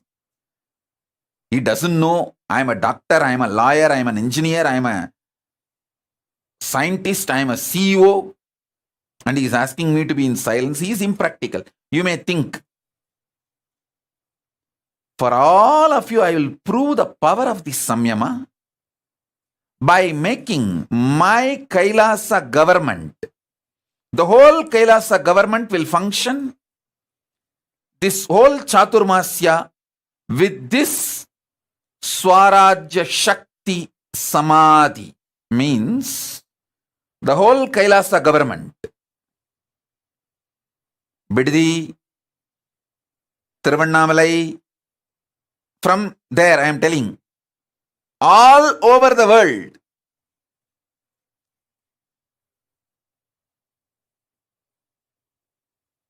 all countries, the Kailasa government functions should be done with this powerful Swarajya Shakti Samyama. Samadhi. Swarajya Shakti Samadhi. Listen. Immediately I know few people will raise, no. They somehow want to break this samyama. They will raise, oh, what to do if we need to attend to some legal things with the outer world, if we need to attend to something. All right, maybe those one or two things, rarely you can speak as an exemption. Otherwise, this whole 4 months, all internal interactions, let it be writing and showing, writing and showing. For example, if the ashram from Tiruvannamalai ashram and Biddi ashram need to communicate, come on Zoom call, both side, write and show, over. You do the power of not speaking and writing, because by the time you write, you won't lose your cognition. But when you speak, you are so addicted to speaking, it has become such a natural habit of you. I will not say natural, unnaturally natural habit of you. You don't know what you speak. You don't know what you do. Actually, Skandamata does not speak. She is not speaking because she doesn't want to lose the conscious sovereignty. She knows. She wants to speak from conscious sovereignty. That is why she is waiting. She wants to be in my space, so when I initiate her, without losing the conscious sovereignty samyama, she wants to manifest. Listen. The Kailasa government, all the Kailasa-vasis, if you guys take it sincerely and do what I am saying, you will prove to the world the power of this samyama. The power of this samyama. Listen. When I am explaining, if you decide it is difficult, you are not going to do. If you decide it is easy, you may take it for granted. Whether it is difficult or not, you have to do, that's all. Guruvak is neither difficult nor easy.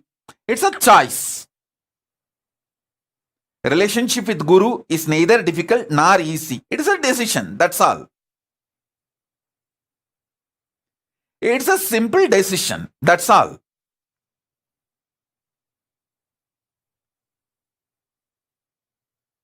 Listen.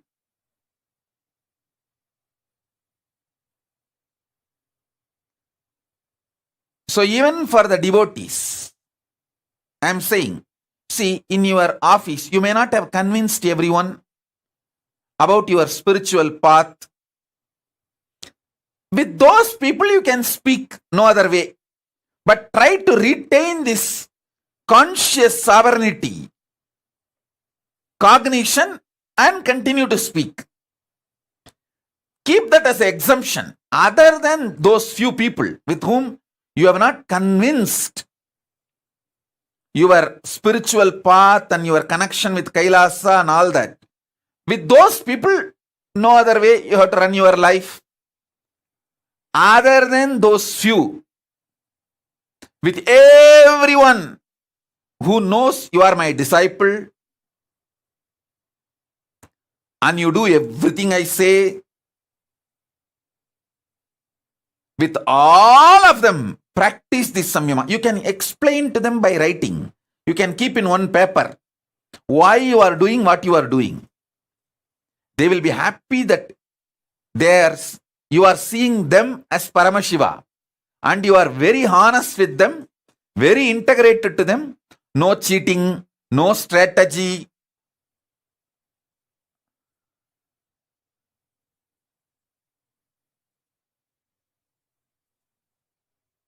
Cunningness.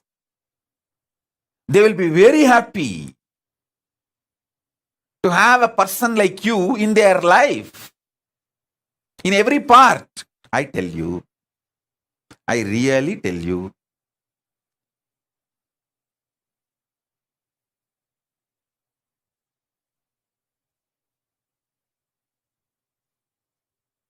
Exemptions, okay.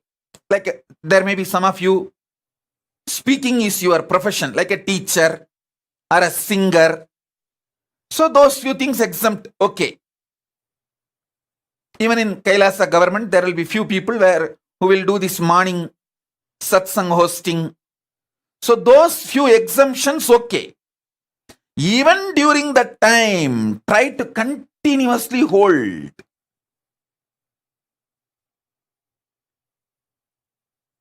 the cognition you are Paramashiva, and with whoever you are relating, they are all Paramashiva.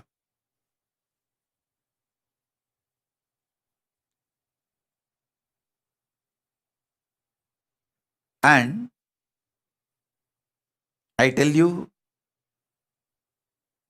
try to shift most of your communication to chatting, typing, writing, than speaking. Reduce the speaking drastically. Make it into typing, writing,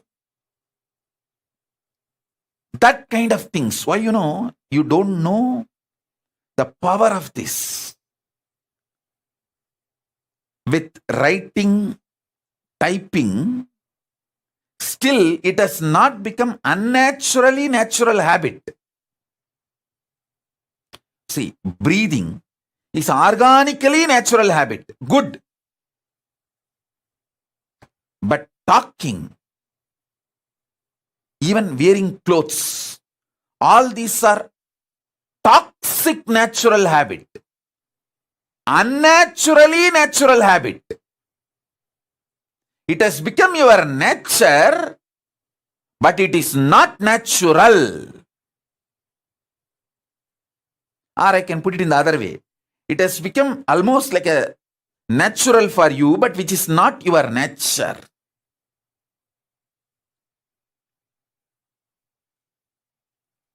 Like how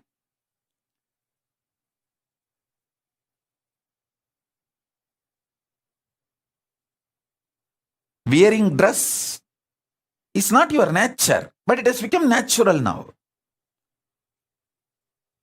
Breathing is very old habit.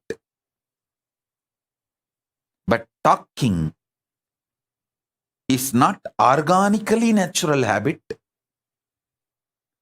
It is forced natural habit. Forced and became a natural habit. WhatsApp, Facebook, Messenger, in everything.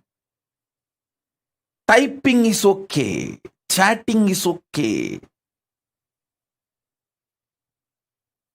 Drop talking, because while you type, while you chat, I know the delete, how many times you delete and retype, delete and retype, reword before send button. Listen, sometimes even after sending, You wanted to verify if that person has not seen the message, if the double tick is not there, you delete it. You unsend the message.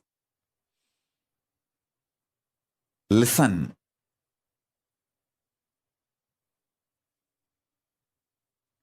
Just these 4 months, hold this cognition. You will manifest so much powers. You will see the secret of the cosmos, I tell you.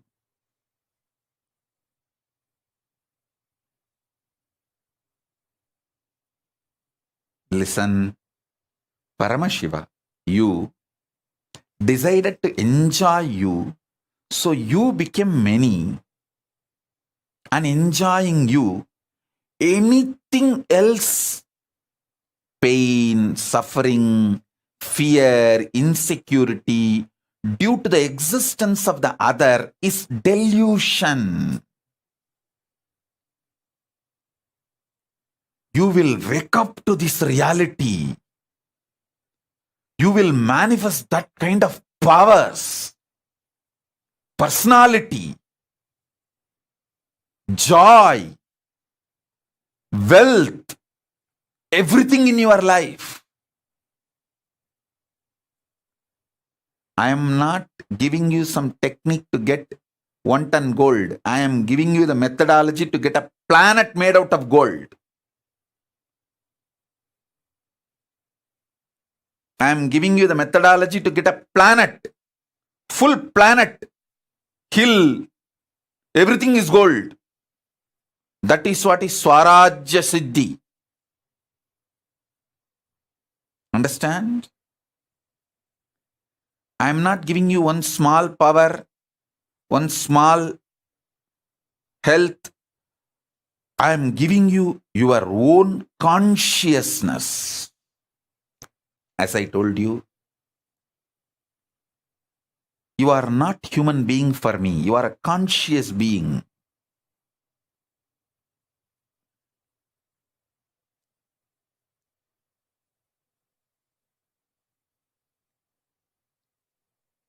You will know your purpose. You will know your life. You will feel so fulfilled, peace, joy, fulfillment. It's like you will be so grounded. You will feel so big about you. You will feel so satisfied about you.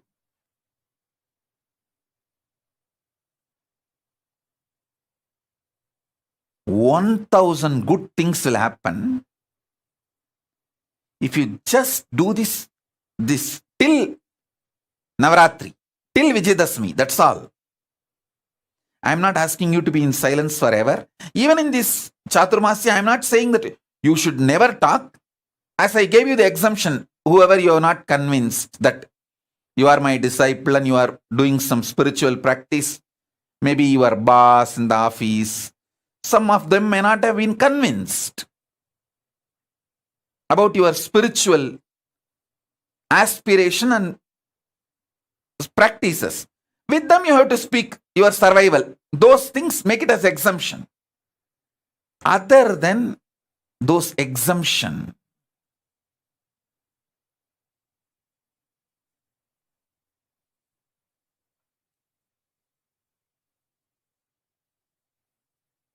make this as your lifestyle. I tell you.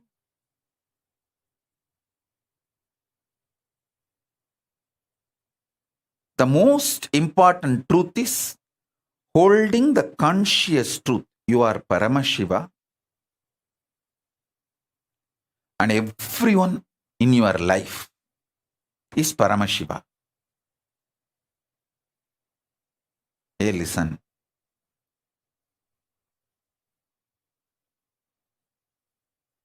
See, I am not talking something illogical, irrational, or impractical. Don't think I am talking something impractical. Listen.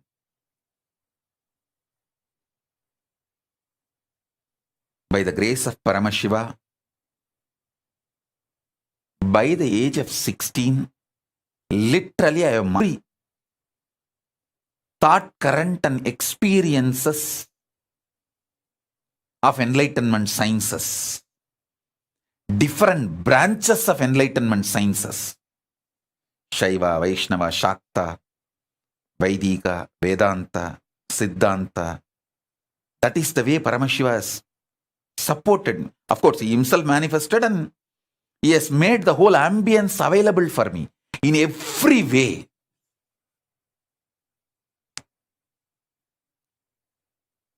He supported and made everything happen. And after that, last 27 years of my public life, from the time the Yoga Pattabhishekam is done, last 27 years, with millions of people I have worked, directly, personally, initiated, guided, made them experience powers, manifest all the best things in the life. I have done everything. Listen, I am telling you all this just to make you understand. I am most practical person. I will not tell you something impractical. And I will not tell you something useless. I am highly user-friendly and highly efficient. Efficiency-oriented, focused. If I ask you to do some spiritual practice for 10 minutes, I will make sure you get the result of at least 10 years of your tapas and the time you are spending on that spiritual practice. I am a very productive person, efficient person. You can see in 43 years what I've achieved. From that you can understand. I am very productive, life positive, focused, successful person. Very practical person. If I am giving you this samyama, this samadhi, I know the power it can bring in your life. So drop all the ideas. It is difficult, not possible for me. No. Everyone will be able to do this. As I told, if talking is your profession, like teacher, lawyer has to talk in the court. So that kind of unavoidable, have exemption. So even during those moments, always try to hold the cognition, you are Paramashiva and everyone around you is Paramashiva. And this whole interaction is between Paramashiva and Paramashiva. Hold the cognition and continue to talk, but you will forget, I know, because talking has become such unnaturally natural habit. You will forget that cognition. But what to do? But all the other times, stop talking and be from this cognition and always do the communication by penning down. Then even few minutes if you miss, you can get back to this cognition and start penning down.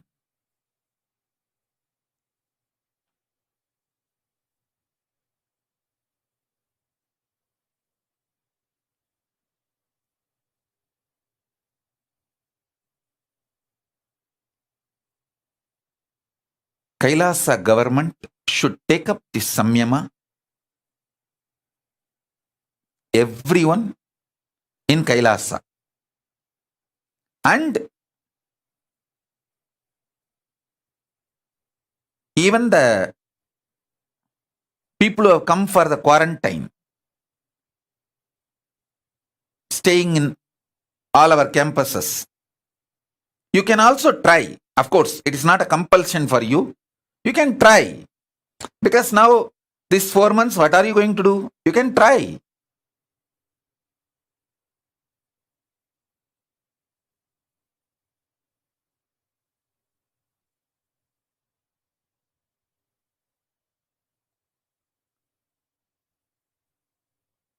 Listen.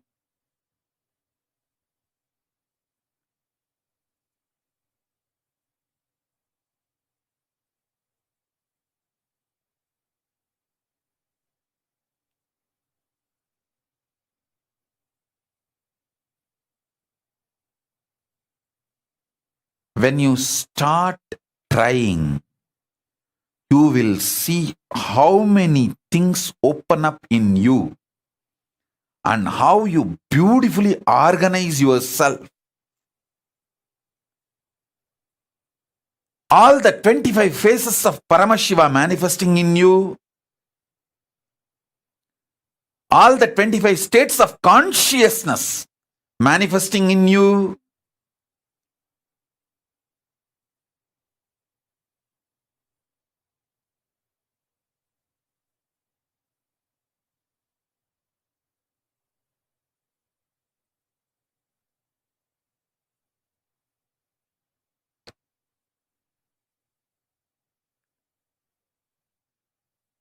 how your whole being gets manifest, the Paramashivatva manifests in you. I tell you, when that experience comes from the peace space of Paramashiva, that samadhi starts manifesting, then you will understand, oh God, wow.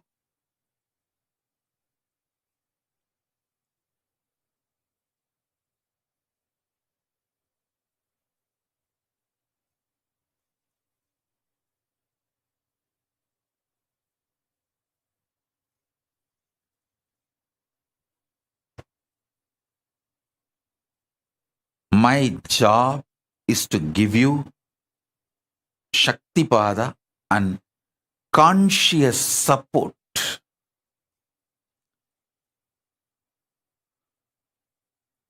as a living Purnavatara of Paramashiva. I bless you all and I commit with you all. I will surround you all as a conscious layer inside and out. Inside and outside, both. Like a conscious blanket. Energy field.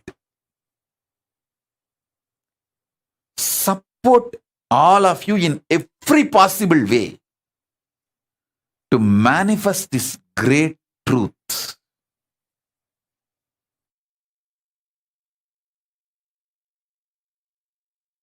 See, when you start living this truth, you will see whatever you want in your life starts manifesting, like a wealth, health, relationships, everything.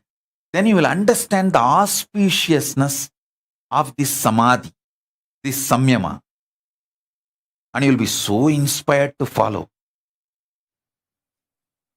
You will you will simply start doing it.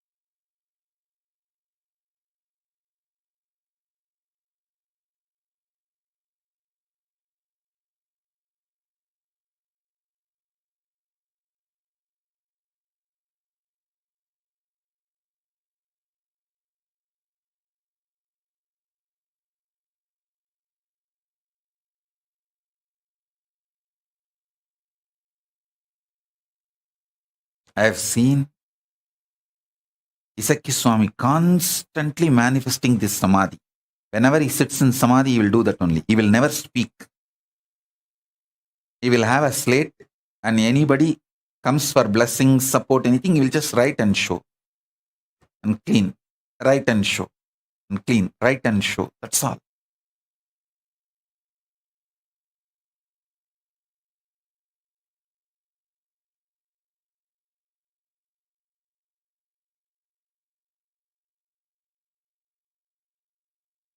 Kailasa government all over the world, start practicing this and give confidence to people that it is possible to do this and be successful in all our activities.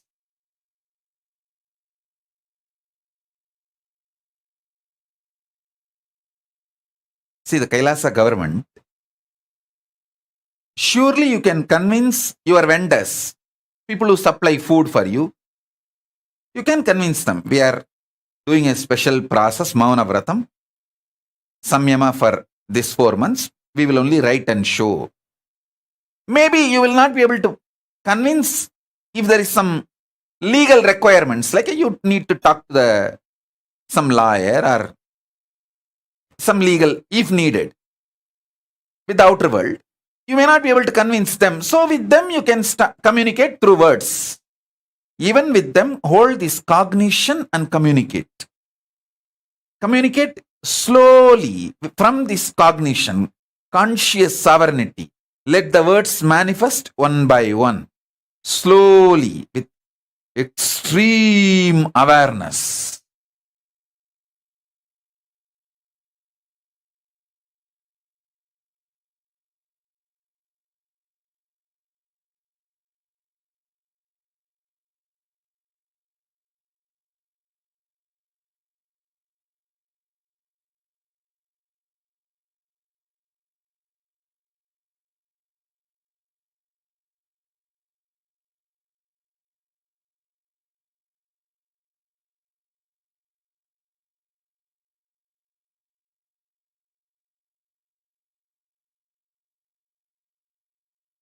All the people who are sincere, want to manifest conscious sovereignty, powers of Paramashiva, should take up this samyama. Actually, Papa Skandamata is doing this samyama already. That is why she is not talking. It's not that she doesn't know the language. You can write and show her. She knows the language. I can prove it to her. She knows the I can prove it to the whole world. You can write and show. She will respond. She knows the language. She is doing this samyama. That's why she's not talking. She is doing this samadhi. She wants to talk from conscious sovereignty in my space.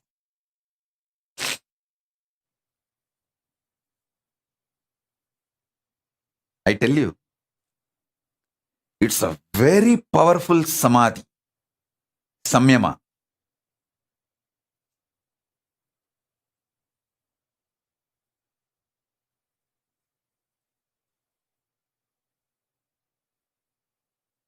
Try this. Even the people, still now you have not convinced that you are my devotee, you are spiritual seeker and you are practicing, you are initiated disciple. You can take next 1 or 2 days and convince them.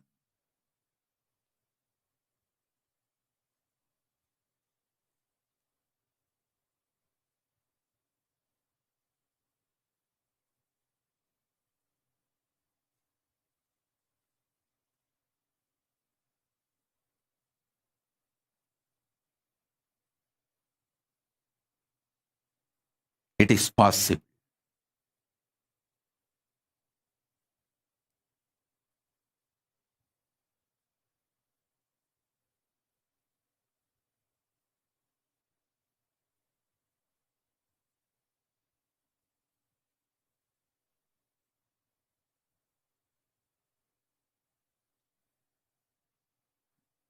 Kailasa, everyone, listen, everyone in the Kailasa, all the Adinavasis, Gurukul Balasans,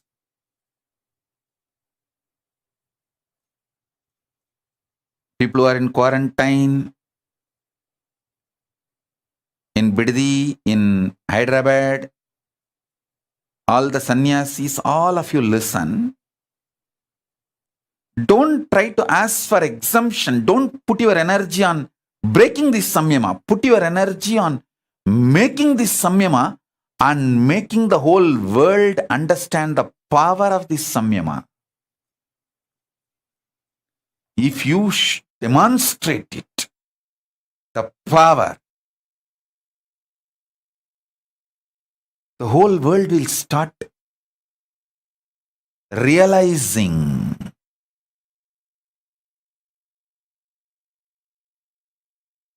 the power of Paramashiva's words. That is the best enriching you will do.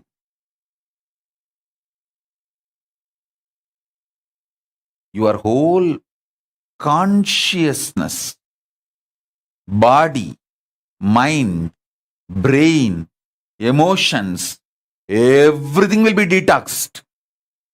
Paramashiva will start manifesting. Just this one samyama, this one samadhi.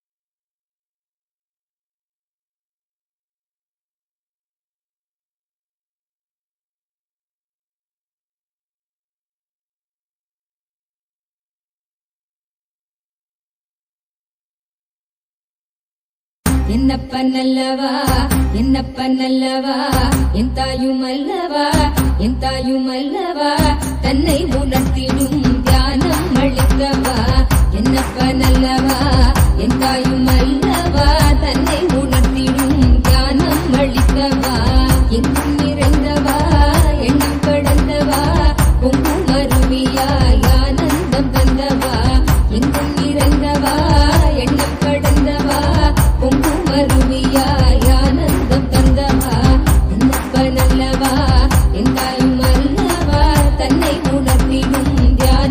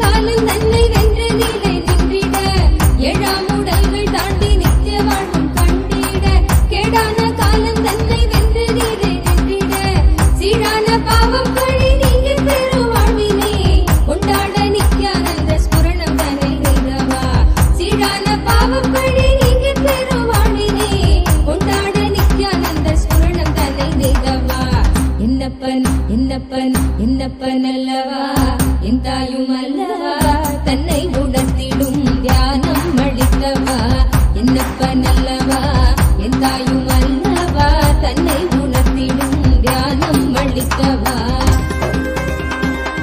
ஏழாம் உடல்கள் தாண்டி நித்திய வாழ்வும் கண்டிட கேடான காலம் தன்னை வென்ற நிலை நின்றிட ஏழாம் உடல்கள் தாண்டி நித்திய வாழ்வும் கண்டிட கேடான காலம் தன்னை வென்ற நிலை நின்றிட சீரான பாவம் பழி நீங்கி பெறும் வாழ்வினை கொண்டாட நித்யானந்த ஸ்புரணா சீரான பாவம் பழி நீங்கி பெறும் வாழ்வினை கொண்டாட நித்யானந்த ஸ்புரணம் தன்னை நெய்தவா என்னப்பன் என்னப்பன் என்னப்பன் அல்லவா என் தாயும் அல்லவா தன்னை உணர்த்திடும் தியானம் அளித்தவா என்னப்பன் அல்லவா என் தாயும் அல்லவா தன்னை உணர்த்திடும் தியானம் அளித்தவா என்னப்பன் அல்லவா என் தாயும் அல்லவா தன்னை உணர்த்திடும் தியானம் அளித்தவா என்னப்பன் அல்லவா என் தாயும் அல்லவா தன்னை உணர்த்திடும் தியானம் அளிக்கவா எங்கும் நிறைந்தவா எண்ணம் கடந்தவா பொங்கும் அருவியாய் ஆனந்தம் தந்தவா எங்கும் நிறைந்தவா எண்ணம் கடந்தவா பொங்கும் அருவியாய் ஆனந்தம் தந்தவா என்னப்பன் அல்லவா என் தாயும் அல்லவா தன்னை உணர்த்திடும் தியானம் அளிக்கவா என்னப்பன் அல்லவா என் தாயும் அல்லவா தன்னை உணர்த்திடும் தியானம் அளிக்கவா எங்கும் நிறைந்தவா எண்ணம் கடந்தவா பொங்கும் அருவியாய் ஆனந்தம் தந்தவா எங்கும் நிறைந்தவா எண்ணம் கடந்தவா பொங்கும் அருவியாய் ஆனந்தம் தந்தவா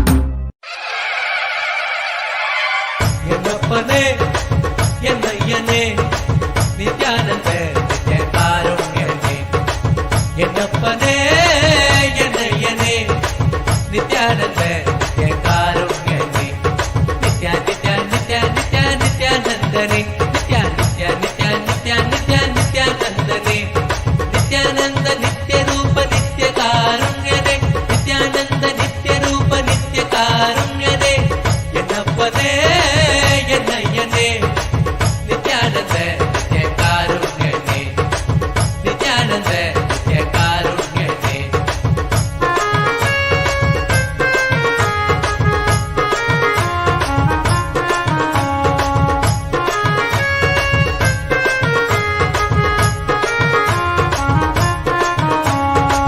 பன்னீர் கை நித்ய குருநாதனே பன்னீர் கை குருநாதனே பன்னீர் கை நித்ய குருநாதனே பன்னீர் கை குருநாதனே பக்தர்கள் கனுகூலனே பக்தர்கள் கனுகூலனே நித்யா நித்யா நித்யா நித்யா நித்யானந்தனே நித்யா நித்யா நித்யா நித்யா நித்யா நித்யானந்தனே நித்யானந்த நித்ய ரூப நித்ய காருண்யனே நித்யானந்த நித்ய ரூப நித்ய காருண்யனே என்னப்பனே என்னையனே நித்யானந்த நித்ய காருண்யனே என்னப்பனே என்னையனே நித்யானந்த நித்ய காருண்யனே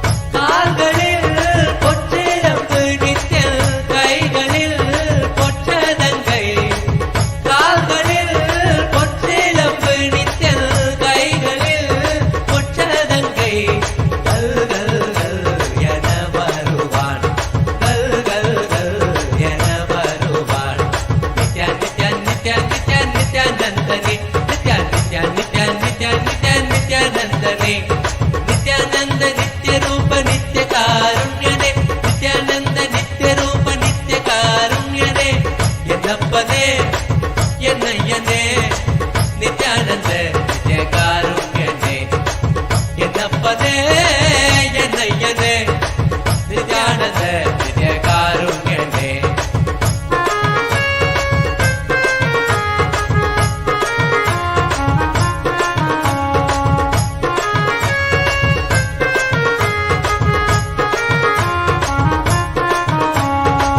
கங்கை முடி கொண்ட காசிநாதனே கங்கை முடி கொண்ட காசிநாதனே கங்கை முடி கொண்ட காசிநாதனே கங்கை முடி கொண்ட காசிநாதனே பங்கை சரி பாதி தந்தவனே உடம்பில் பங்கை சரி பாதி தந்தவனே நித்யா நித்யா நித்யா.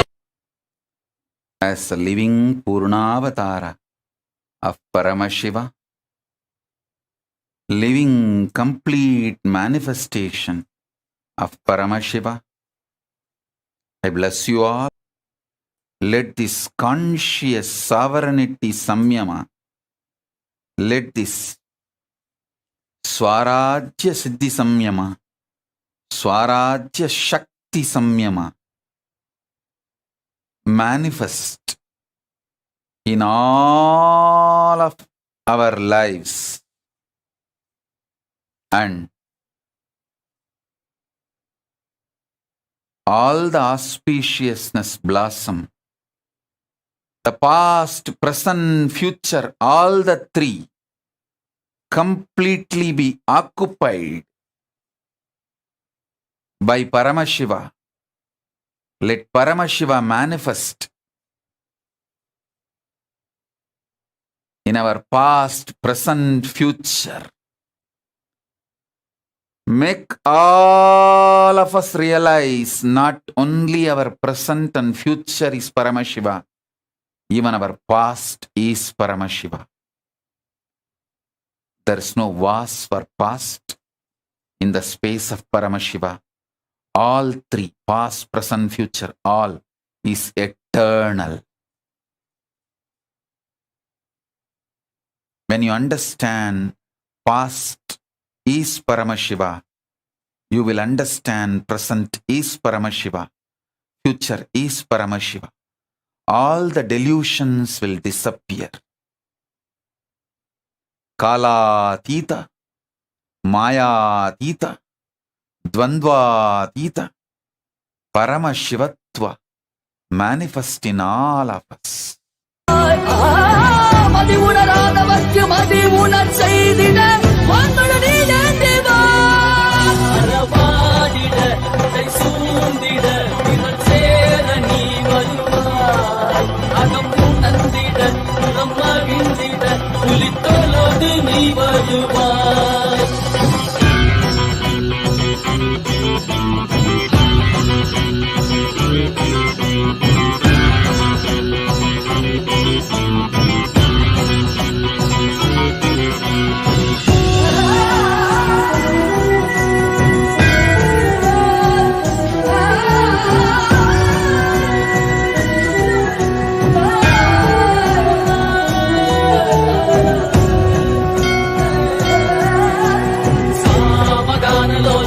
విముక్తి కారణే నాదికేశ దివ్య బ్రహ్మరూపదే మీనాక్షి శక్తి సహిత సుందరేశనే அண்ணாமலை உயிர்த்த நித்யநந்தனே சித்து அச்சித்தெல்லாம் முன்னாலே இயக்கும் முன்னாலே உந்தன் கண்ணாலே சிகையில் அணிந்திட்ட மதியாலே பதிலின் Om. Listen carefully. The idea, perception, experience you carry about your past, when that starts changing, your future will start changing. This samyama, Swarajya Shakti Samadhi Samyama, will make your idea about your past change. Your life will be detoxed so much. Your perceptions about past will disappear. you will feel so much of joy, ecstasy, fulfillment. I tell you, when you guys suffer, I feel so much sympathy seeing you all, because 99% of your suffering is just delusion centric. The remaining 1% is not suffering. It's a sport challenge, joy of life.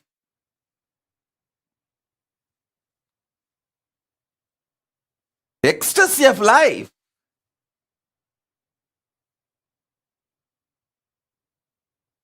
So, when your perception about the past changes, past just drops from you, it will never be a heavy load on you. It will no more be a toxic around you, making you toxic.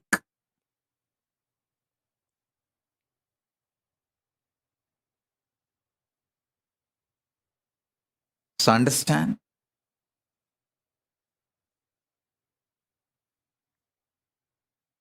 I bless you all. The whole load of your past be detoxed.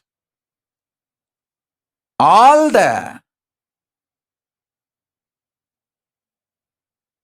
load of the past be cleared. Let you all be detoxed. Let you all radiate Paramashivatva.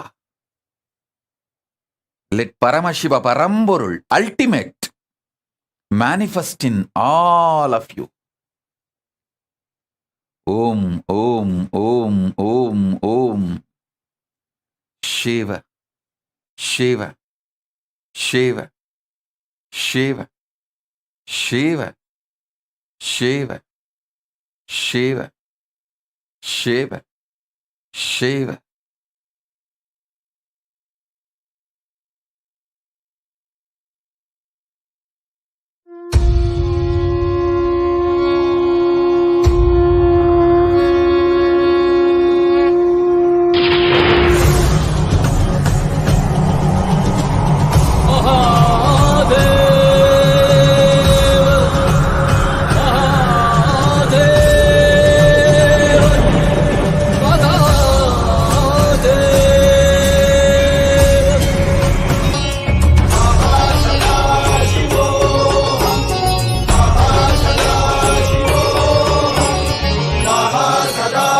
Paramashivoham, Paramashivoham.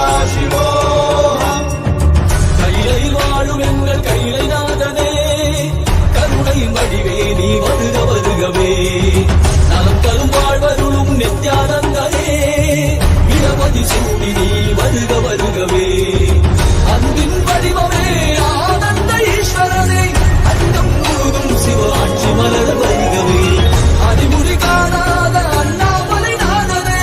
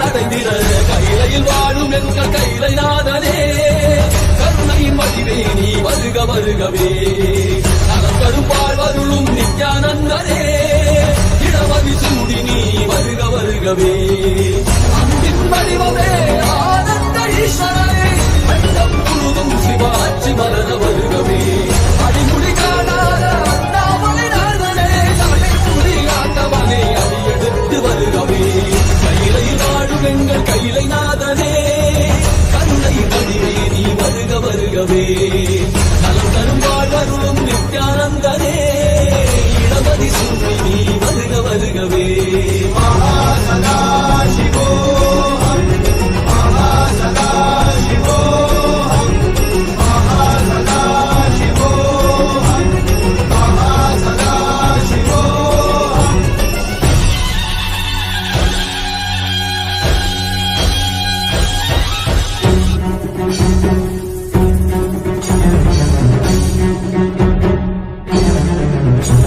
Mahasada Shivoham Mahasada Shivoham Mahasada Shivoham Mahasada Shivoham Mahasada Shivoham Mahasada Shivoham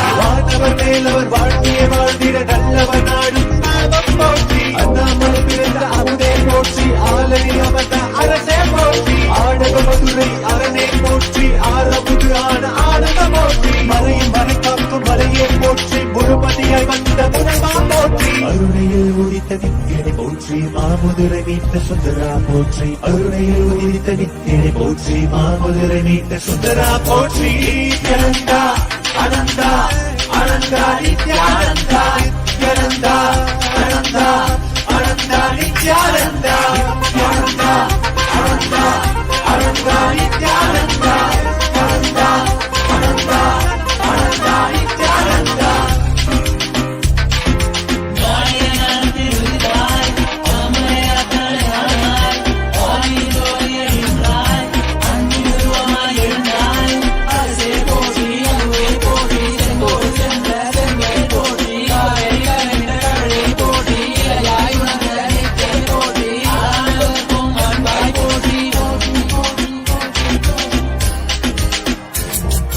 இழந்ததுகளையும் எந்தாய் போற்றி அருவமை உருவமை ஆனாய் போற்றி முழுவதும் இறந்த முதல்வாய் போற்றி முத்தமிழ் மொழி கண்ட முகிழே போற்றி அஞ்சல் என்றிங்கு அருள்வாய் போற்றி அத்தான் போற்றி ஐயா போற்றி நாதமனாவிலே நின்றாய் போற்றி தீரமவாவிலே ஆனாய் போற்றி நித்யானந்தா அனந்தா நினைத்தால் நெஞ்சில் நிறைவாய் நித்யானந்தா நினைத்தால் நெஞ்சில் நிறைவாய் நஞ்சிய முதல் நயந்தாய் போற்றி கனவிலும் அன்பற்கு ஆனாய் போற்றி கலியுகம் காத்த காலமே போற்றி உணர்வில் ஒன்றான உயிரே போற்றி உயிர் தாண்டி வந்த துணையே போற்றி அருமையில் எளிய அழகே போற்றி கோடியில் என கொண்ட நித்தியனை போற்றி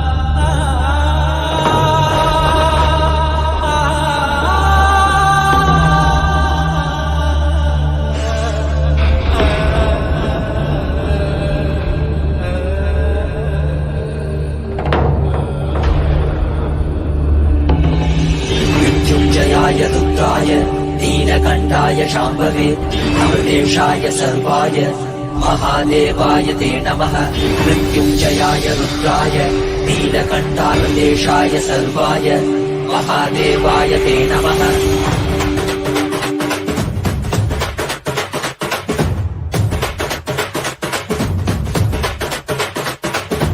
ఏమీ భాగ్యమురా మనకి ఎంతటి మోదమురా ఏమీ సౌఖ్యమురా మనకి ఎంతటి మోక్షమురా ఏమీ భాగ్యమురా మనకి ఎంతటి మోదమురా ఏమీ సౌఖ్యమురా మనకి ఎంతటి మోక్షమురా పరమశివుడేరా స్వామి మనవాడేరా కైలాస నుంచి వచ్చిన మనతోడేరా నిత్యానంద పరమ శివమేనా నిత్యానంద పరమ శివమేనా మనవాడే మనతోడి మన స్వామి వచ్చాడురా మనవాడే మనతోడి మన స్వామి వాడ కమల శరణం ఏమీ భాగ్యమురా మనకి ఎంతటి మోదమురా ఏమీ సౌఖ్యమురా మనకి ఎంతటి మోక్షమురా ఏమీ భాగ్యమురా మనకి ఎంతటి మోదమురా ఏమీ సౌఖ్యమురా మనకి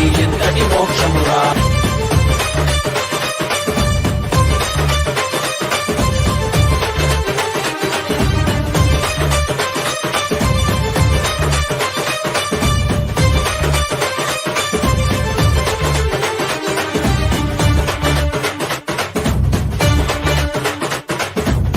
ఎంతటి కష్టమైనా మనకి స్వామి నీ తలవరా ఏమీ లేకుండా నీకు స్వామి ఉన్నాడురా ఎంతటి కష్టమైనా మనకి స్వామి నీ తలవరా ఏమీ లేకుండా నీకు స్వామి ఉన్నాడురా దర్శనమిచ్చాడురా స్వామి దివిలో నీకెళ్ళామురా దివ్య శరీర స్వామి మన భాగ్య విధాతరా దర్శనమిచ్చాడురా స్వామి దివిలో నీకెళ్ళామురా దివ్య శరీర స్వామి మన భాగ్య విధాత మనవాడేరా మన తోడేరా దర్శనమిచ్చాడురా మనవాడేరా మన తోడేరా స్వామి పాద కమల శరణం ఏమీ భాగ్యమురా మనకి ఎంతటి మోదమురా ఏమీ సౌఖ్యమురా మనకి ఎంతటి మోక్షమురా ఏమీ భాగ్యమురా మనకి ఎంతటి మోదమురా ఏమీ సౌఖ్యమురా మనకి ఎంతటి మోక్షమురా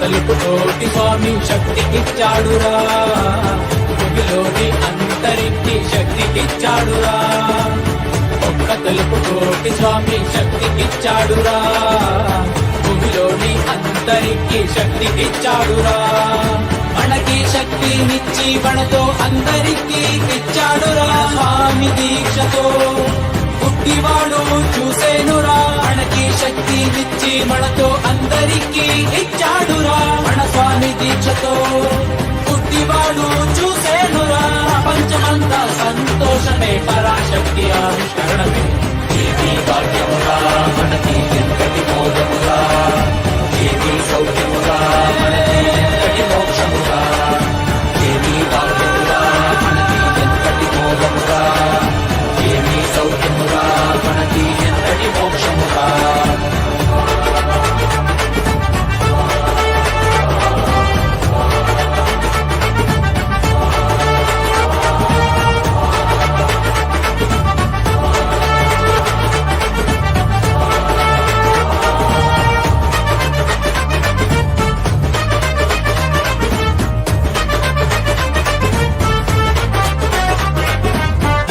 భాగ్యమురా మనకి ఎంతటి మోదమురా ఏమీ సౌఖ్యమురా మనకి ఎంతటి మోక్షమురా ఏమీ భాగ్యమురా మనకి ఎంతటి మోదమురా ఏమీ సౌఖ్యమురా మనకి ఎంతటి మోక్షమురా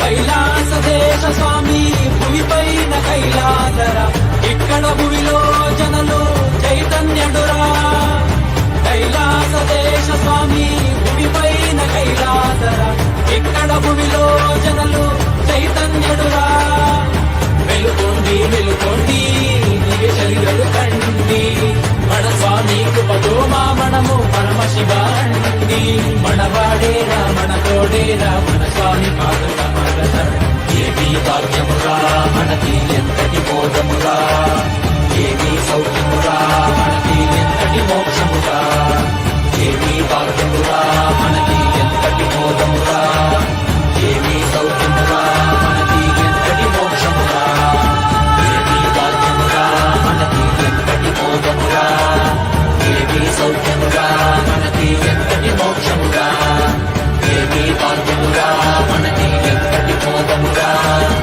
ఏమీ సౌఖ్యమురా మనకి ఎంతటి మోక్షమురా மண்ணே மாமலகே மணியே மாணிக்கமே மரகதமே வைரமே பொன்னே புகழ் சேர் பொன்மலகே சோதி வடிவான ரூபனே என் குருநாதா என் குருநாதா என் குருநாதா அஞ்ஞான கடல் நீங்கி கணக்கு ஆத்ம ஞானம் அளிப்பாய் குருநாதா நித்யானந்தா ஆத்ம ஞானம் அளிப்பாய் நித்யானந்தா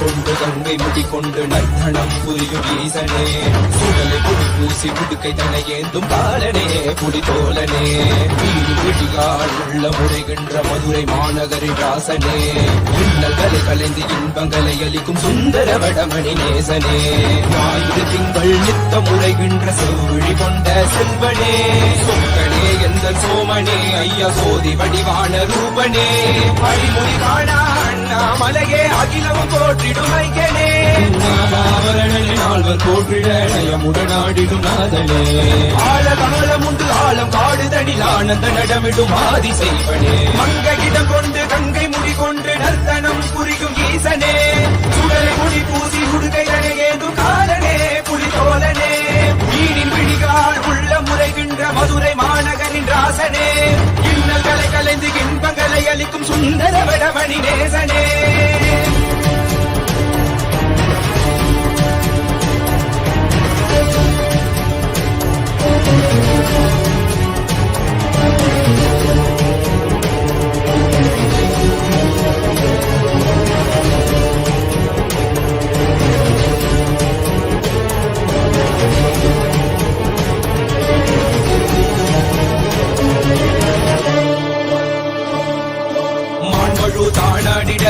மங்கையவளிடம் கொண்டு நீயாடி பாடியாற்று இருவினைகள் தீர்த்தருளவே நித்யனே இடவத்தின் மேலேறிவா என்றென்றும் ஈசனை தானாடிட புவிதனில் சுந்தரனை நீயாடிவா தினமும் நீ விசும்பு தந்தருளவே நேசனே மலனே நீயாடிவா இமையோர்கள் கிண்ணலை கலந்திடும் தேவா தேவாதி தேவா சதாசிவா பாபா குருவாக வந்து திருவருள் புரிவாய் நித்யானந்தனே முக்தி தரவாவா இடதியில் உரைகின்ற பிரமனே நீயாடிவா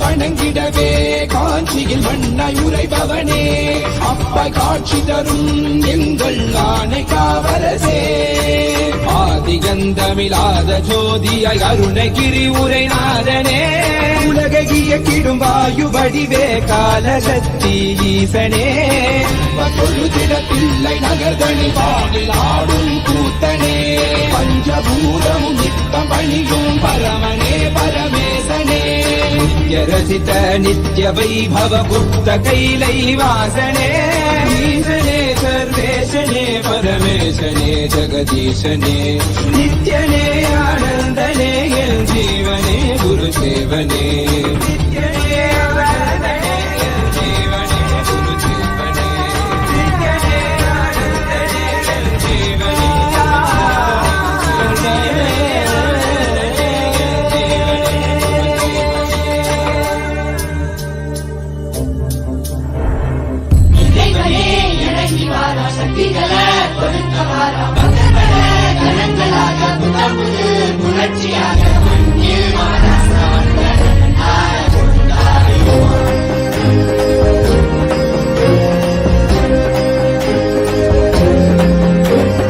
அருணையில் உதித்த அருணாச்சலனே அகிலோ தாண்டி ஆளும் அரசே நீ இன்றி விரிவேது எங்களை காத்திடவே என் இரு கண்கள் போதாது உன்னை பார்க்கவே அருணையில் உதித்த அருணாச்சலனே அகிலம் தாண்டி ஆளும் அரசே நீ இன்றி விரிவேது எங்களை காத்திடவே போதாது உன்னை பார்த்திடவே நாயகனே வேத வித்தகனே பரமருளே ஞான திருவருளே கண்கோடி வேண்டும் கால காலனை திருபவனி வர அவனியே ஆடினதே நின் கண்ணிமையும் கண்ணசையும் கருணை இருப்பிடமே நீ செவ்விடரும் புன்னகையும் இல்லையாகவே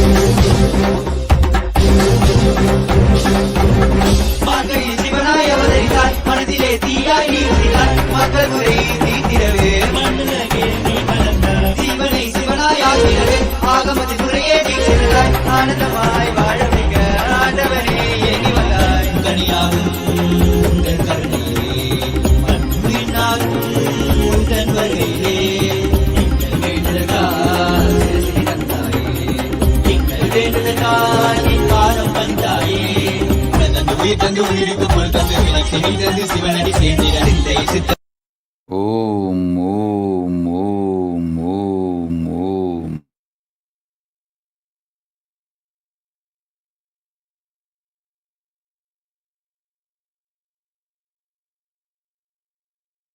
Om, Om, Om.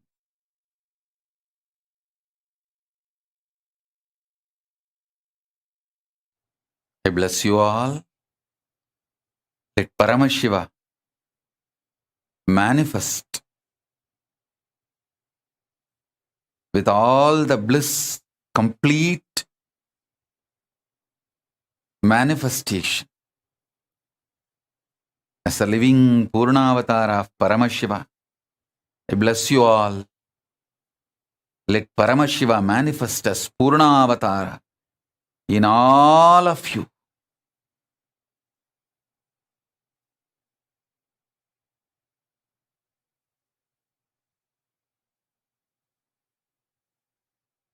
Om, Om, Om Shiva, Shiva, Shiva, Shiva, Shiva.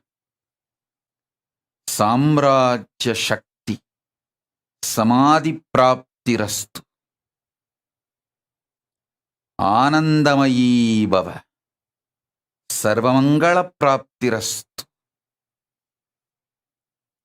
Om, Om, Om, Om, Om, Om.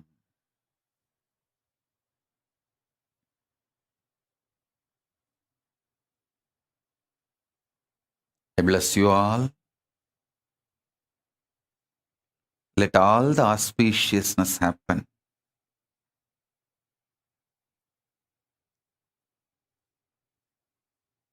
Sarva Mangala Praptirastu. Sarvamangala praptirastu. Sarvamangala praptirastu. Swarajya Siddhi, Swarajya Shakti, Samadhi praptirastu. Sayujya Mukti praptirastu. Paramashiva Sayujya Mukti praptirastu.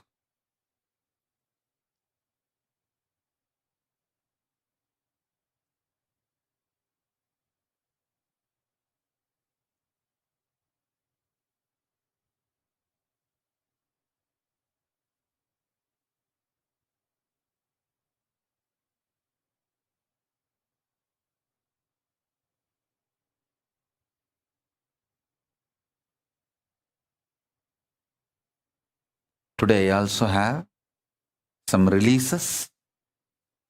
Till now we have few hundred proclamations from all over the world. Today I am releasing first 200 to all of you and to the world. The first proclamation is from Mayor of City of San Jose, the Honorable. I thank you for this proclamation.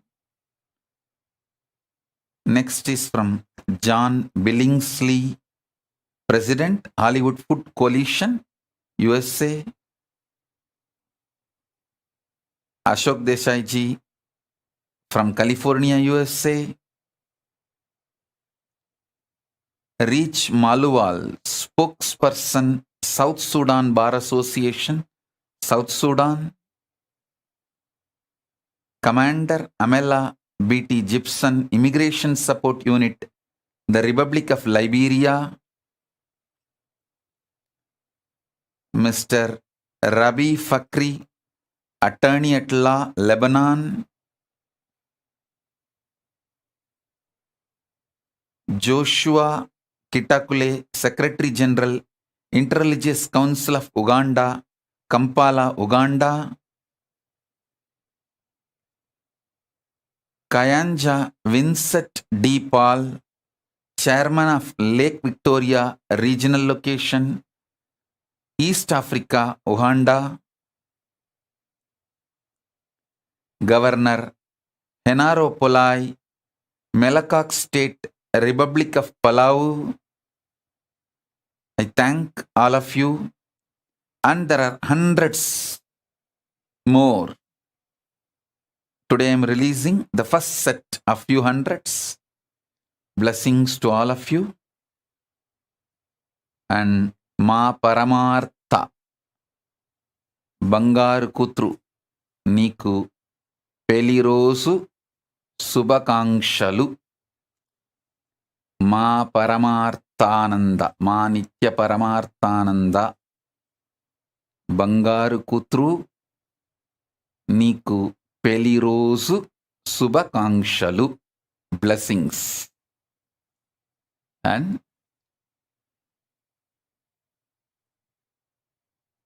blessings to every one of you.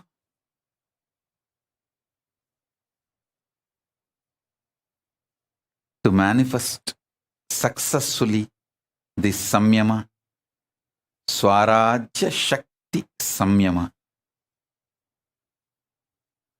So with this, I bless you all. Let's all radiate with integrity, authenticity, responsibility, enriching, causing, living,